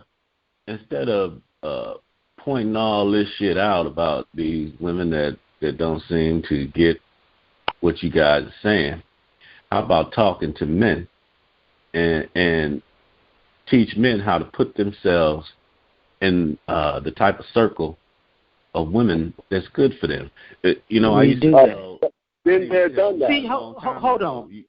If you want to get a shark, then you can't catch one fishing in a damn lake. Now, I'm gonna respond to you, brother. And this is, you know, and I'm not gonna get graphic, but I'm gonna say this. There's a certain generation of men who are older than myself, and I'm 39, that did a lot of shenanigans that all of a sudden want to talk from a high horse pedestal when we've watched this generation of men be the very men that these women are complaining about. The guys who ran off on their families, those were those older guys. The guys who want to lie, cheat, and steal to get the panties, and now all of a sudden they went to church, those were the older guys. The guys who said they was a businessman and they had this and that, and they sold these women a dream, and now these women are destitute, those were those guys. The guys who was like, oh, I'm gonna turn these girls out. The Freaknik guys, the 2 Live Crew guys, the NWA guys. We're not in the same age group. The 2 Short guys, we're not in the same age group. But what winds up happening is these guys get older, and all of a sudden, now they have morals and standards, but they don't want to say they are part of that problem. The same way we talk about, that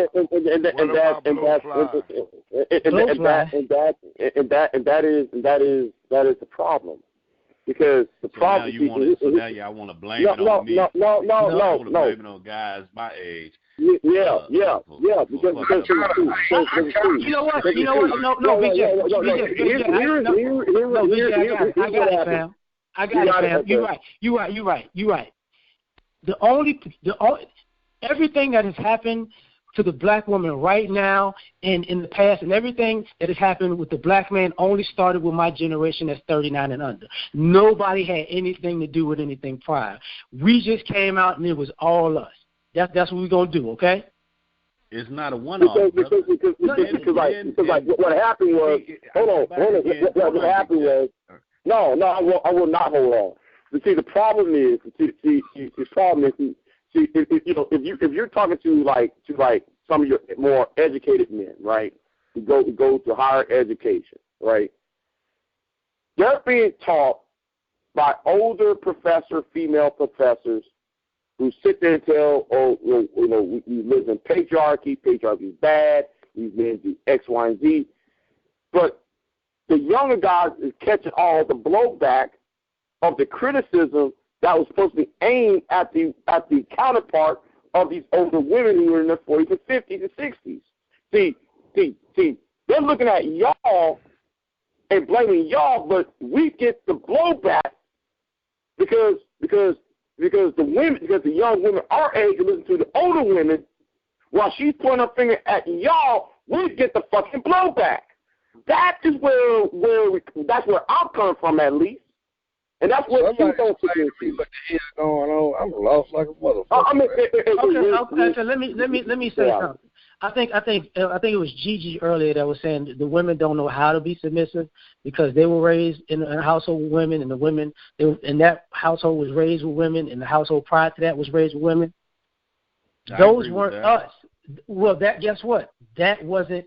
How many generations did you just go back, brother? I think she went like 3 or 4 at the time. Okay, but you stopped it. You stopped it in your 40s. Y'all in y'all 40s. And when I'm telling you, go back to what I originally was saying, is that, brother, you trying to speak against life. That's like being outside and it's storming and raining. And listen, brother, that's like being outside and it's raining and you trying to teach somebody how to fucking step through the goddamn rain and not get wet. Ain't gonna happen, bro.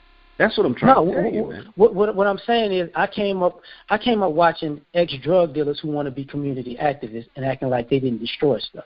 I came up watching players and pimps and people who emulated player and pimp stuff destroy families and leave people hanging, and now all of a sudden act like they're holier than thou. I'm just coming from a. Do you believe in God, brother?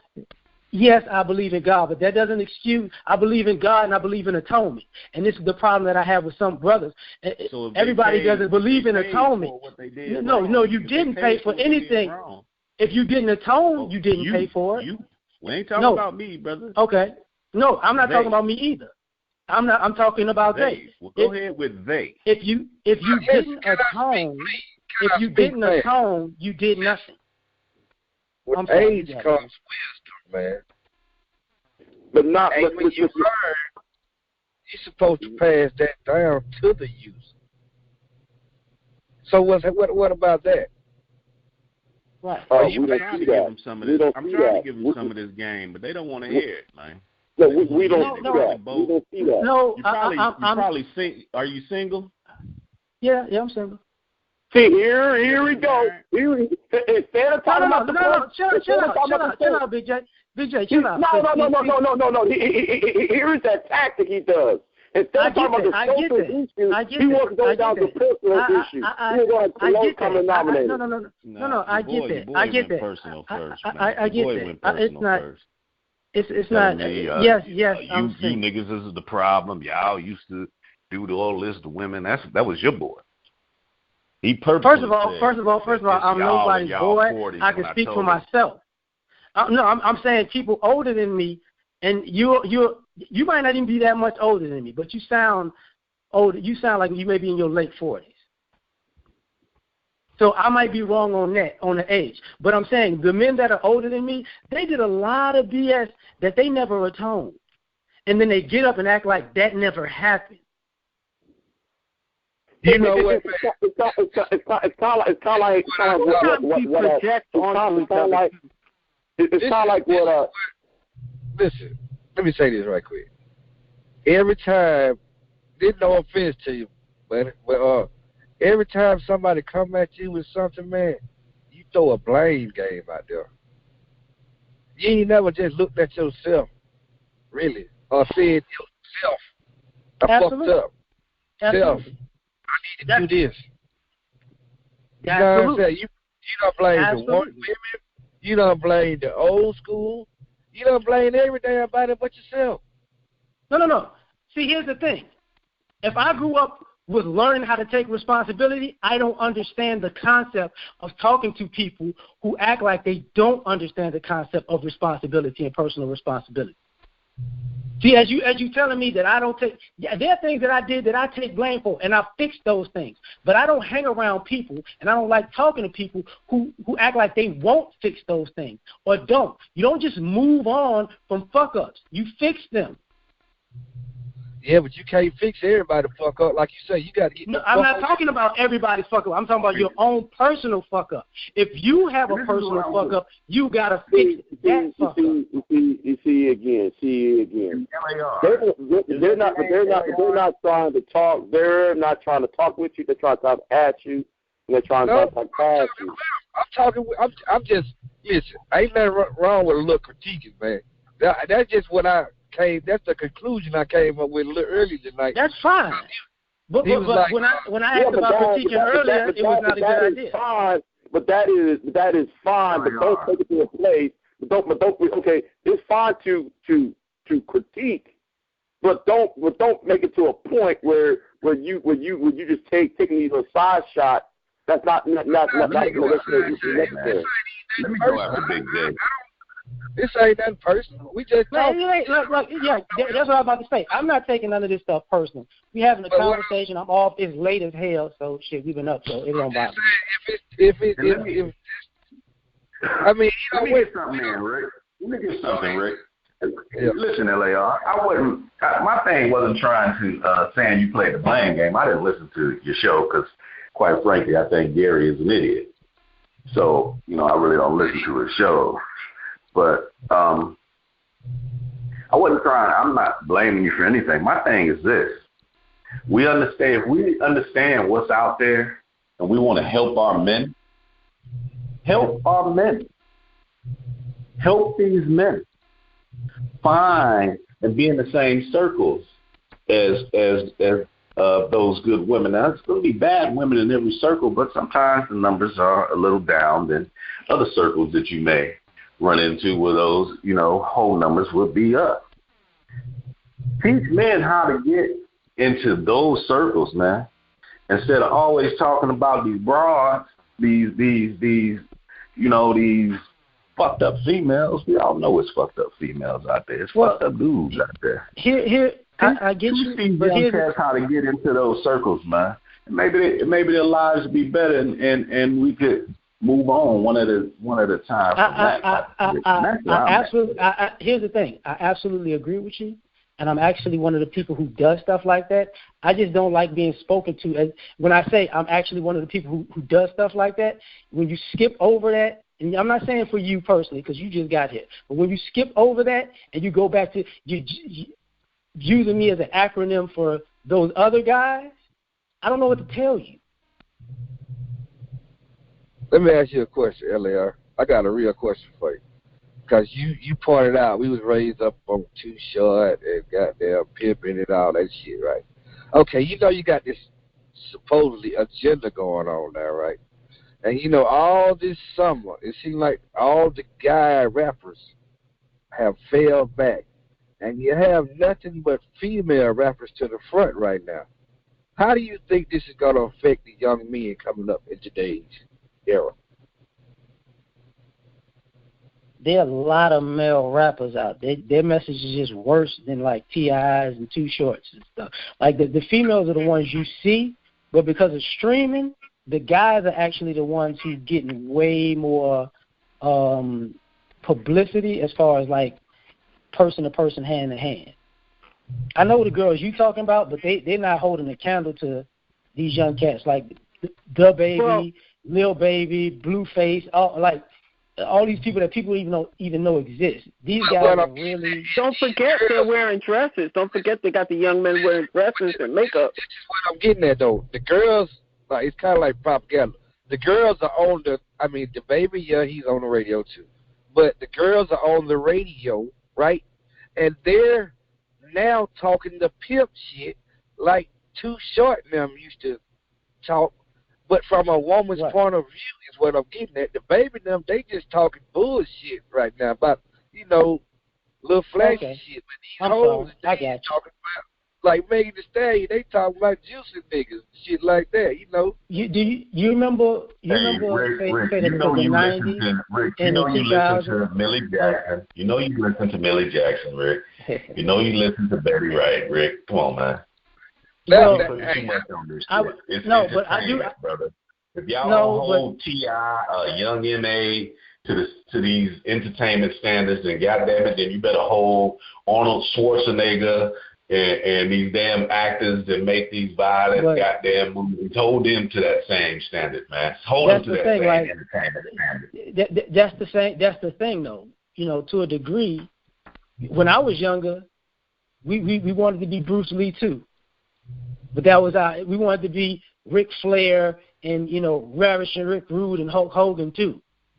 Woo! So we did do those things also, but part of that, like when the brother was talking about the music part, I also remember when people wanted to be those people and how it played out. All these guys who wanted to be players and pimps and gangsters, them emulating that, got a lot of them jammed up and killed. Now, when the girls emulate it, it's going to put them in these same type of detrimental situations.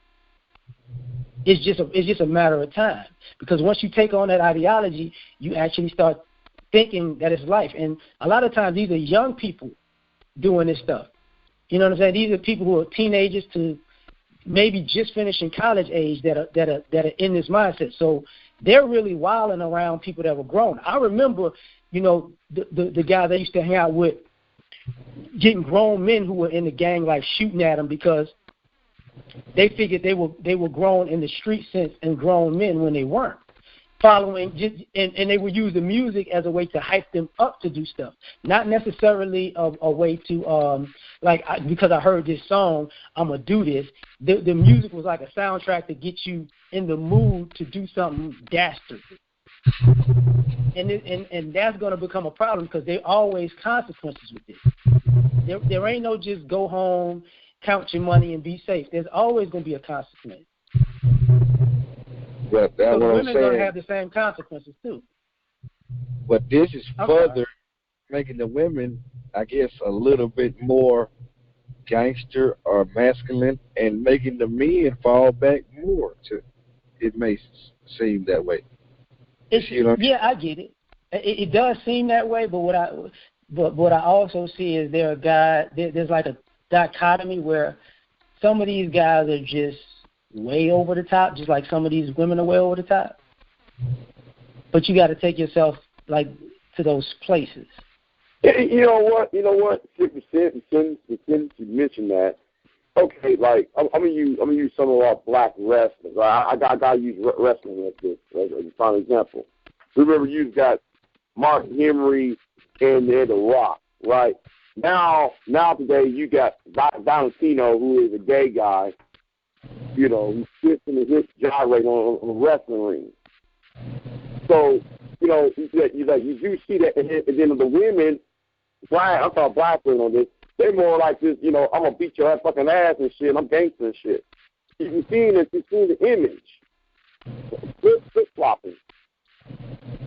Yeah, I mean, personally, I understand we as a black community, we're more diverse than we put out publicly. Yeah.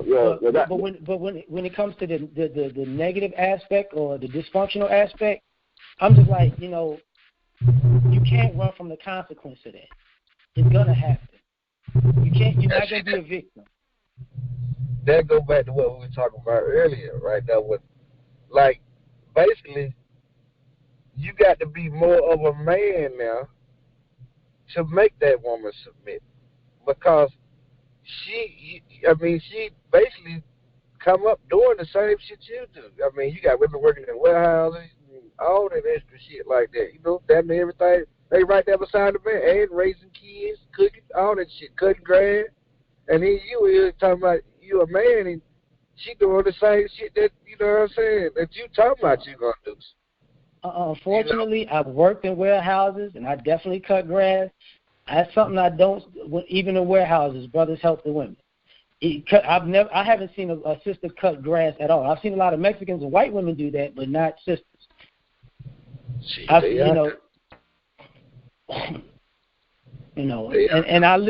cut I have a house in the yard, and I cut my own, and I have black females that are neighbors. Never seen it. And so, I'm not saying that they don't exist, but I'm just saying you might be overshooting it. No, I got a buddy that cussed. Her husband was in the military, and goddamn, she was cutting the grass. You got self-propelled lawnmowers, you got riding lawnmowers, all that shit. So, yeah. Okay, is she a norm or she's an anomaly? No, you talking over my head. Well, is a woman like her what you normally see, or is it something that you rarely see? Yeah, normally she's an average woman. Okay, so the other women you come across be on the riding lawnmowers and the self-propelled lawnmowers type of women. That's what you see in your area? I see a lot. Women that be fit, they'll get out there and cut grass, man, for real. It's serious. Oh yeah, I'm not saying it doesn't exist. I can admit it exists. I'm just saying the frequency of it is probably not as high. Yeah, I ain't gonna say every last one of them, but this the type of woman. Most of I'm gonna just say it like this. Hold up, Rick. Let me get in here. That's a cultural thing, brother. That depends on where that woman's from.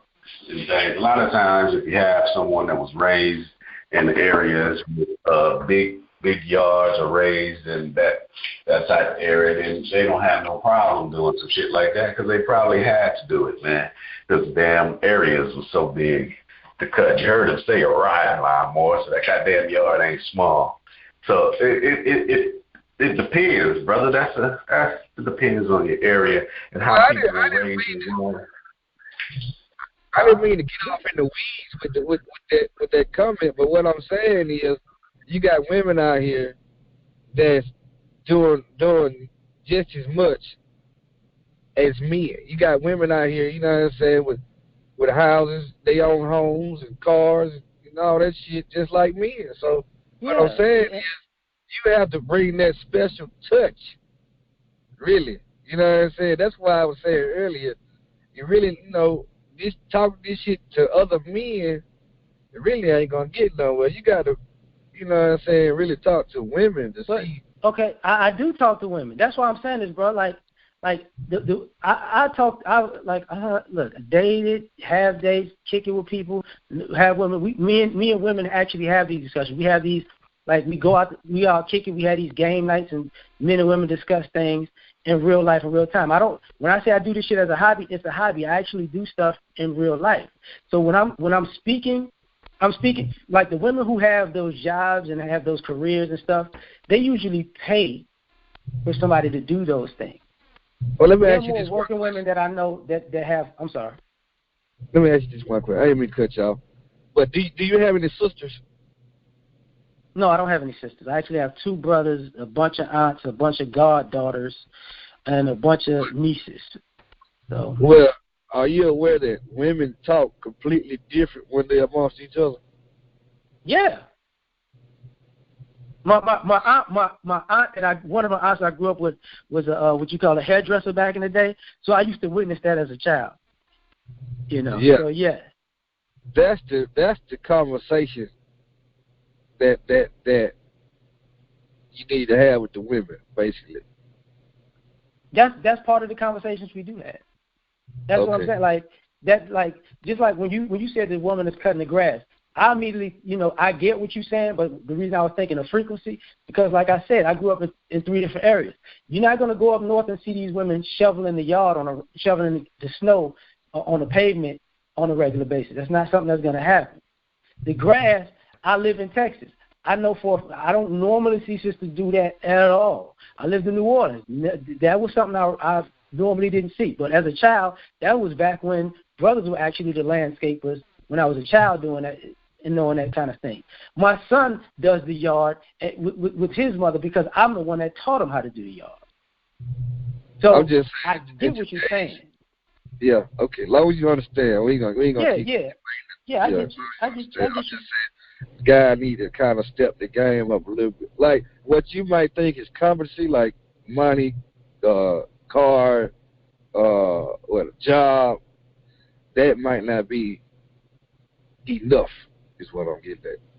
No, I definitely get that. I mean, but I also get that, I got a friend that makes like 6 figures. She was unemployed for like almost a year. So, the things like fixing parts on her car, fixing things around the house. At that point, she couldn't afford to pay somebody to do it like that. You get what I'm saying? So I had to go do certain things for her because I'm a friend of hers. We've been friends for years. But I actually had to show her how to do other things. So what I'm saying is a lot of the times, even with this debt, even with when they get these jobs is one thing, but there comes a point where they need help doing all of these various things also. And it ain't just because I'm a man. Oh, yeah. Let me ask you this one question. Are you aware that there are some young guys nowadays that don't know how to jack up a car? You goddamn right I'm aware, because one of my homegirls had a tire problem, and we met her, and I started fixing her tire and putting air in it and shit, and she was like, yo, you do realize the guys I know don't even know how to put air in the tire or to jack up a car. And I was like, God damn. And I've been knowing her for at least 15 years. So now, how is she supposed to submit to a nigga that can't even jack up and change a damn spare tire? She not. And even with the conversation with her, one of the parts of the conversation we wound up having because of that, where she was like, I realize it's difficult for me to submit because these guys don't know nothing. But ironically, this same woman met a guy that is very competent, And she's one of them chicks that she wound up getting hard. When I met her, she was younger, teenager, because she's a friend of the family. She was real feminine. Then over the years, because of that, she got real hard. Now this woman is just transitioning back to being feminine again, because the guy that she's with is very much so a man, and he's competent. Well, that goes back to what I was saying earlier. Yeah, but she's right. But ironically, she had an issue even with that, because me and her had that's like family. Like she's like, she had a struggle with being around me, because it was like I know I got to be feminine around you, even though me and her, like, she's family, so it's not like I'm dating her or want to date her, but she was so used to being masculine, it was a hard thing for her just being around me, because I wouldn't let her be in that space. So that took a process also. Yeah, that's what I'm saying. Like, women have to do all that shit, and then, as they say, a beta male comes along and talk about submit, and she just as much as you are. Of course, you're not gonna goddamn. She's not gonna, Yeah, but that's the thing. I wouldn't. I'm not. What I'm saying is not coming from a perspective of just shitting on women. What I'm saying is, the women being masculine, choosing to be masculine, feeling like they're forced to be it, or that's just, or just feeling like they have to be masculine, is detrimental to them from their own mouths and experiences. I do. They're telling me. Would you say you're a male chauvinist? Because I'm gonna tell you why I say that. Because when you was talking about, they brought up the fact about inventors earlier, men and women inventors or something. You was like, when it's a woman, it's like when it's a man, it's like us, and when it's a woman, it's like a black woman. So it's like you want to have that go to that gender war shit, I guess I should say. I ain't got a word for it right now. Under the context, what I was trying to tell the sister was, if we are a community, men and women, but if you're in a state where when the men do something, it's a we did it, but when the women do something, it's the women did it, it's going to take away from the community aspect. That's a problem. I'm not saying you don't big up women who do shit. I didn't believe that. That's why I brought up the women inventors. I was actually the person that brought up the women inventors. That's what I'm saying. LAR. What is LAR? What does LAR stand for? Oh, it's an acronym. Back in the day, me and my homeboy had a group, and it was a music group, and it stands for Lorraine's Audubon Revival. We was just trying to bring back the sentiment that got killed at the Lorraine Hotel in the Audubon. Okay, cool. What was the synopsis of your show, brother? He wanted it to be about submission. It kind of went a lot of different places, man. So it was like where we at now. It started with the definition of submission, and what is the issue with the word itself, and what is the issue with submitting. It went into, as far as so much so the men and women aspect. And then it was like submission is viewed in some sense as a form of like slavery and oppression. But I was like, submission is also a religious term, so we're having like a battle with this thing. Then it spawned into the religious thing, then it spawned into Fantasia and K. Michelle, and then it spawned into the manosphere, and then all this other shit. Like, so it went everywhere, bro. It went everywhere. So you think that women should... Wait a minute. Excuse me, Howard. Excuse me, gentlemen. Don't forget to tell them that you're part of the manosphere, LAR, L-A-R. Okay. Well, you just told them. You got it. So you think that women should submit to the men? I was saying, if a man is competent and he's a better leader at things, yes. Okay, I agree with that actually, and that might surprise some people. But a woman, and like Rick just said, I don't know if you caught it, a woman just ain't gonna submit to any type of dude, especially if she was raised in a situation where there wasn't a motherfucker around there where she could learn how to submit to. So yeah. that's a double deal. So yeah, again, I go back to us as men. You got to put yourself, and I'm talking about men in general, in a position to be respected and submitted to. That shit will come naturally. Well, I realized something. And we didn't even touch on this, I don't think. Part of the issue is, the women weren't raised to know how to submit to a guy that's know what he's doing or competent, or just a man in general.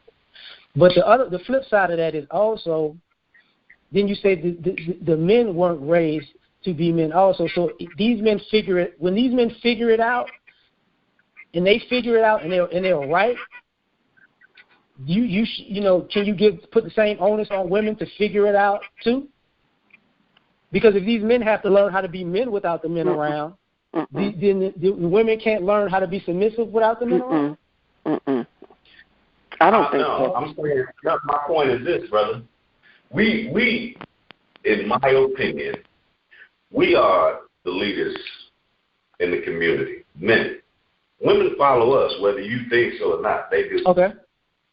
And what I'm saying is you put yourself as a man in a position to be respected by that woman, and it comes that submission. If you in that relationship with that woman, that submission, if you want to call it that, comes naturally, brother, because you are held in high esteem in the household. You understand what I'm saying?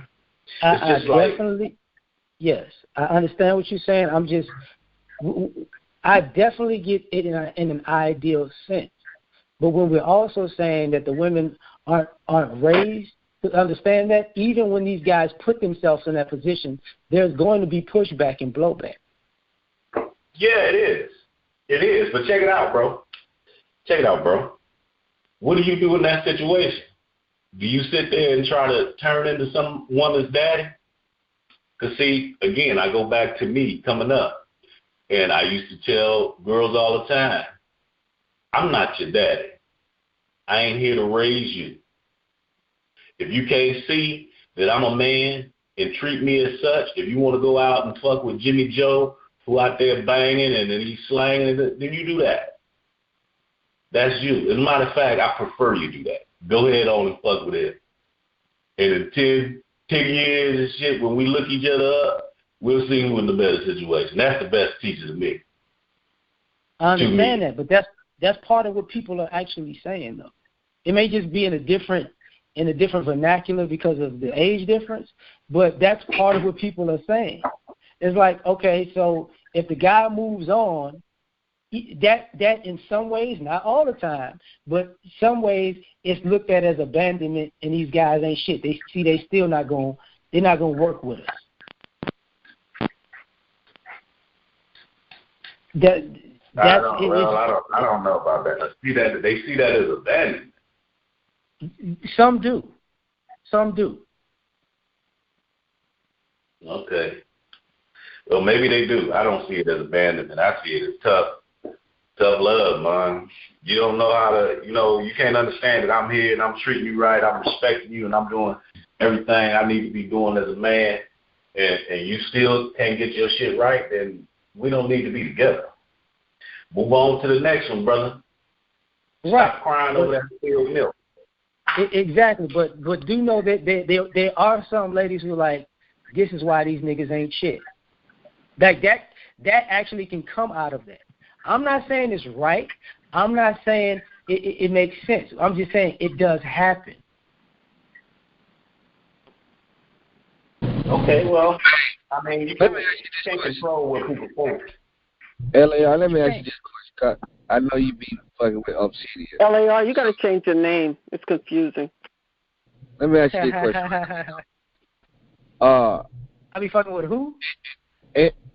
Obsidian. Well, you've been over there. You've been talking to him or whatever. We part of the manosphere, so you know. Let me ask you this question though. A large part of the manosphere, what are they? Select or non-select? Which one would you say? You mean celibate? No. No, they have this debate about what select means the guys that women actually gravitate to, and non-select means the guys that women don't gravitate to.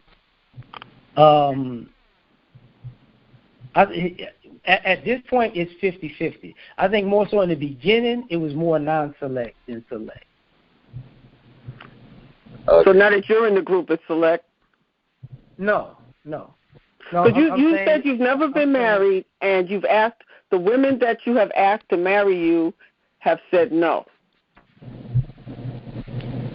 Select doesn't mean marriage. I know. Okay, so what do you... I don't get it. Never mind, forget it.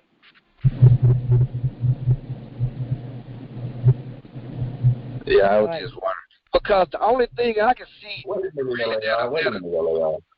You asked more than one woman to marry you and they all said no? No, I didn't. She brought the marriage thing up. That's not what I was saying, but no. The question still stands, though. No, that's why I said no. Oh, okay. What wound up happening was, you know, I asked the woman if she wanted to move in so we could work towards that, and she said no. She was asking if I asked her to marry me at that time, and I told her no. I think that's Miss Gigi. So the marriage thing. You said one was in no place to even think about getting married. So I never asked her that. No, but there was one that you did ask. Am I wrong? No, I didn't ask her. There was more than, we're talking about more than two women, right? Right. Right now we're talking about two. I didn't ask her either.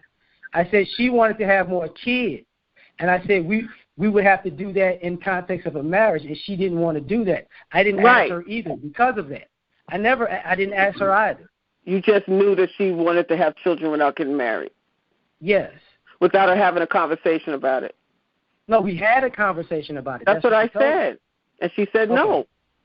Right. She said she just wanted to have kids. She didn't want to be married. That's what I said, dear. I'm done.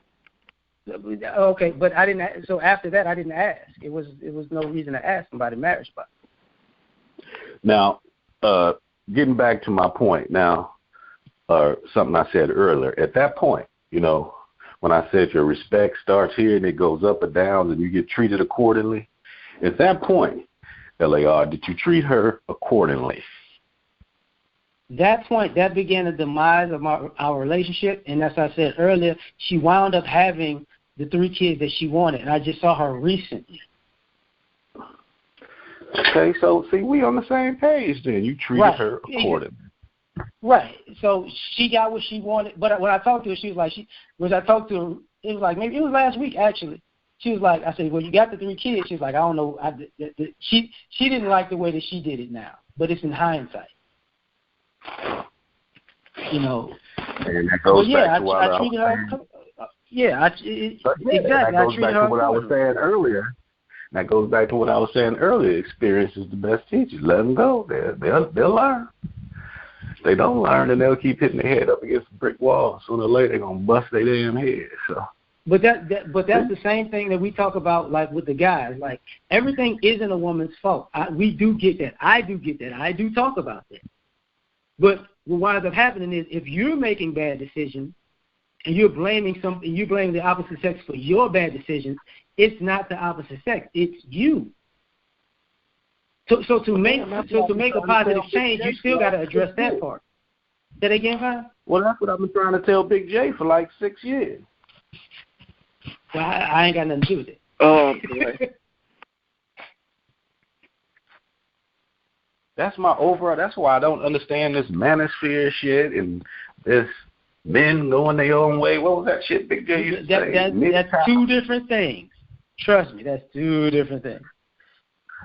Oh, okay, well.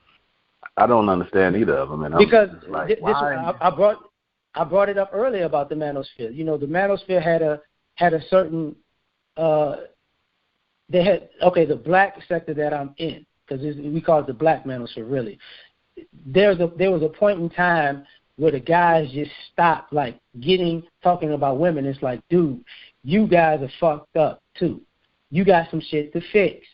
And the guys bucked back against that until the point where we were still on their head until people started addressing their own issues.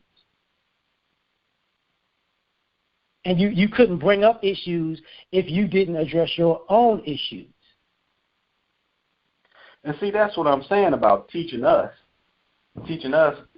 younger men how to get their stuff right, man. Yeah, exactly. I think that is more important. Exactly. Than some hood rats, man. Look, because part of the manosphere is telling people first of all, you gotta get. If you're unhealthy, get healthy, whether that's physically and mentally. You got to get healthy before you can talk shit. Second thing you got to do, once you get healthy, you got to get a better image of yourself. You got to present yourself better into the world. You got to dress better. You got to look better. You got to have better manners before you can go around talking shit. Now, once you do that, get your life in order. Be responsible. Don't be going around here being irresponsible. LAR, you got to dress better? Yes. Even tell guys to dress better, because a lot of guys were complaining about women when they were sitting there like in jogging pants and dirty shirts and shit. Like, that was a problem. Like, no, you dress like a fucking bum. Stop saying women don't want to talk to you when you're presenting yourself in a bummy way. Clean yourself up. You'll get a better response if you clean yourself up. Go get a haircut. I actually agree with him on the dress thing, man. And see, I keep on going back to when I was younger. You know, I might have had some pimp in my blood there, GG. But women are attracted to a well-dressed man who has on some good shoes. And I'm not even talking about tennis shoes. I'm talking about real shoes. And women see those type of things, and you're well-dressed and well kept and manicured and all, man. Those are, you're catching bees, man. You're catching bees with honey, and so I can understand what he's saying on that. Now, just to dress yourself up, then to talk shit about women, I don't know if I agree with that. No. It's not. I know I'm referencing it that way. What I'm basically saying is, before you can open your mouth and start, quote unquote, just complaining about women, you better be on point. If you're not on point, you don't say a word. Just shut up and get on point. So the teachers, so the teachers, the guys that are leading the group, don't have to be in committed relationships or married or anything like that. Some of the guys are in committed relationships, and some of the guys are married. Oh, okay. This is from guys who are single. There's a lot of guys that don't want to get married, and there's a lot of women that don't want to get married. So I'm just trying to figure out who's telling who what. Okay. It's a whole thing from single. I'm sorry. It's like a total contradiction to be a part of something that kind of bashes women when you go home to one every day. That's kind of I can't figure it out. That's the point. Like when you're coming at it from a perspective, whatever point side you're making is a side that's bashing. There's a part that does not do bashing. I come from the part that does not do bashing though, but I do get it exists. The part that I'm in is like, this is where the men fucking up. This is where the women fucking up. It's not women all of a sudden. No. Well, if you don't agree, hey brother, if you don't agree with certain parts, or you got some dudes, why don't you just start your own shit that doesn't have the bashing? Why still connect yourself to something that has some negative? Well, ironically, the way the manosphere was set up, it was actually for the betterment of men. So a bunch of different men with a bunch of different perspectives that actually have nothing to do with women also have come together. Different guys from different political views, different religions, different ideologies, different purposes, different how can I say this? Different aspects of life as far as ways they make money and careers. It's a hodgepodge of guys who coming together so you can actually be in the same vicinity with these guys. So when you want to make a better move to better yourself, you can find a guy in the group. That's why it's so many people there, because we're not a monolith. We're a bunch of diverse people. Some of us have similar opinions or same opinions, and some of us have completely diametrically opposed opinions. But since we're all black men, we learn how to get along.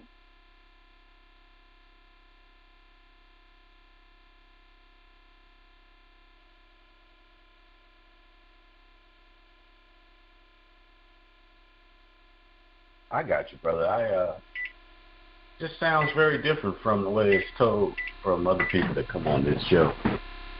No, I definitely get it, because there are some people who are very controversial and very extreme, and that does make a lot of noise.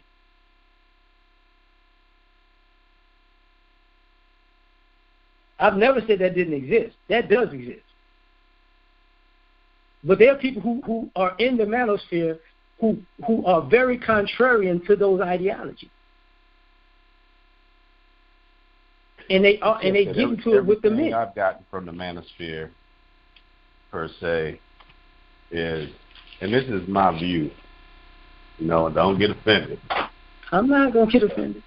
When I hear these guys talk and I hear the whole spiel or whatever, I come up with dudes that were AE1, that were probably not well liked growing up, probably didn't get a couple of women they wanted growing up, took the shit too personally, rolled up into their adulthood with that same damn thinking.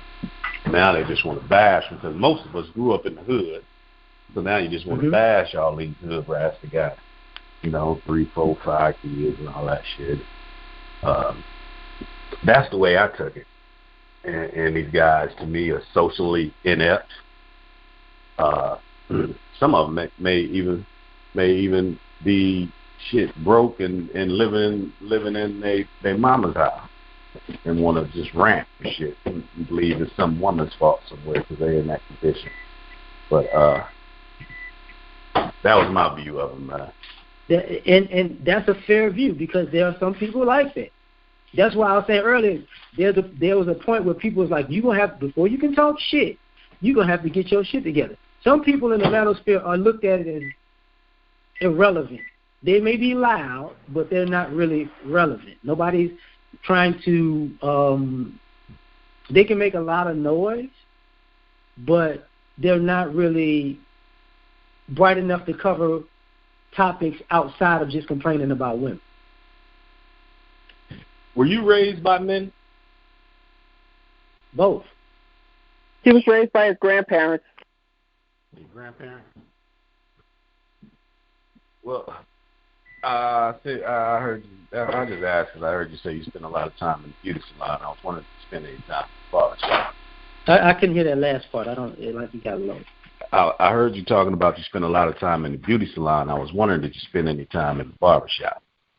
No. I said when I was younger, my aunt was a hairdresser. I didn't spend a lot of time there. I understand that women have different conversations with women than they do men, because as a kid, I would be at my aunt's house and she was a hairdresser.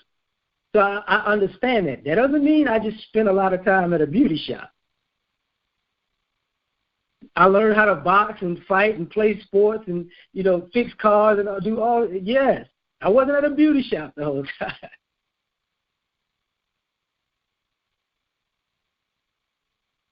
Okay, that's just part of the family experience. Some brothers out there that are young, are young-minded, man, may need you out there, brother. So, I'm just asking, man, if you got that positive spiel for those brothers that can help them get where they're trying to get. And I'm all for that. I'm all like for we that, do man, think, but I don't. Look, we talked about Pan-Africanism for a long time. And we talked about the benefits of it and the pros of it and the cons of it. And, just like the ADOS thing came up, we've been talking about that for a while. But even with that, there are brothers who are not ADOS that some of our views they don't agree with, that we still will always look out for because they're black. We're not a group of people that just like F you because of this, that, and the third. We're just it's a bunch of guys who's trying to put everything on the table. Because a lot of times our community likes to sweep things under the rug and it causes a bigger problem. Are some of the things that people say controversial? I'm sure it is. I don't listen to all of it. I don't even go down that rabbit hole. I know it exists, but I ain't there all day.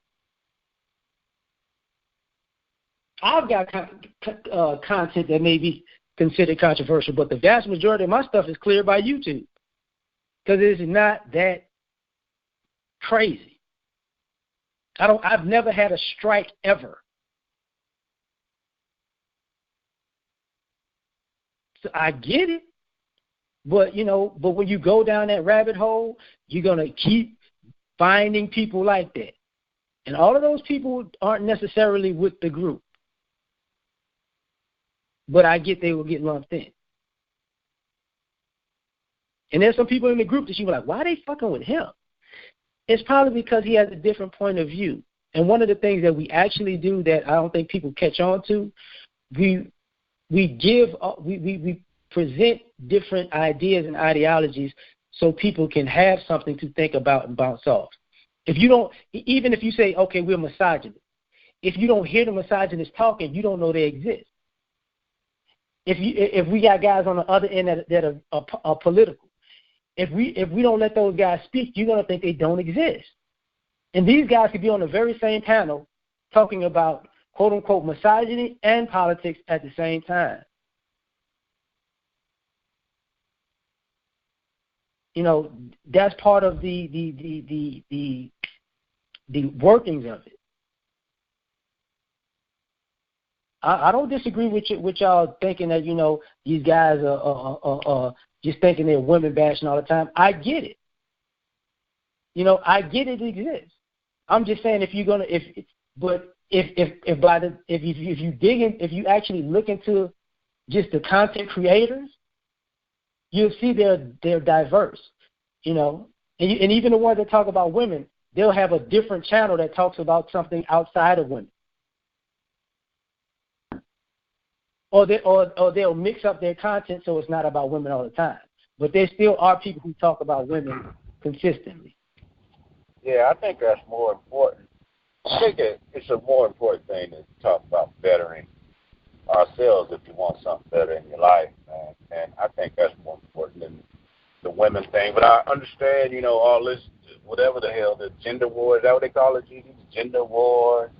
We have, in my opinion, some women that come on here that, are kind of mirror image of the guy. And then I look at it and I listen to them, I listen to the dudes, and I say, damn, they all fucked up. And you know what the common denominator is? They all single. And I think myself as a guy listening, I said, damn, I wonder why. And ironically, I was on a manosphere panel that's actually run by a woman that's connected, that would be considered in the manosphere, and I said the very same thing, and I'm single. And it was a married couple on the panel that saw the very same thing, that were getting on guys in the manosphere who were talking all this reckless stuff, but they just didn't want to be in the mode of being responsible men, sometimes even for themselves, not even considering a family. Right. So I don't know. Y'all, I ain't gonna say y'all, but we ain't gonna never get it right, man. If we bickering towards each other, some women just ain't gonna get it. Some men just ain't gonna get it. My thing, shit, move on, man. Yeah, so part of I'm not gonna keep that's actually a part of the sentiment in the manosphere that everybody is not gonna make it. It ain't just bash. It's like, look, if you're doing these things right now, you might not make it.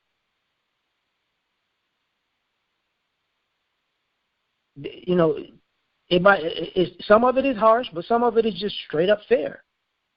We saying some of the guys ain't gonna make it. It ain't just the girl.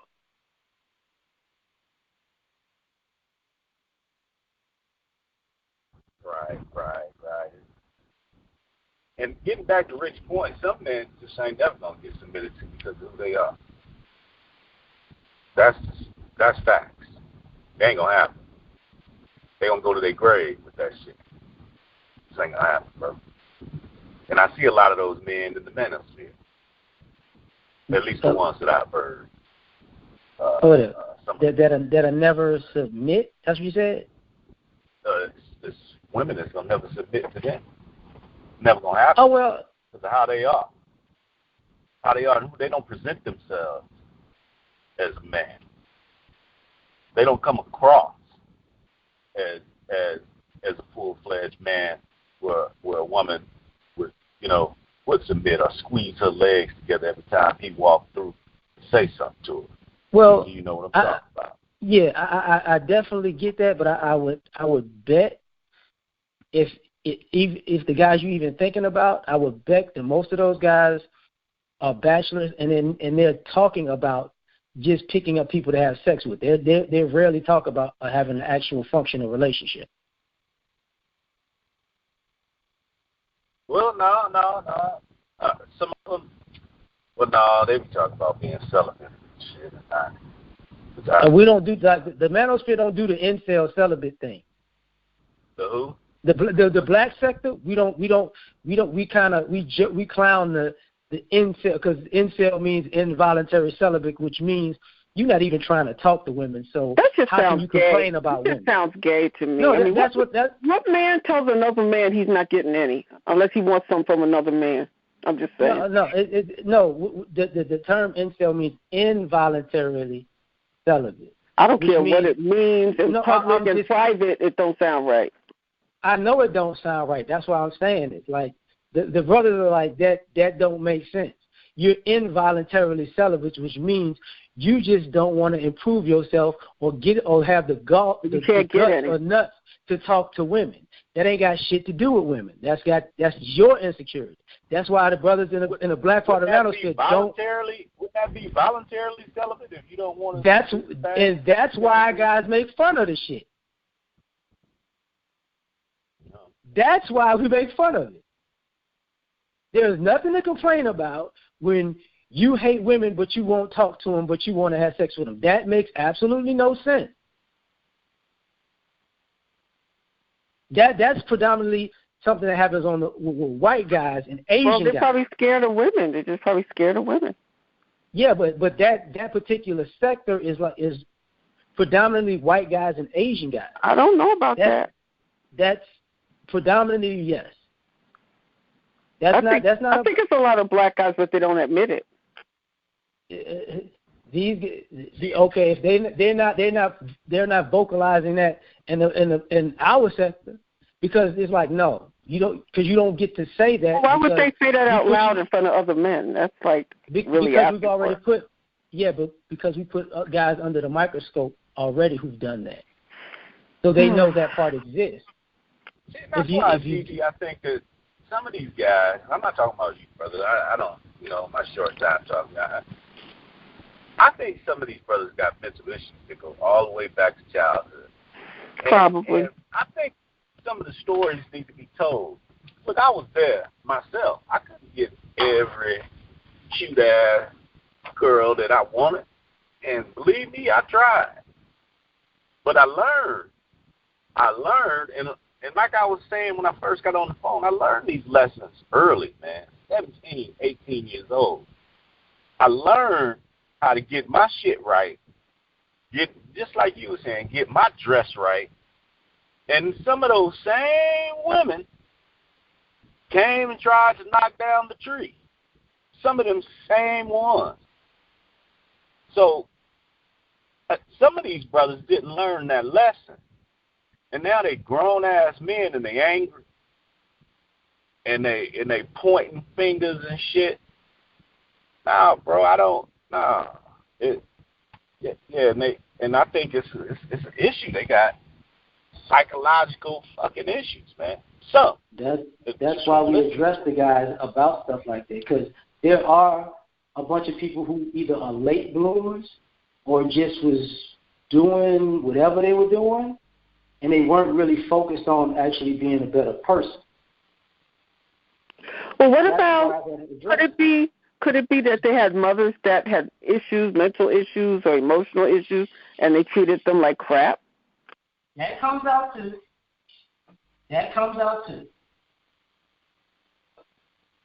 But unfortunately, even under those circumstances, one of the issues is brothers know that even with that dynamic, you're not really going to get any empathy from the community as a whole saying that.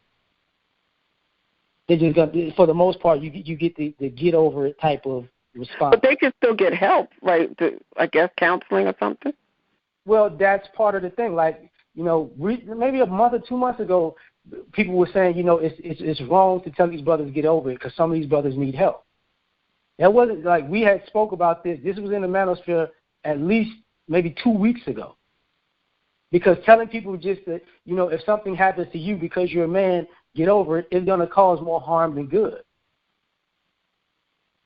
You know, like I said, some guys are late bloomers, and some guys weren't taught certain things. But when it comes to black boys and young black men and black men, nobody cares about, you know, what we actually, our growth process anymore. So guys are figuring out that, okay, since nobody actually cares and nobody's going to put effort into it, we're actually starting from where we're at. Is it reaching younger men who are teenagers so they don't have to go down this road? It is.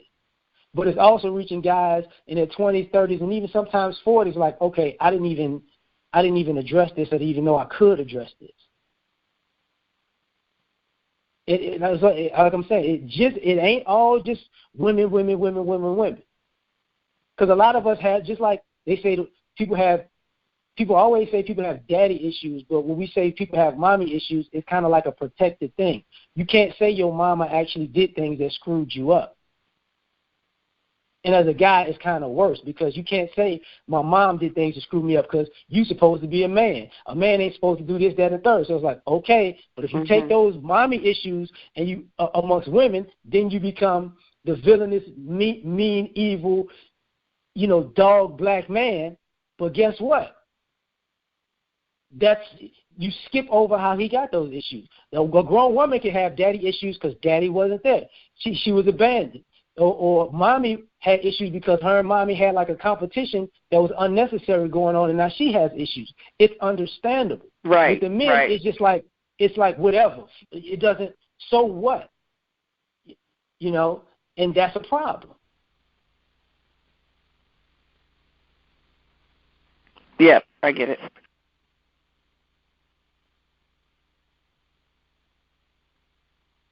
I mean, we don't have to have these hard discussions. They're just part of the process. I mean, and if you never talk about it, if a guy's mother abandoned the family, then he's going to have issues with women for a very long time until he gets help. I mean, it's not even about like one of the things that I said I was raised by my grandparents. There's a lot of black people who actually were raised by their grandparents or aunts, uncles, and stuff like that. That's not viewed as the same way as dad left. Dad could be a deadbeat dad, but is deadbeat dad because grandparents raised the kid. But mom is not necessarily viewed as a deadbeat mom if the grandparent raised the kid. So it's this. It's like an unreasonable dichotomy. Like, okay, and it spills over into the community. So now the men are always, we can do all wrong in what is viewed. Because even from the guys that are quote unquote bashing, it's viewed as, okay, so what it is the men do all wrong and the women do no wrong. So even if we fix ourselves, the women still do no wrong, and even though they have dysfunctional quality, it's still going to be our fault. That's part of that's an underlying issue, because when we tell these guys to get their stuff together, we can't tell them, okay, when you get your stuff together, you're not going to meet a woman that recognizes that you've got your stuff together, and she's going to not necessarily fall in line, but she's going to go, okay, I can work with you. We can work with each other. You're still going to get blowback, even if you put yourself in a respectable position. And that's coming from an aspect of, I don't have to self-improve either. We want the men to improve, to work on self-improvement, but we also want the women to work on self-improvement. Because if it doesn't happen, you ain't got to be on the exact same level, but you got to be committed to actually being a better person. And if that don't happen, you're going to always have this imbalance of, okay, he got his shit together, she don't. She got her shit together, he don't. And that's not going to work. It's just not for us as a group.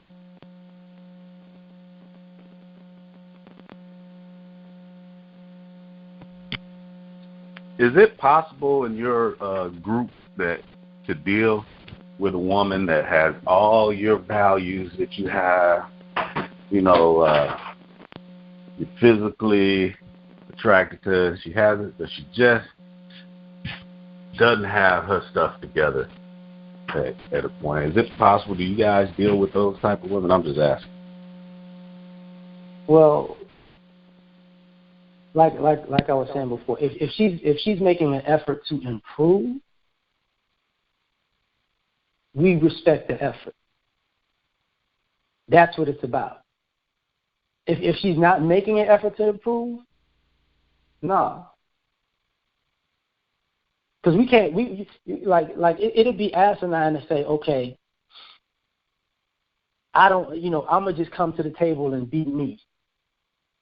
And she got to accept that. That's not respectable. So it's the same thing. We coming together as adults and okay, this is what I'm doing. This is how I'm moving. This is my lifestyle. This is how I carry myself. So what about you? And if you can't carry yourself or try to carry yourself in a respectable manner, then it's not going to work. And we're not asking women to be with guys who are not worth being respected. So it's it's reciprocity.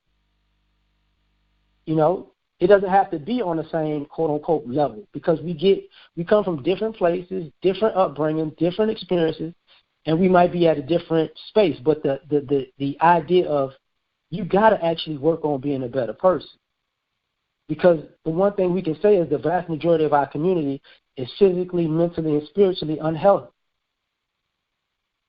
And until we deal with that, it's going to always affect our relationship.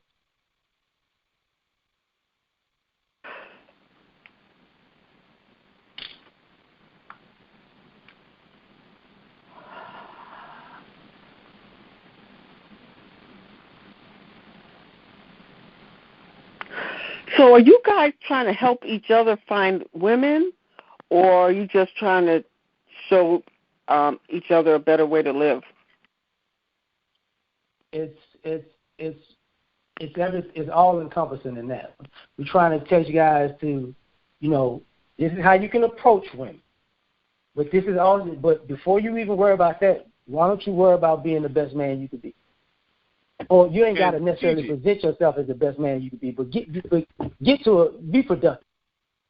Gigi, that's my whole point, Gigi. You learn how to get your shit right, get your stuff together. You don't have to find women. Believe me, they gonna find your ass. Oh, I know. That's a fact. That's just a fact. And that's the evolution of this thing. Because even the guys who are getting their stuff together is like, okay, this is the hurdle I'm dealing with now. And you're going to always have adversity. There's going to always be a hurdle. You don't get to graduate out of adversity. That's unrealistic in life. So I guess you guys help each other with sibling problems, parental problems, children problems. I mean, I said I wrote a book on the issues of being a non-custodial father, so that's part of the parental and sibling thing. How long ago was that you wrote that book? Maybe 3-4 years ago. Mhm. I've been promoting on my page for a long time now. I don't even. It's kind of like second nature to say it. So. But everybody has like a different thing. Like, I'm not saying all this stuff doesn't exist. Like, the negative part does exist, but there's also a positive part that I guess y'all just not in tune with, and that's okay.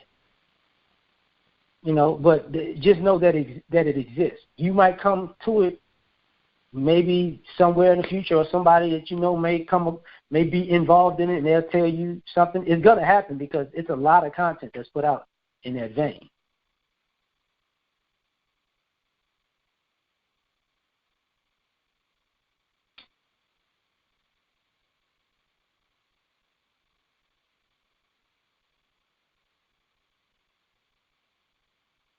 So do you guys like pay dues and stuff in your manosphere, or what? Pay dues? No. What's the deal with that? No. There's no pyramid scheme going on. Anything. No. Like, one of the things I know happen is there are guys who do consulting, but they're doing consulting like fitness consulting, image consulting. You know what I'm saying? Consulting of how to get in a different career, like IT, or some people even talk about real estate and stocks and stuff like that. So there's that part, but some people, but there are even people in that if you can't afford it, they're not going to jam you up. They'll still help you. So pyramid scheme, no. Do y'all accept homosexuals? Huh? Your manosphere place, do they accept homosexuals? Men? That's not really part of the manosphere. Well, say if a homosexual comes in there and he has children, like he used to be straight, but now he's homosexual and he's having trouble with custodial rights and stuff. Would y'all help him? I mean, the information exists, but we have an issue with that ideology that you're gonna, that we have an issue with that lifestyle being involved with children. If that's your lifestyle as an adult, what if it's legitimately that person's child? Yeah, it can be legitimately their child, but we don't know how to communicate with that ideology when you're a parent with children, because that's a homosexual lifestyle. We're basically heterosexual men. We don't know how to talk to people about that. Well, you're just talking to them about going to court and maybe getting I forgot what you call mediator or something where they can spend more time with you. So because the person's gay, you won't because the person's gay, you won't instruct them on what their rights are as a parent. No. You can instruct people on their rights as parents. That's why I said that information exists. But we past that, we don't know what to tell you. Like if you're a parent, these are the avenues you can go to fight for custody. But as far as that homosexual lifestyle, we don't know what to tell you because we're not homosexual. So you don't ask. You just assume that when people come in and say they're straight, you just assume they're telling the truth? Actually, it doesn't even come up because most of the people, we don't even... Right, if we talk about... If we talk about homosexuality, we talk about it from a perspective of either, bisexual women, because that's an issue that the guys have increasingly in America. But as far as bisexual men or gay men, it's like, what they got to do with us?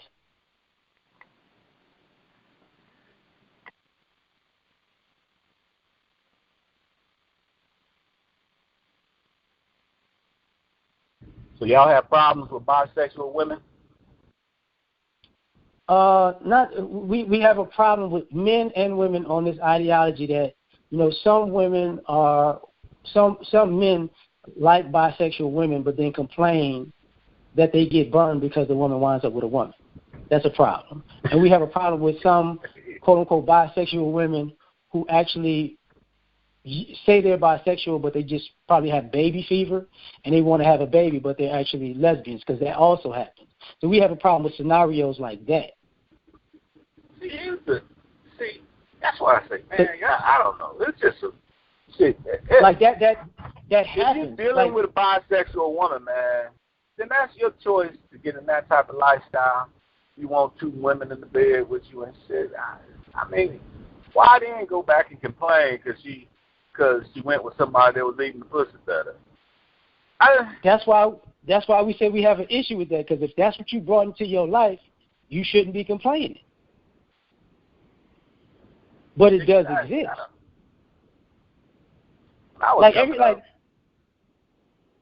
When I was in college, it was different. You had 2 women in the bed with you. That was a great thing. Yeah, but okay. But you didn't try to turn it into a relationship. Well, at least I did. Right, you did. Why would I want to relate? Well, yeah. Why would I want a relationship with a goddamn woman that's out there? That ain't what I want. With a woman that's out there like that.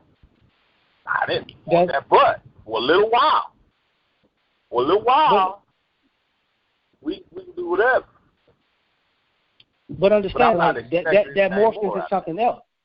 Exactly, but that morphed into something else. Like I said, where I live at, I went to 2 different colleges. So I saw in the early 90s to the 2000s how the girls on the college campus started to be increasingly more into girls. And as I became an adult and I graduated college, I started seeing that increasingly more in the dating world. Now, as a point where I'm at now, it's pretty much everywhere I go, there's going to be female couples.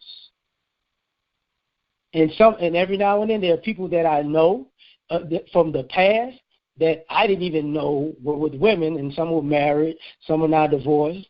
So, some had boyfriends, and now some of these women have kids and a girlfriend. It's morphed into other things. I get it from your perspective, but we just putting out, modern day. It's added a little something extra to it now. Because I can tell you, I know women who are married who I found out were cheating on their husbands with women. So, and the husband didn't know. And this is not like a one-off type of thing. Now, there are women who are straight up like, I don't mess with women. They absolutely are. But I would, at this particular point, as far as that culture, you could probably say, in my age group and younger, a good 40% of the sisters either have done it or are doing it. Now, 40%. That's a bigger, yeah. 2 out of 5. Literally, 2 out of 5. Like they had an article recently about the age group was actually, they said 2 out of 8 admitted it that they're bisexual as far as black women. In the age group between 18 and 35. Now, when people were adding up their experiences, it's more than 2, because 2 out of 8 is 25%. So it's when people started thinking about it and adding up, it's no, it's more than that. Because those people admitted it, but there are people who don't admit it. You get what I'm saying? So it's not the same atmosphere as it once was.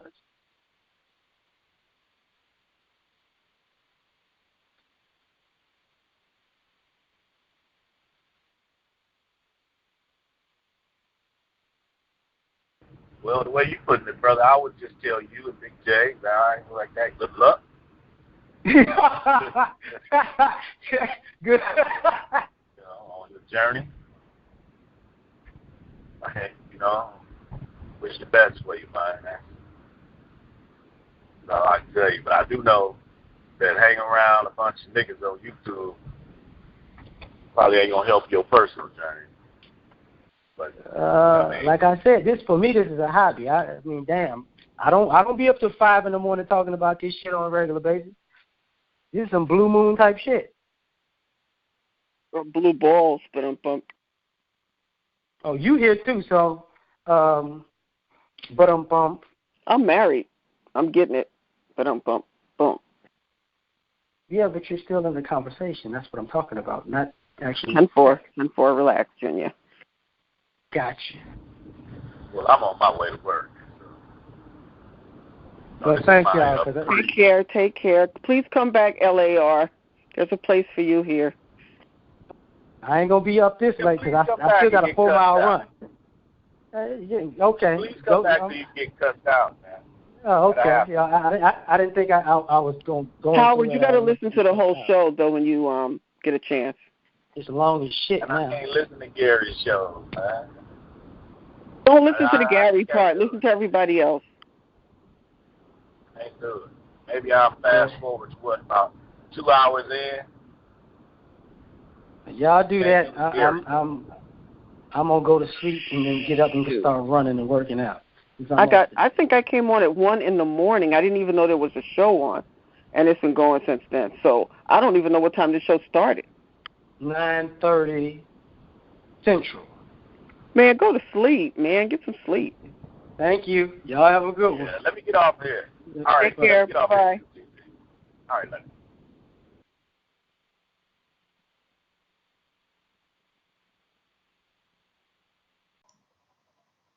And this concludes Larmovement versus TRS. I hope you find this broadcast enjoyable. And to always, check out all the previous broadcasts of Chaos Reign. And you can also find me on Twitter, Chaos Reign 7. And like always, let the chaos reign.